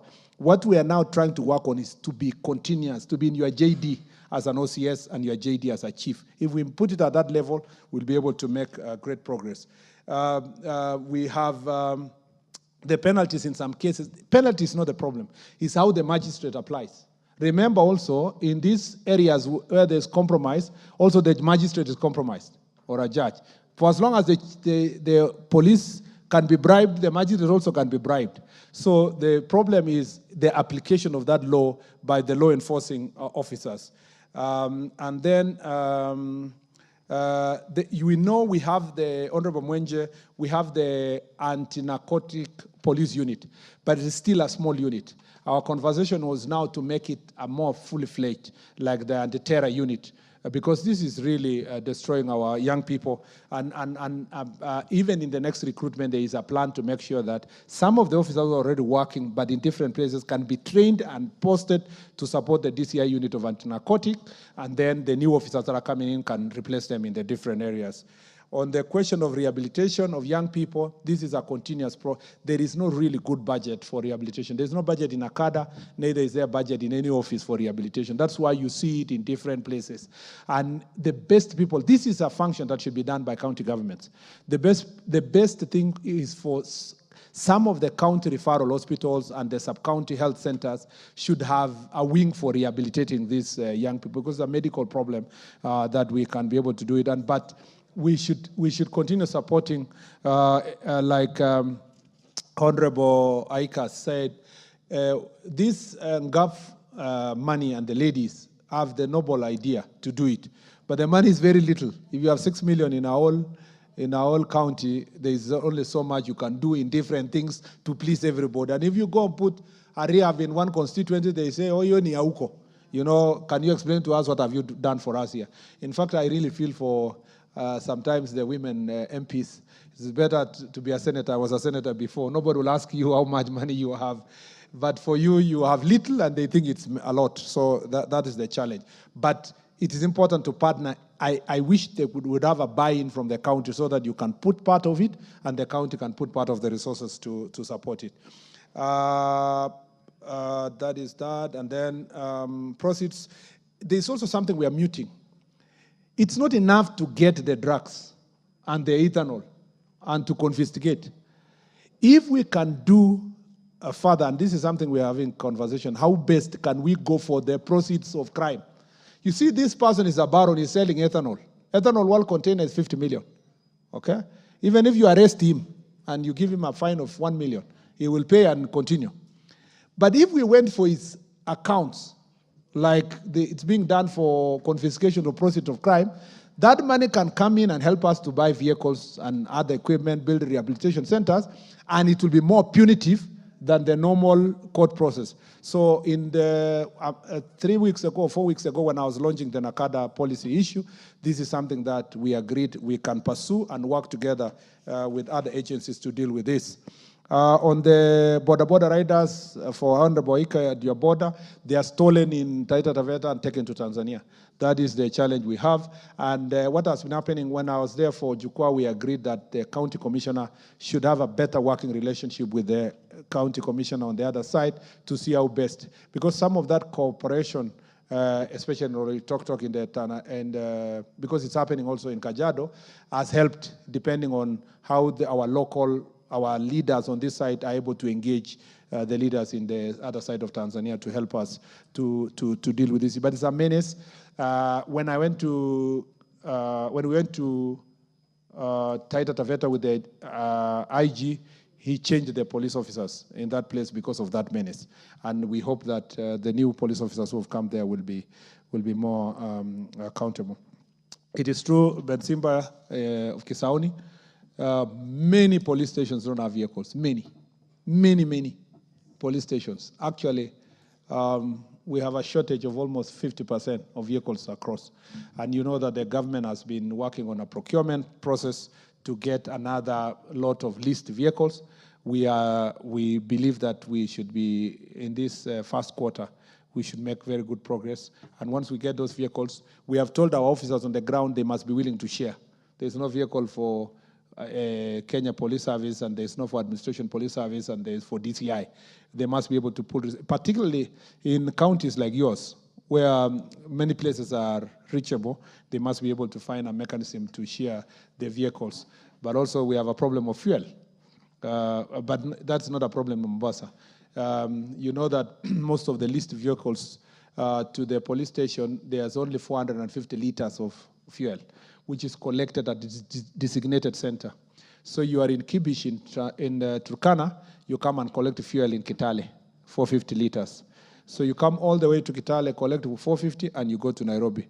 You are in Ilret, and you are coming to collect fuel in Nanyuki. I think it's Nanyuki. You've come all the way, and you are going back to Marsabit, to that part of Ilret. And then the remaining fuel, you cannot even do an operation within a month, it's finished. Thanks to Jukwaa, we have agreed we move it to 650, but we work on the leasing program to see how best this can be moved forward. Asante sana. Zamzam. Umulher, I saw a communication from Zamzam nominating you to ask a question. Are you ready?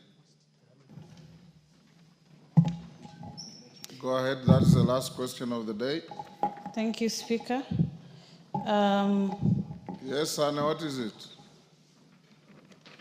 You allowed me that I should be asking a question on the basis of having an addendum, sir. I said this is the last question of the day on the order paper. There are still Konzrai with an issue of a disappeared person and yourself. And it will depend on whether they have been furnished to the minister or not. Tongo is here, he will help us. Yes. Yours was just a point of order that you wanted to raise. Omulher, go ahead. Thank you, Speaker. Could the Cabinet Secretary clarify the circumstances under which Mr. Hassan Minister, was... this is a very narrow question. You should take less than 5 minutes on it. Go ahead. Start. Could the Cabinet Secretary clarify the circumstances under which Mr. Hassan Wasionga Ismail, who applied for a national ID card in Kisumu County in 2020 and was denied identification cards for over 4 years, and in March 2025 reapplied for another ID card, only later to be arrested and charged with robbery with violence, allegedly linked to an ID he had never collected. Provide details on the status of Mr. Wasionga Ismail's original ID, including information on who signed for its collection, when and where it was collected, the phone number it was used to register, and the identity of the person currently in possession of the phone that allegedly received the stolen funds. State the actions taken by the ministry to address the issue of stolen or misused ID cards, particularly how many similar cases have been reported or under investigations involving innocent individuals like Mr. Wasionga Ismail. Thank you, Mr. Speaker. Minister. Mr. Speaker, following a review of our records, it has been established that Mr. Hassan Wasionga Ismail applied for a national identification card at the Otongolo Division Registration Office in Kisumu West Sub-County in 2020 through serial number 24732356551. A national identity card number 39226153 was duly processed and issued on 5th June of 2020. Duly processed and issued. It's important to clarify that an individual is issued with only one national identity number in their lifetime.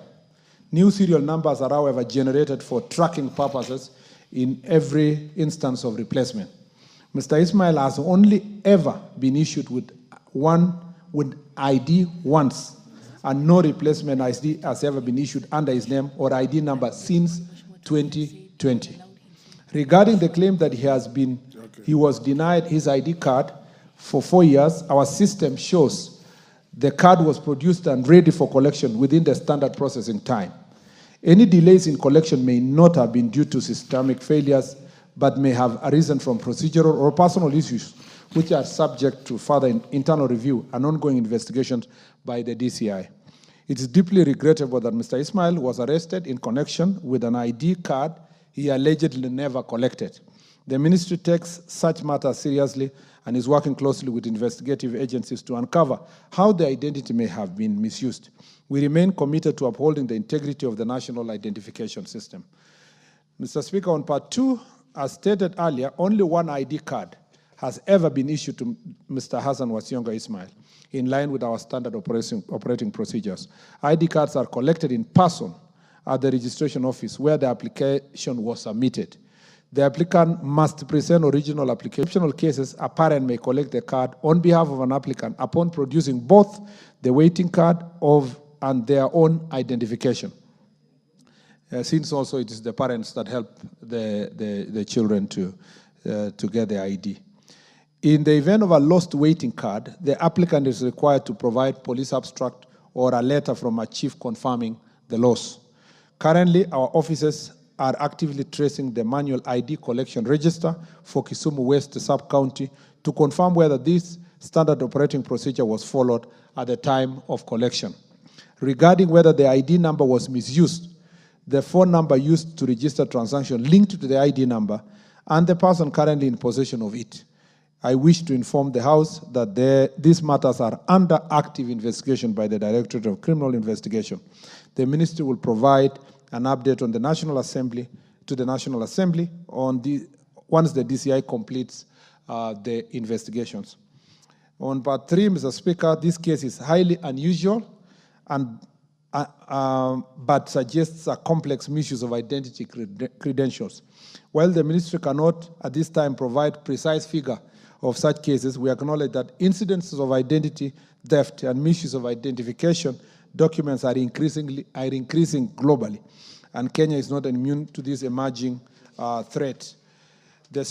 To strengthen the integrity of the national identification system and protect innocent citizens, the ministry has undertaken the following actions and plans to enhance them further with the support of this House. 1, modernization of integrated population registration system, IPRS. The IPRS is being upgraded to enable government and private institutions to perform real-time know your customer verification. This will ensure that only the most recent and valid identity credentials are used in service delivery. 2, implementation of a national digital identity system. This system will allow citizens to digitally manage their identification credentials, including flagging lost or stolen IDs instantly, and limiting the window of opportunity for criminal misuse. 3, automation of ID card issuance and collection. The ministry is planning an automated system that will link ID collection to biometric verification, requiring a fingerprint match with data stored on the ID chip at the point of collection. This will eliminate unauthorized third-party collection and bolster accountability within the identity ecosystem. 4, enhance the public awareness and legal framework. We are reviewing the legal and administrative framework to introduce harsher penalties for identity theft and the fraudulent use of national identity cards and documents to educate the public on the safe handling of ID credentials. The ministry respectively seeks to support the support of this House in prioritizing funding for these initiatives to ensure that the rights and identities of Kenyan citizens are protected comprehensively and effectively. I thank you, Mr. Speaker. Thank you, Bwana Waziri. Mr. Speaker, on behalf of Madam Zamzam, she asked me to let the Cabinet Secretary know that there's a case of somebody who's been arrested in Kisumu with over 800 IDs, and she suspects that Mr. Wesonga could be a victim of such a case and requests you look into the matter. Thank you, because the gentleman was arrested and she released him from custody.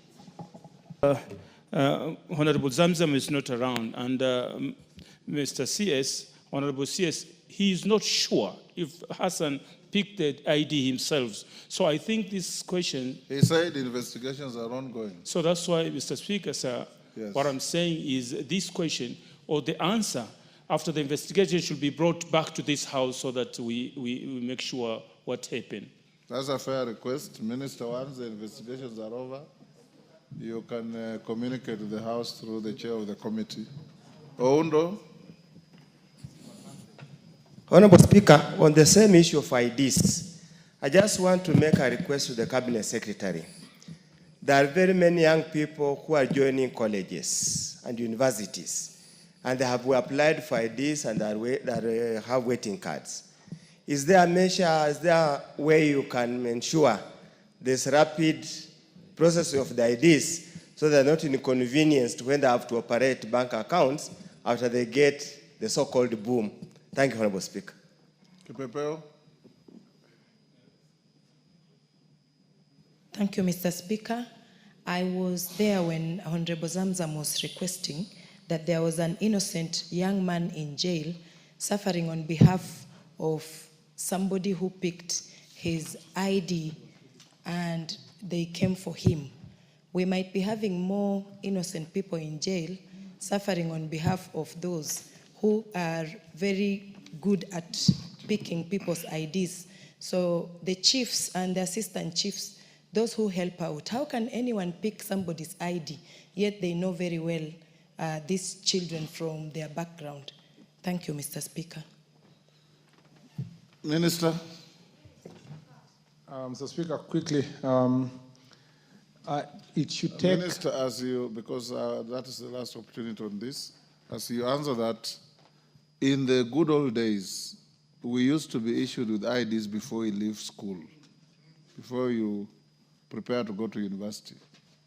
Why can't you help the country by issuing students with IDs, those who are in fourth form? So because without an ID, they cannot process their documents to university, they can't get their boom, they can't open bank accounts, they can't do anything. Why can't you institutionalize students leaving schools with IDs, subject to, of course, age qualification? Mr. Speaker, first let me say that a lot of reforms has gone into this area of IDs. Only this year I gazetted, Mr. Speaker, I issued a gazette notice taking away all the, or removing all the fees. So taking an ID now is free for the first time. So that was the directive of His Excellency the President, that we issue IDs for free, and I did so. Mr. Speaker, you remember the President last year also removed unnecessary restrictions that was affecting border counties like your county, all the way to Kisumu, Migori, Narok, Kajiado, Kwale, Lamu, Garissa. You know, some people just, in their heads, they think about Garissa, Wajir, and Mandera. They don't realize that the same problem was all over the place in every county. And therefore, including Busia and all these other counties, including West Pokot and Turkana. So all border counties were suffering unnecessary extra verification. And so that has helped a great deal. I went to Kitale during the Jukwaa, and I was shocked that within a time of 1 hour, 200 people had registered for ID, because in the Jukwaa La Usalama program, we go around, we go with live capture machines that are being tried, and where you register the person and you don't carry anything. All the information comes to the headquarters. The chief is sitting there, the registrar, the fingerprints, and then it can easily be printed. And counties which are vast, like Kajiado, for example, require that kind of live capture machines to take it to the interior parts to make sure that people are reached out in Kajiado, Kitui, Northeastern, and other places. So those are the reforms that we are working on. In fact, the only remaining thing now with the live capture machines, and I wish I would demonstrate it here, but those of us who have been together, either in the office or when I came for Jukwaa in your place, you saw that machine is portable. You can carry it using a border, you know, and you only need 3 people. You have the machine, and you only need the registrar, the fingerprint officer, and the chief to be present. So it can be done mobile, so that that approval is going to be done. And going forward, that is going to be the practice. Now, it takes only 3 days to get an ID. Anything beyond 3 days but for us, in terms of issuance, it takes 7 days to make sure that 3 days is ready in Nairobi, and then, because in most of the parts of Kenya, it takes only 1 day to fly those IDs to different parts. And many IDs are lying in various registration offices at the local level, unpicked, you know. But most of these young people who are going to college have been picking their IDs of late. There is need for a program for sensitization of delivering those IDs in areas where it takes more than 7 days. Okay, let's say even if it is worse, it takes 14 days. It should not go beyond 14 days. In those beyond 14 days, there is a problem, and that we now need to find an online mechanism where people can report and check and track. And those are some of the things I was reading here, that we want to put a tracking system so that someone know the delay is at the headquarters or at the delivery at the local level. And Kenyans have become very active. And then, so this mobile registration also will now help us to get the school programs. The good thing is that, by the way, the real truth is that mobile, registration centers for IDs are fairly covering most parts of the country. The marginalized areas are the ones struggling. But the birth certificate and the death certificate is less accessible. So you go to a county, it has 17 centers for IDs, but has only 2 centers for, like which county? Like Nakuru. You have only 2 centers. Or was it Nakuru? No, there was a county which has only 2 centers, but it has about 17 for IDs. So the point is that we want to work on, it was Narok actually, because we were with the chair, it was Narok. So we need to work on there. We are working on the registration center, and we are also trying to debate if we remove the fees on IDs, if we get proper guidance, we can remove for birth certificate, because that is more needed by younger people registering for school and so forth, except for lost documents. So, Mr. Speaker, you're right. Once these gadgets are in place, school programs will be easier. But school programs are still ongoing. It's just that we need to make it more frequent everywhere. And then ultimately, with the growth of technology, our hope that ultimately you don't have to apply for ID. You just need to get your birth certificate. And once you are in the system, you pick your ID when you are 18. You know, when you reach 18, you move with your ID. You don't have to come and apply again. How can someone pick somebody's ID? That is the subject of investigations, really, to find out what exactly happened in the situation of Ismail. and in other cases of theft of identity, that needs to be done. For example, I went after Maandamano. I went to OTC, and I saw many IDs are all over the place, you know. Nobody has given me an explanation why we had so many IDs in some places and it was not chief's office and so forth. So most likely there are these characters who steal from people, steal people's identities, and they want to use it. And Mr. Speaker, these investigations will help us a great deal to know exactly, and to refine our systems of, from issuance to collection, what exactly happens within the ID, and especially in this case of Ismail. I thank you. Yes, Jessica, what is it? Thank you, Mr. Speaker. I've been raising my hand and you've not caught my eye, but thank you for you've caught my eye. Mr. Speaker, I want to appreciate the... It is you who caught my eye. I didn't get your eye. Yeah, because I've been raising my... Yes. Go ahead. Mr. Speaker, you know I've sat in your seat for 10 years, and mine is just to confirm before the Minister finishes his submission. Based on the question from the Honorable Member, Mr. Speaker, how long, you should be telling us, how long will these investigations take place? Being the Minister and in charge, you cannot tell this House that investigations are going on. You should be able to tell us it will take us this time. Thank you. Yes, Minister. How long? I think, Mr. Speaker, the safe side of the story is that Ismail is not in confinement as a result of this theft of identity. That's important first, that the part of where he was picked as a suspect. But how long the investigations takes, investigations only takes the time investigation takes is up to the conclusion when you get the suspect. And until we get that suspect and refine these processes, I think it is important to remain patient to deal with this issue. But what you can get from me is that we are not going to let go this issue because it is appointed to other problems. So it's not one of those things that you will say, okay, it's okay, the guy has been sorted, let's move on. It's important for us in terms of tightening the systems for issuance of ID. So take it from me, we'll take it very serious. And I hope that, Mr. Speaker, in the next few weeks, I should be able to send, the way you directed in the other statement, to be able to send an update on how far this investigation has gone. Minister, you can sit there and take questions from these members.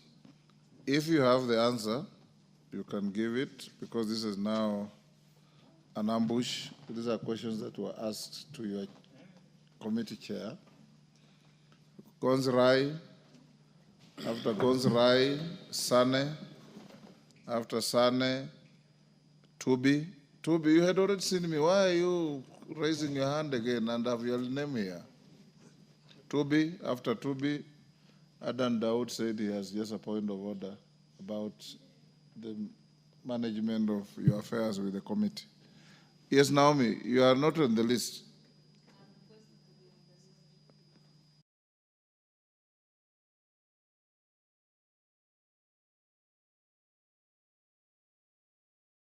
Thank you, Mr. Speaker. Mr. Speaker, what I need to know from the Minister is that on the 16th of July, 2024, Mr. Charo Karisa Mae was abducted by unknown people believed to be security agents while traveling from Mombasa to Malindi. The matter was reported at Malindi Police Station by the OB number 30/16/02/2024. To date, Mr. Charo Karisa Mae has not surfaced, and we are actually wondering whether he's actually being held anywhere by any security agents, and if he's being held, under what authority and the location, because what we want is his whereabouts. Thank you, Mr. Speaker.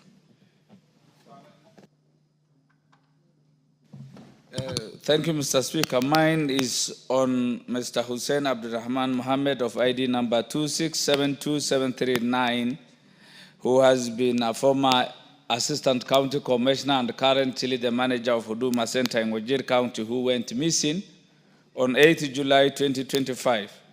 My questions to the CS is to give report on the status of investigation into the disappearance of Mr. Hussein Abdurrahman Mohammed, measures taken by the government to ensure that Mr. Hussein Abdurrahman Mohammed is found and reunited with his family, and finally steps being taken to enhance the safety and security of residents of Wajir North Constituency, including measures by security agencies to promptly investigate and resolve cases of missing persons, including one Isa Bule Mohammed, who is missing for 2 years. Thank you, Mr. Speaker. Toby. Thank you, Mr. Speaker. Mine was almost 2 months ago. Isiolo was in problems. Isiolo had security problems, and I raised the question, a statement here, to be answered by the chairman. It did not come, and this morning I received it.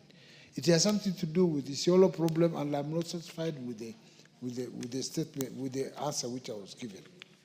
This one talks about Isiolo. The problem emanated, we used to have Isiolo having banditry and all these things. These days it's not about banditry, but problems in town. The problems in town emanate from political and something imported into Isiolo.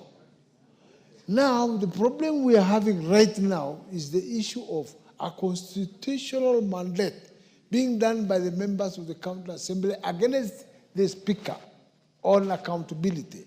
And the whole thing, goons were brought into Isiolo County, and there's a lot of death and injuries which has happened.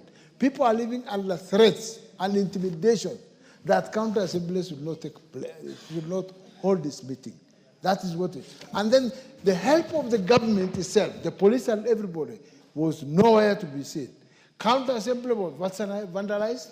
Everything was moved from that in presence of the police. And the governor is the person who is doing this. And as if he's above the law. And that is not the only first one. The governor was known to have done the same thing in City Hall some time back. Now we are getting the same thing. Whatever you are talking about today, about drugs and all these things, has something to do with a new phenomena in Isiolo. Then the minister can tell us what exactly have they done. Thank you.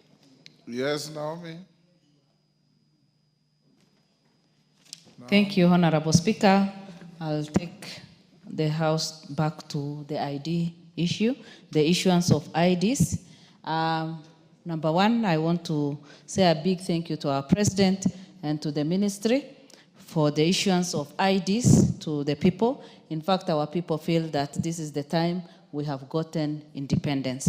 My question is on the number of days that people that they take to release the ID cards, because it has taken quite some time. Some people have been waiting for the last 6 months, others have been waiting for their cards, for their ID cards for the last 1 year. How can we make it more effective even for the people in northern Kenya? Again, the other question is on the waiting cards that people sometimes use, especially on the border of Moyale. As they come through to Marsabit, they struggle because they are not allowed to travel with their waiting cards. What can we do so that at least they can use their waiting cards to travel even to Marsabit? The other one is good news, high schools in Marsabit. In fact, I think we may be leading in that. The officers in place have been doing that, and we are happy with that progress. Thank you.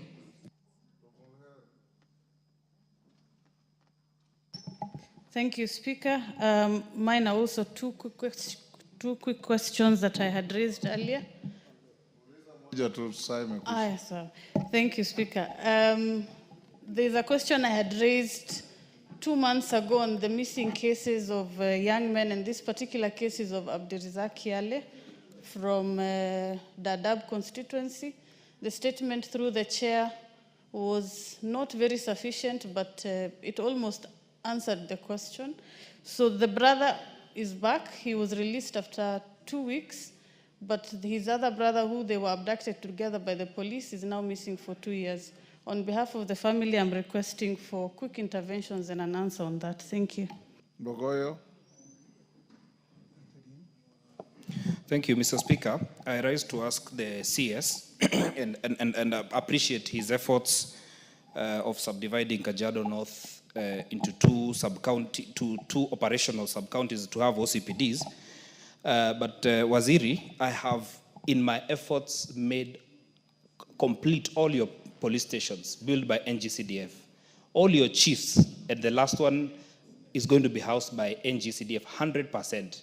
We still have a big problem with personnel. And you can look at, out of the 290 constituencies, Kajiado North has the highest rate of buying land, building police posts. All your chiefs are built by NGCDF, and land bought for security. Your police station in Kiserian is bought by NGCDF, built by NGCDF, but no increment of even one police officer, even after building all those stations. And the worst is Gataka, where we house Cooperative College, the universities around there. Our students are being manned there. The command station around there is still a problem. So I'm still appealing to you, CS. What are you doing? Because we are building, as per your request, approved by your planning department in the National Police Service. What are you doing to increase the personnel for Kajiado North constituency with the support of NGCDF? And I repeat again, the Kajiado North NGCDF has 100% done all your police stations, all your chief's offices, magnificent. You are repeating yourself. Mayaka.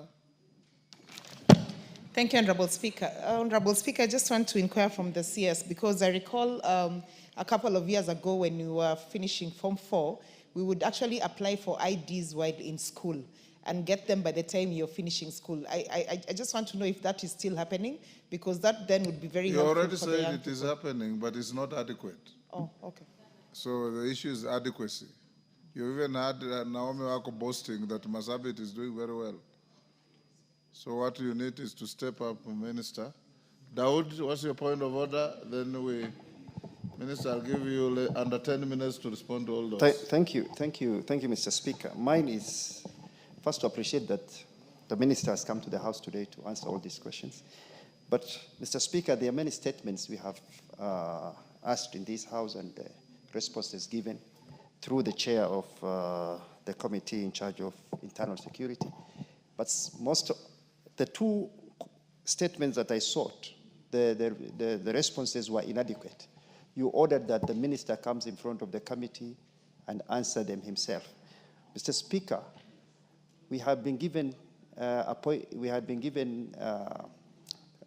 2 dates to come in front of the committee. On the last minute, we are told that the Minister is not appearing. So I wanted you to reinforce your order so that the Minister can come in front of the committee again and answer those questions. Thank you, Mr. Speaker. That is easy to dispose of, Minister. You are ordered to appear before the committees when you are invited. That is a duty. You can respond to the others. Thank you, Mr. Speaker. Just hold on. Kagusha. Let's take the last Thank you very much, Honorable Speaker. I just want to make an appeal as well to the CS to kindly provide police officers and personnel for Gumba Police Post and the Kibutio Police Post in Mukurweini in Gekondi. The two police posts have been constructed and now they are ready for occupation. And we have also distributed this to your staff at the local level so that we can be able to have them occupied and serve the people of those two areas. Thank you. Minister, you can now respond. Mr. Speaker, thank you very much. 10 minutes. I definitely, of course, just like the House, we have a good working relationship with the committee. And I know the member is not a member of the committee, but it was his question. It was only that we agreed with the committee because of the program at that point in time. Twice we were unable to meet. But in the next one, I'll make sure that I respond. Mr. Speaker, on the question of, the first one was Mr. Charo. Mr. Speaker, the Member of Parliament of Kinango Constituency, Gonsrai, has requested this statement. And Mr. Speaker, on 16th of July 2024, Mr. Wanje Karisa Mai reported the disappearance of his brother, Mr. Charo Mai Karisa, aged for 20 years at Malindi Police Station via OB number 3016/7/2024 at 10:57 hours. Karisa indicated his brother, Mr. Charo Maya Karisa, had traveled to Shams in Mombasa County as for 15 July 2024 at approximately 5:00 hours and had since become unreachable with his mobile phone switched off. He further states that he had received information from Kahindi, a matatu driver, that his brother was abducted by unknown masked gunmen along the Mombasa-Malindi road. An inquiry file number 16 of 2025 was subsequently opened to establish the circumstances surrounding these allegations. The case remains under active investigations. On the measures, Mr. Speaker, the government remains firmly committed to upholding constitutional Kenya and safeguarding fundamental rights and freedom of all citizens. The service refutes claims of enforced disappearance, which is not sanctioned activity of the state. Such acts are criminal in nature and perpetrated by individuals or organized criminal elements acting outside the law. To mitigate and respond to these incidents of abduction and to enhance public safety, the service has instituted the following proactive measures. A dedicated response team domiciled at the DCI headquarters was formed to swiftly handle the reported abduction cases. 2, the police will conduct investigation to all reported cases, ensuring prompt arraignment in court of law of those found culpable to deter future criminal activity. Members of the public are encouraged to report these matters to the DCI. Revitalizing community policing initiatives to improve access to information and collaboration with the society, and strengthening both the foot and mobile patrols prevent crimes while reinforcing police visibility in key areas to ensure that people are not being abducted. In line with the constitutional mandate, Mr. Speaker, and commitment to upholding the rule of law, the government has put in place a series of measures to safeguard the rights and dignity of arrested persons, including enforcement of the 24-hour rule, regular training and sensitization of officers on the human rights, mandatory documentation of in the occurrence book of any injury sustained by a suspect during arrest, and ensuring that arrests are lawful, proportionate, and based on sufficient grounds, including obtaining court orders where applicable. I thank you, Mr. Speaker. On the next one of Mr. Speaker, Mr. Hussein.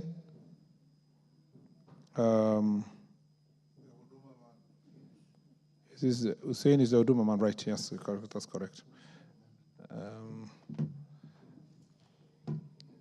Mr. Speaker, sorry, I was ambushed, so I'm using my phone.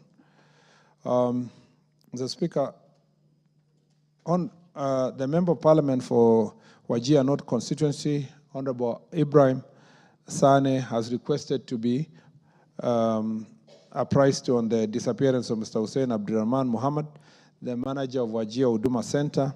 He was allegedly last seen on 8 July while attending official function presided over by the Cabinet Secretary of Public Service at Huduma Capital Development. The Honorable Member particularly sought to be informed the status of the investigation into the disappearance of Mr. Abdurrahman, the measures taken to ensure that Mr. Abdurrahman is found and reunited with his family. Mr. Speaker, Abdurrahman Muhammad reported the disappearance of his uncle, Mr. Hussein Abdurrahman Muhammad. Abdi Salam Muhammad reported the disappearance of his uncle, Mr. Hussein Abdurrahman Muhammad, on 10 July 2025 at Wajir Police Station via OP number 17 of July 2025. Subsequently, a missing person signal was circulated to all sub-county police commanders and relevant police formations across the county under the following AEST 161 volume 4 of 277, dated July 10th of 2025. The investigating officer commenced investigations by visiting Hussein's residence in Wajir town and his workplace at Wajir Huduma Center, during which statements were recorded from key individuals to assist in tracing his whereabouts. Okay. Mr. Speaker,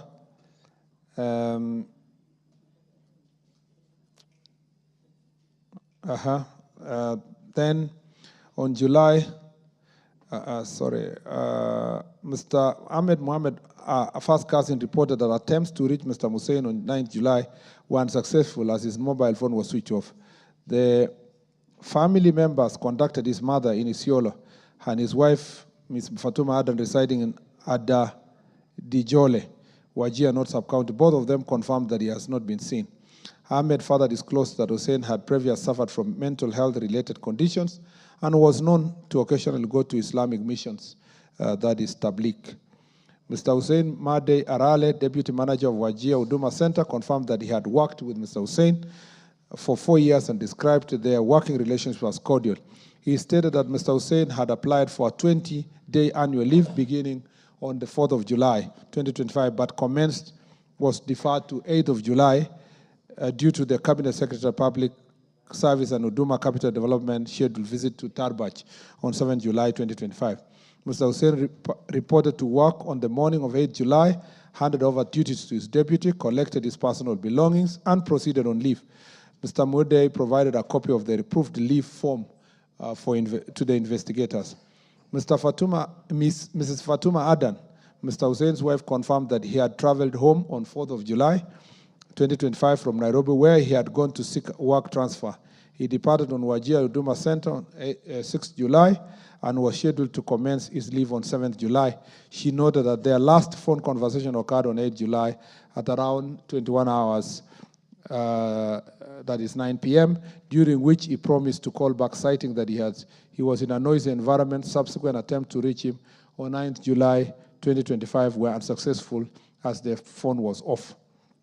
To facilitate further investigations, a letter dated 11th July 2025 was dispatched to the Safaricom Law Enforcement Liaison Office. Subsequent call data, history, subscriber details, and location records for the period was requested. The response indicated that his last communication was with his wife, and the last known geographic location being within Wajir town.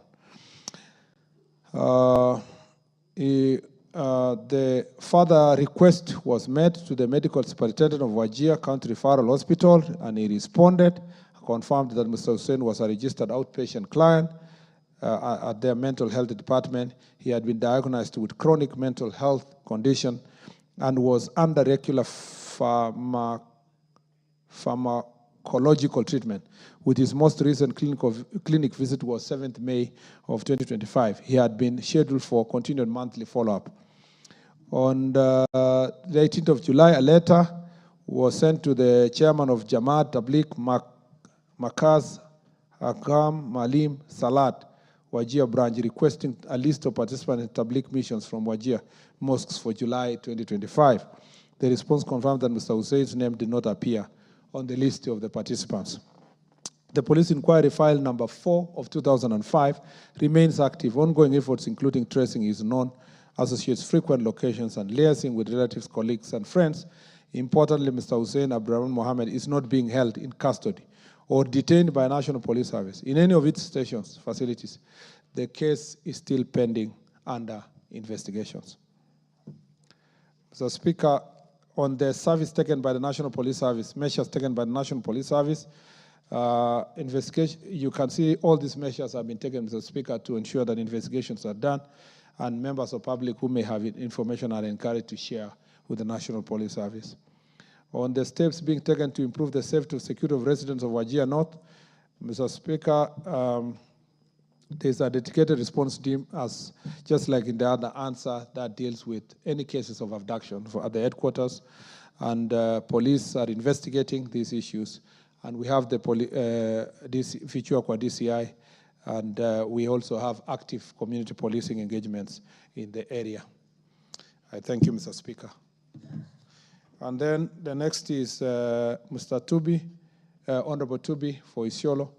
Mr. Speaker, I think it was both a question and an answer, Mr. Speaker, because the Honorable Member was saying there is a problem in Isiolo, and he also further said he knows what the problem is. Mr. Speaker, that is a leadership problem. There is a serious leadership rankles in Isiolo.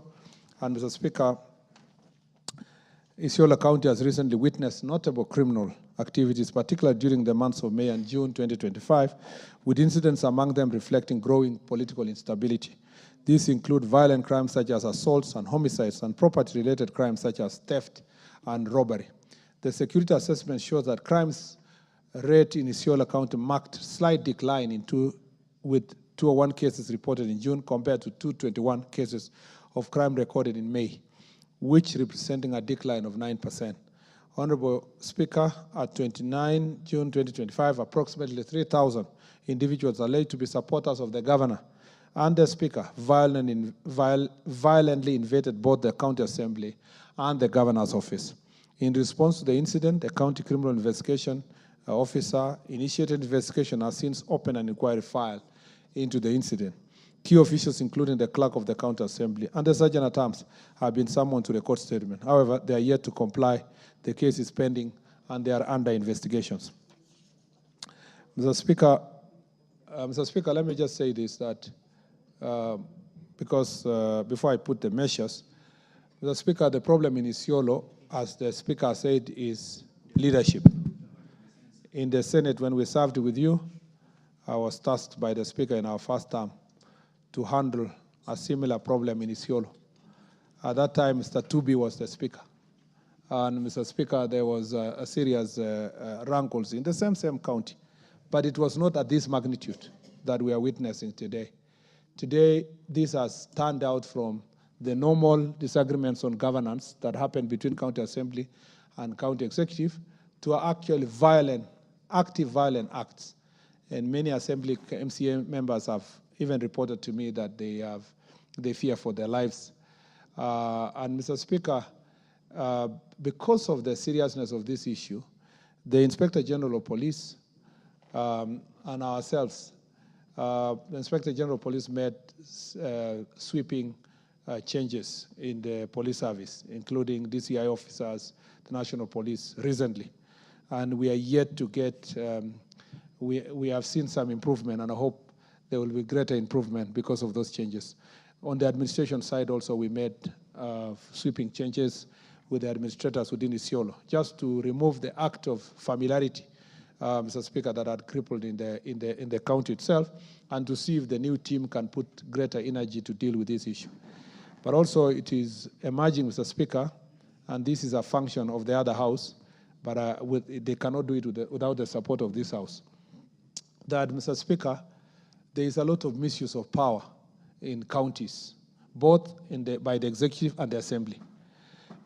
In some instances, Mr. Speaker, and this has become security issue, and procedural application of the law. And it will interest you, Mr. Speaker, that nowadays, if Assembly Speaker would like to impeach or is working towards impeaching a governor, if he doesn't get the numbers he wants, they just wake up one day and declare a seat of an MCA vacant, alleging that the MCA has not attended 8 sittings, just to make sure that they reduce the numbers. That is extremely draconian.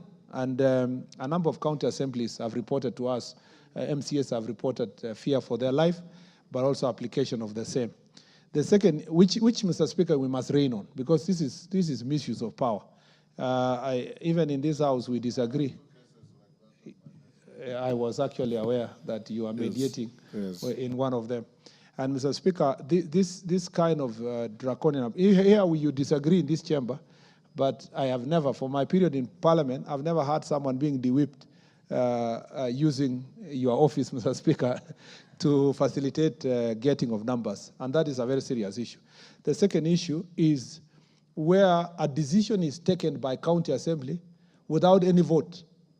You just see the decision in Gazette notice. You know, you see a change of a speaker from one speaker to another without any vote.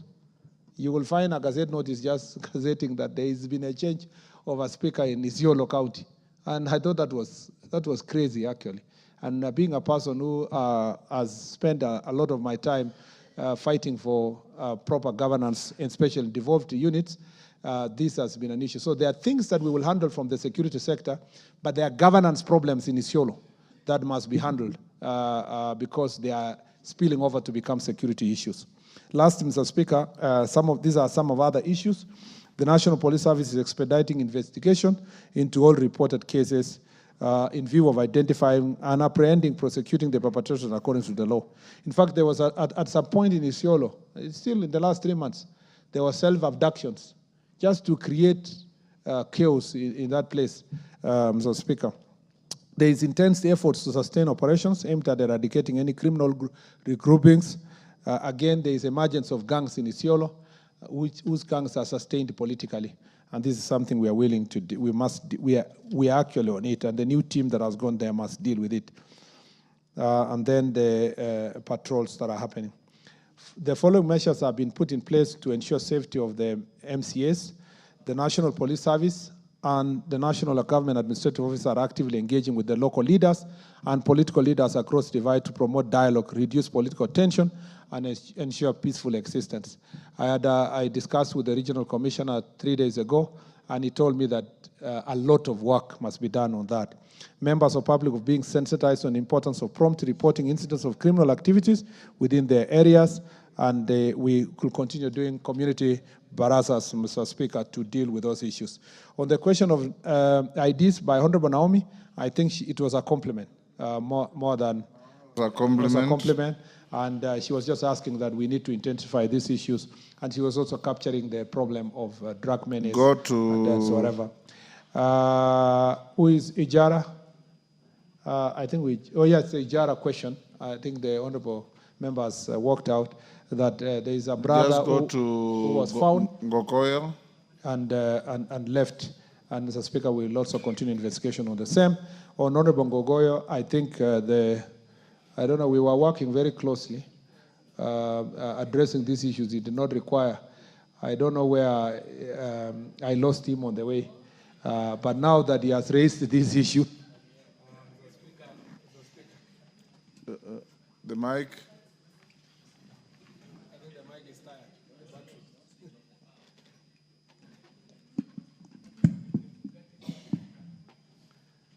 So, Mr. Speaker, we will retrace our steps and work on those issues to make sure there is proper deployment of the police officers. Whatever your personal relationships, just answer his question. Mr. Speaker, I think... And it was very simple. He has built police stations, chiefs officers. Are you able to help Mr. Speaker, put personnel there? We will actually be able to help him put personnel because we are working on the recruitment. And it is not just confined to his police stations. It's a problem.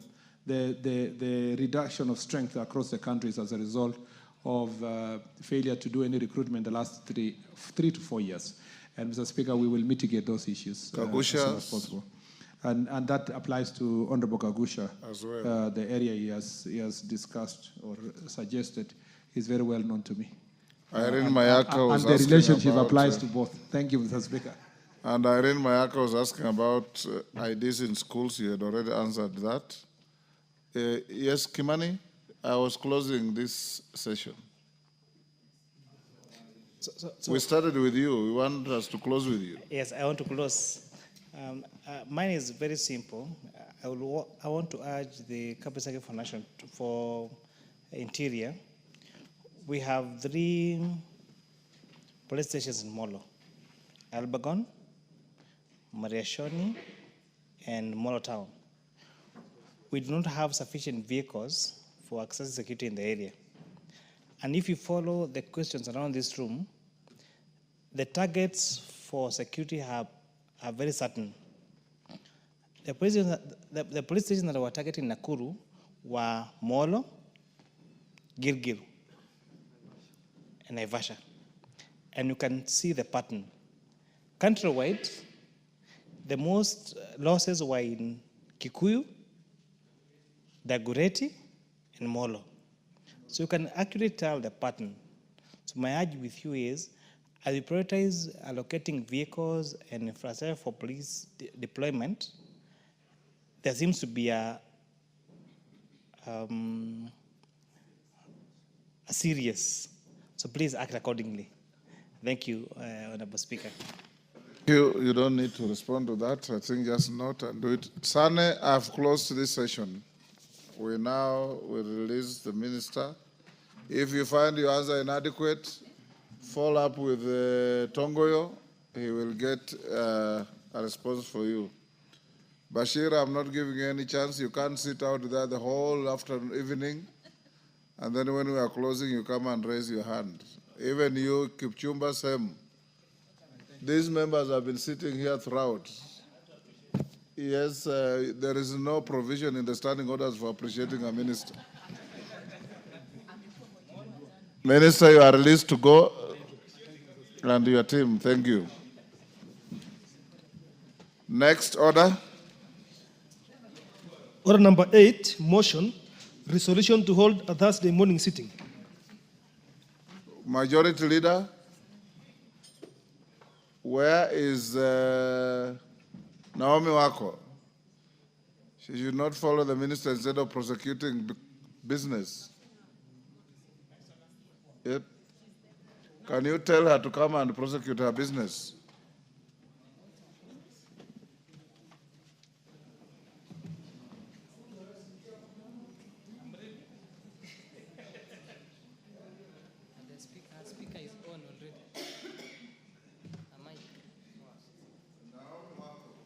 You are sitting in for the majority. Yes. We have called order number 8. Okay. Yes. Go to your seat and prosecute that. Is it you now coming in? Yes.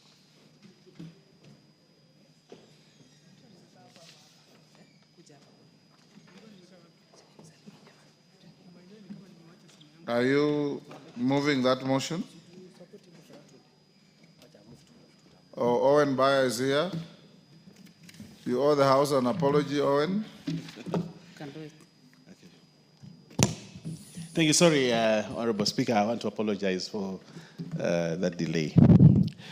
Honorable Speaker, that pursuant to the provisions of Standing Order 33B, hours of meeting, this House resolved to hold a morning sitting on Thursday, 14th August 2025, commencing at 10 a.m.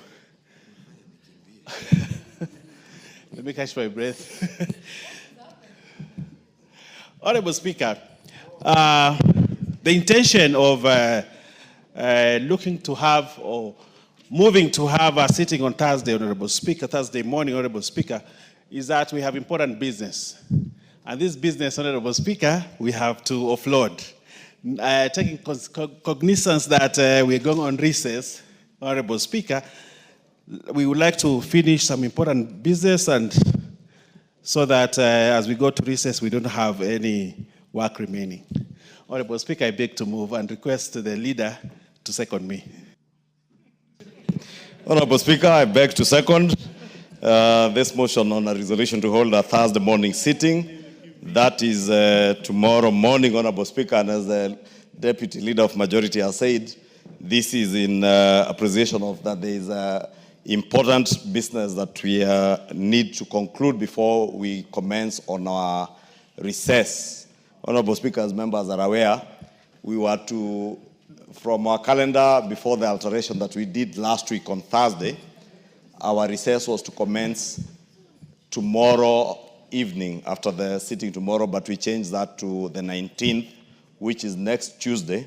So we'll have a morning sitting tomorrow, an afternoon sitting tomorrow, a morning sitting on Tuesday, and an afternoon sitting next week on Tuesday to allow us to be able to conclude on the business that we have ahead of that recess so that we may begin our recess from Tuesday evening next week from the 20th on Wednesday.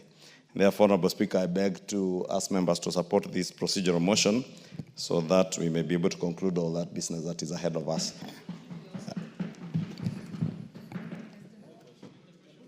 Thank you, honorable members. I now propose the question that pursuant to provisions of Standing Order 33B, hours of meeting, this House resolves to hold a morning sitting on Thursday, 14th August 2025, commencing 10 a.m. May I go ahead and put a question? Yes. Honorable members, I now put the question that pursuant to provisions of Article of Standing Orders 33B, hours of sitting, this House resolves to hold a morning sitting on Thursday, 14th August 2025, commencing at 10 a.m. Will as many of us of that opinion say aye? Aye? Will as many as our contrary opinion say nay? The ayes have it. Next order. Order number 9, special motion, consideration of a nominee for appointment as a member of the Board of Central Bank of Kenya.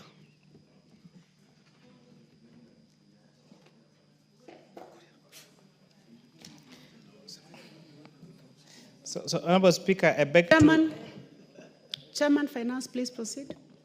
So, Honorable Speaker, I beg to rise to move this House that approves the nomination of Mr. Pius Angasa as a member of the directors of the Central Bank of Kenya. Before I move, Honorable Speaker, I want to congratulate our leaders for being so organized and being very orderly and making sure that our business is taken into consideration in this particular gathering.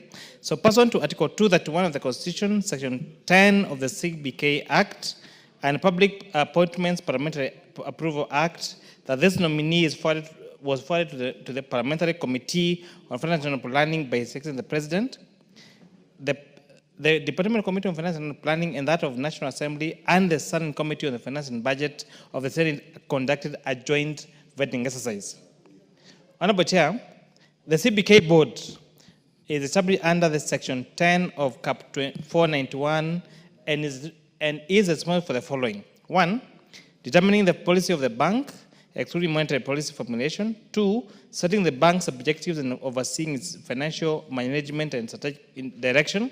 3, reviewing performance and ensuring the bank meets its mandate. 4, monitoring the governance performance. 5, ensuring policy statements align with the CBK's objectives. And lastly, maintaining oversight on the use of CBK's resources. Honorable Chair, the following are our findings on the nominee. The committee assessed the nominee against criteria including academic qualifications, professional experience, leadership and integrity, financial probity, political neutrality, and conflict of interest. We, however, sought clearance reports from EACC, KRA, DCI, HELB, ORPP, and other statutory requirements. We have also established the following, Honorable Chair, that the nominee holds a bachelor's degree in technology, specifically on industrial processing from Moi University. The nominee also holds a higher diploma in business and French from Alliance Française, and also holds a diploma in French language from Alliance Française. On the nominee's professional experience, we're able to establish that Mr. Angasa has 25 years of experience in senior leadership and technical roles across the communications and development sectors, which includes he served as a country manager for Nokia, Kenya. And he had the following key responsibilities, which includes leading national operations, implementing national strategy, and representing the organization with the government, regulators, and strategic partners. The nominee also was a regional account manager at Nokia, which gave him a role of overseeing accounts in Kenya, Madagascar, Congo, Brazilian, with a budget portfolio exceeding 45 million euros annually. He was therefore in charge of the PL responsibility, contractual compliance, and cross-border operations. This nominee, Honorable Speaker, had also managerial roles at Alcatel, Luzet, which meant managing sales cycles, capex-intensive projects, procurement processes, and multi-country client operations. The nominee portfolio includes high-value project oversight, strategic financial management, risk mitigation, which meant through contraction and regulatory compliance and governance engagement at ministerial level. These skills, Honorable Speaker, are very relevant to the composition he is nominated for as that of the member of the board of the CBK. Honorable Speaker, Ms. Angasia's background offers oversight strengths which are critical to CBK's mission, which include the following: financial oversight, governance and compliance, strategic stakeholders, technology insight, and global perspective. Honorable Speaker, the central bank has in recent months demonstrated critical essentials that have led to issues that put central bank as one of the most critical institutions in our country. But not just that, I would like to highlight two critical areas that CBK has influenced the economy of our country. Honorable Speaker, under the leadership of three great people, one of them is the governor of the State of Kenya, the one Dr. Kamau Thuge, and two deputy governors. So Dr. Thuge is deputized by two people, one of them being Dr. Susan, another one being Mr. Derad Nyaosi. These three leaders in the Central Bank of Kenya, coupled with the support of the Board of Governors, have ensured three things. Honorable Speaker, for a very long time, the exchange of this country was a subject of national conversation. But as we notice, in the last few months, our exchange rate has stabilized at around between 128 and 130 shillings to the dollar. This is a very substantial improvement in our exchange rate, comparing that around 2022, our exchange rate was around 160 shillings to the dollar. And Honorable Speaker, this is not just one of the achievements. There are three more that I will easily point out. The improvement in our inflation rates, Honorable Speaker, and also the reduction of our interest rates from a very high of 14% to now a 9% on our inflation rate, Honorable Speaker, on our interest rate, Honorable Speaker. So this interest rate reduction, the stabilization of our shilling, is not just by accident. It's by the actual decisions taken through the leadership of Dr. Thuge, the Board of Governors, and the two deputy governors. And I'm hoping